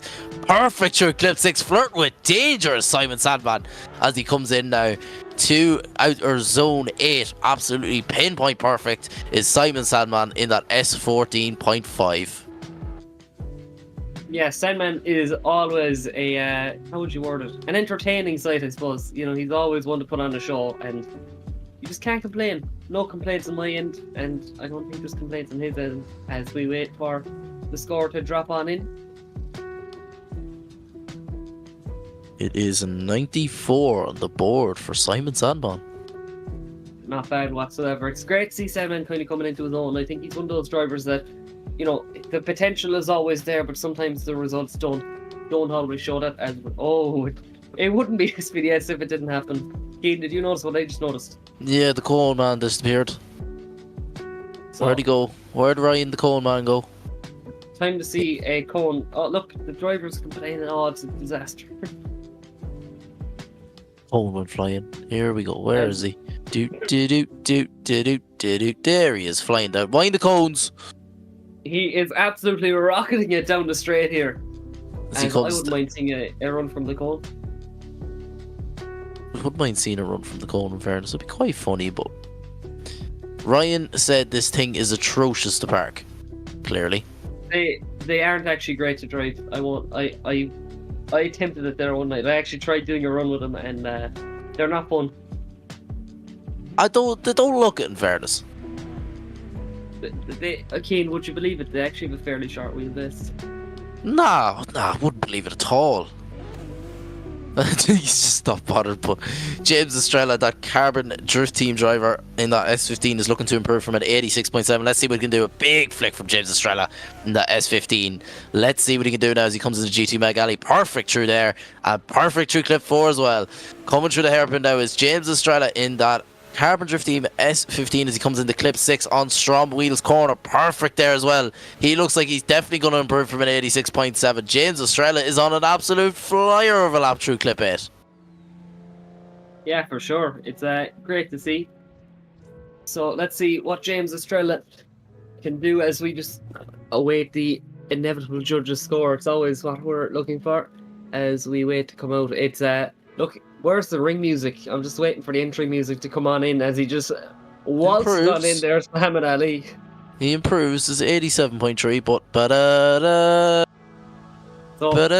he's in the background. Before we get to that, it's going to be Paulius Simkevekis in the public S15, the purple and orange livery, as he fires down the straight. Look at this now, right up against the wall, just showing you that you do not need a private car to party, as we come on through into GT Omega Alley, transitioning over and back. And let's see what he can do in the latter half of this run, past the Mclellan Motorsport sign and over past the office now. Neil Dawson, I think he got a coffee again. We were talking about it earlier on, but let's see the latter half of the run, and it just real shoot towards the inside. Did you notice that there, Keane? Yeah, he definitely a big shoot towards the inside and just about got back out towards clip 8 there, Paulius. But would it be enough to see him into battle action tomorrow?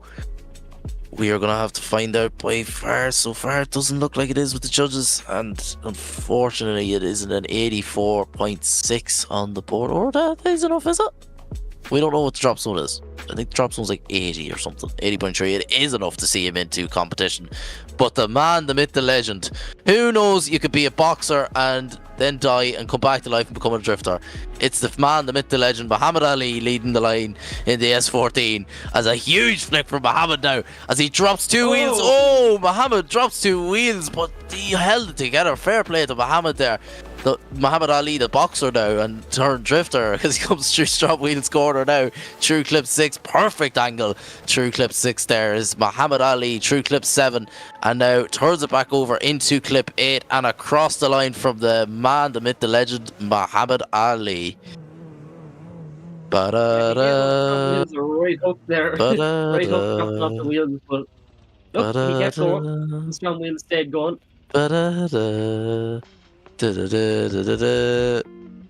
Keane has given up his commentary role because he clearly seemed to rock the team. As we have James Larrymore on the line in that Honda S2000. Trying to improve from a 60.7. Let's see what he can do now. Can he get into competition? That's a huge angle from James Larrymore, the Honda S2000, but does the same mistake again and misses out on clip 2. Misses out on clip 2, very shallow as well there. True clip 4, but comes on to clip 5, absolutely perfect. True clip 6, thrown on huge angle as James Larrymore, but very shallow there as well. Coming through clip 7, perfect through clip 7. Now on to clip 8. James Larrymore's on perfect angle through clip 8, but it definitely isn't enough to get him into competition, unfortunately. As we see James Larrymore, we're going to see him next round. He does indeed will be here for round 5 in that Honda S2000. And just to confirm, I do think it's an improvement, just not enough, unfortunately. To 75.3. As we have, we've the last one. Waiting. We've been all like waiting for the last one. It's the Thunder from Down Under, who was meant to be in Group D, but the man who is model cars all of a sudden, Braden Howard, that Carbon Drift team, Flower S14, and yes, he is not a part of Carbon Drift team just yet. We don't know. But here we go as he comes into our zone 2. Absolutely pinpoint perfect. Trying to improve from an 84. Braden Howard is on an absolute flyer here. Coming in through clip 5. As you see him now coming through Strom Wheels corner on to clip 6. And Parvin running the wheels on the edge of the track is Braden Howard. As he comes into clip 8 now. Absolutely pinpoint perfect for Braden Howard through clip 8 and across the line. What a run for Braden Howard. Yeah, not bad whatsoever there. Obviously, no, he's no small fry, I suppose you can say. There you go. It's like he improved there. It's a 90.3 in the board for Braden. That's Braden. Now, in fairness, he hasn't done the best in competitions, but he's out for a run tonight. Yeah, definitely. So it's Eric Lindqvist just about making it into the top 32 with an 80.3. So Vitaly Isaiah tops qualifying with Connor Falvey not far behind. Just what a night, Keane.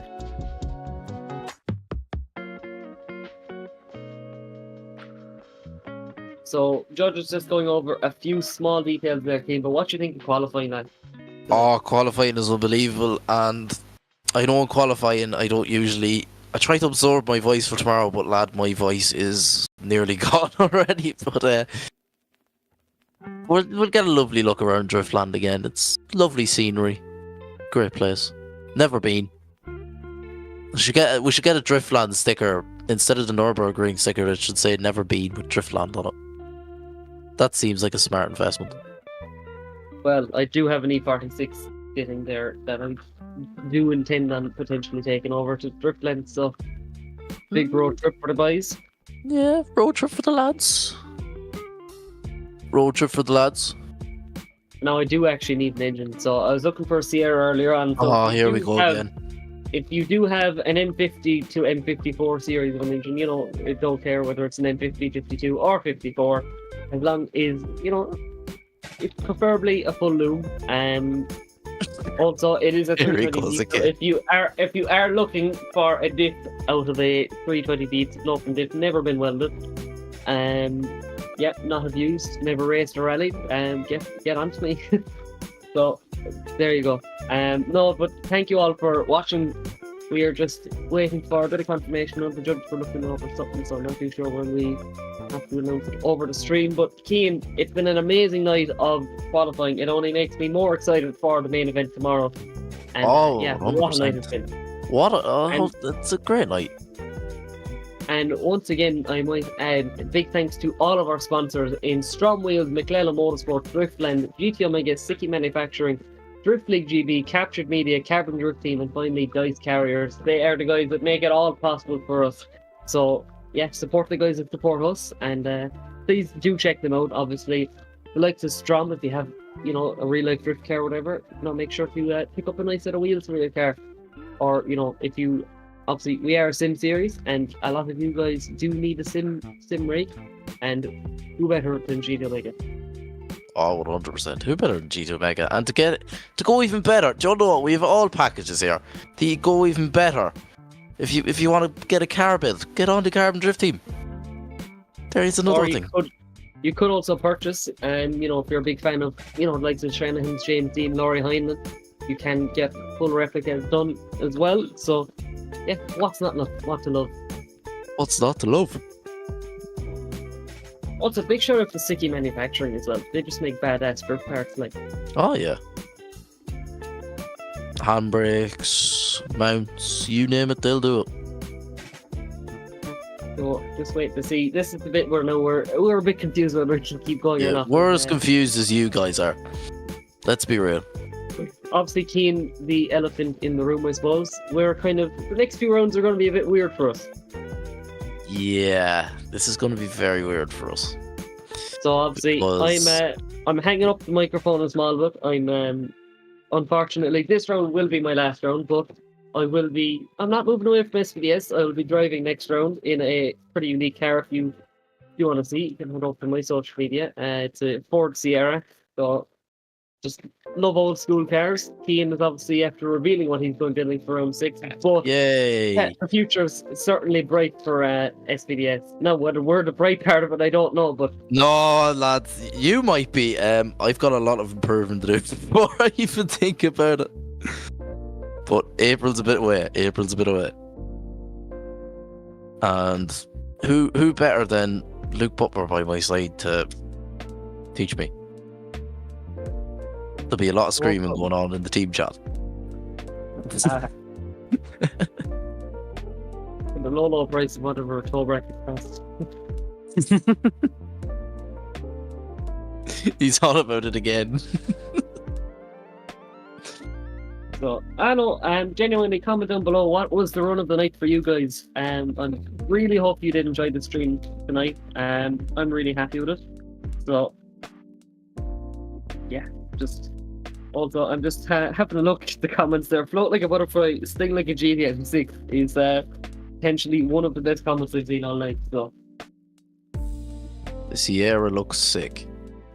Look, you got amazing stream tonight. Thank you very much. Well done to all drivers and the lads behind the scenes. Huge shout out to our lovely commentators. Thanks a million. We appreciate that. Muhammad Ali it's an 80.3 drop off. Yes, an 80.3 drop off. It was the long time no see that confused me. Can't remember talking to you before, right? Sorry guys, I'm just reading through random comments. Well, I'm gone out of the top 32. Was good fun, hoping I'd get through. And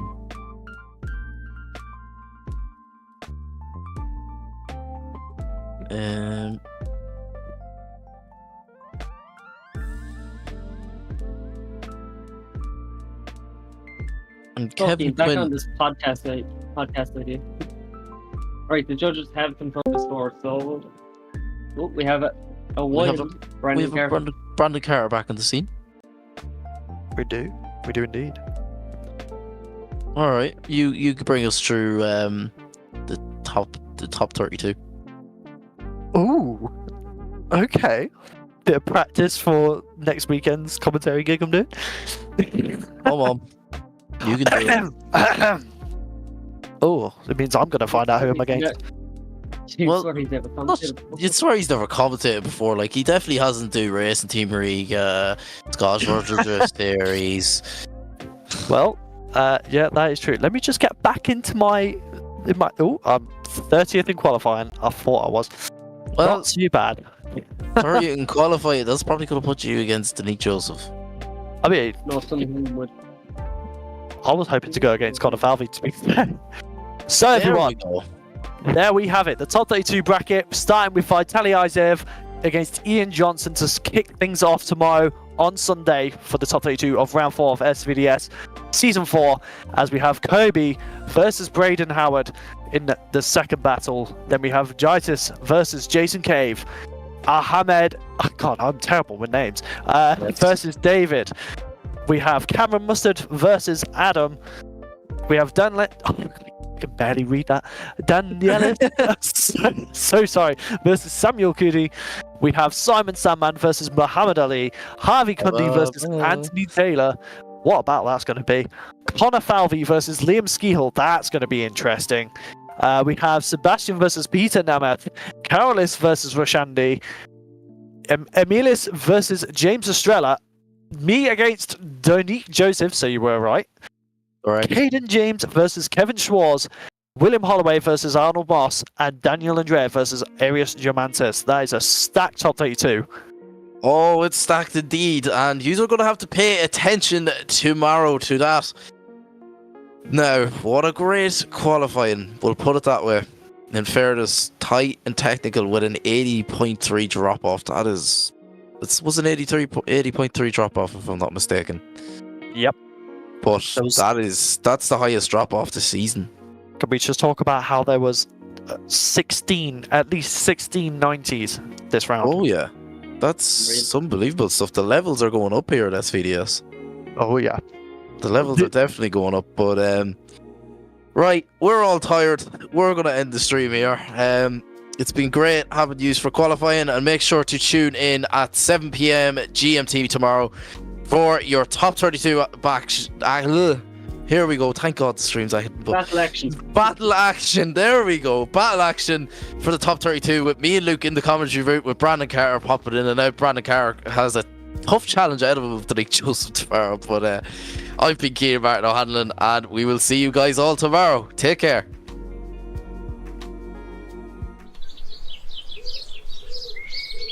Creo que estoy haciendo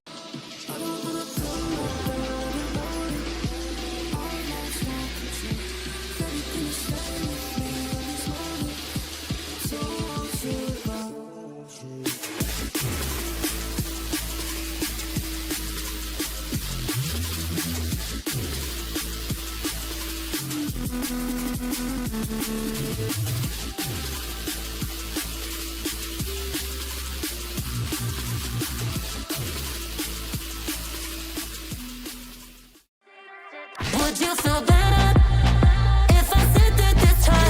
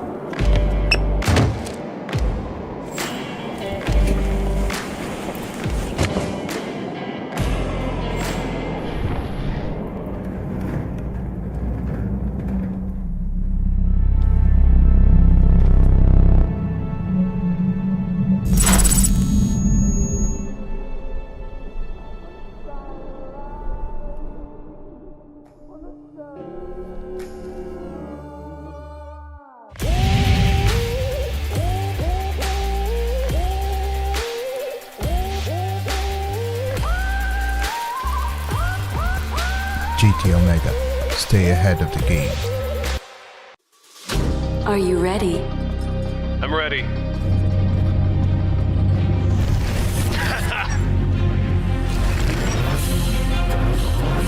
Let's go.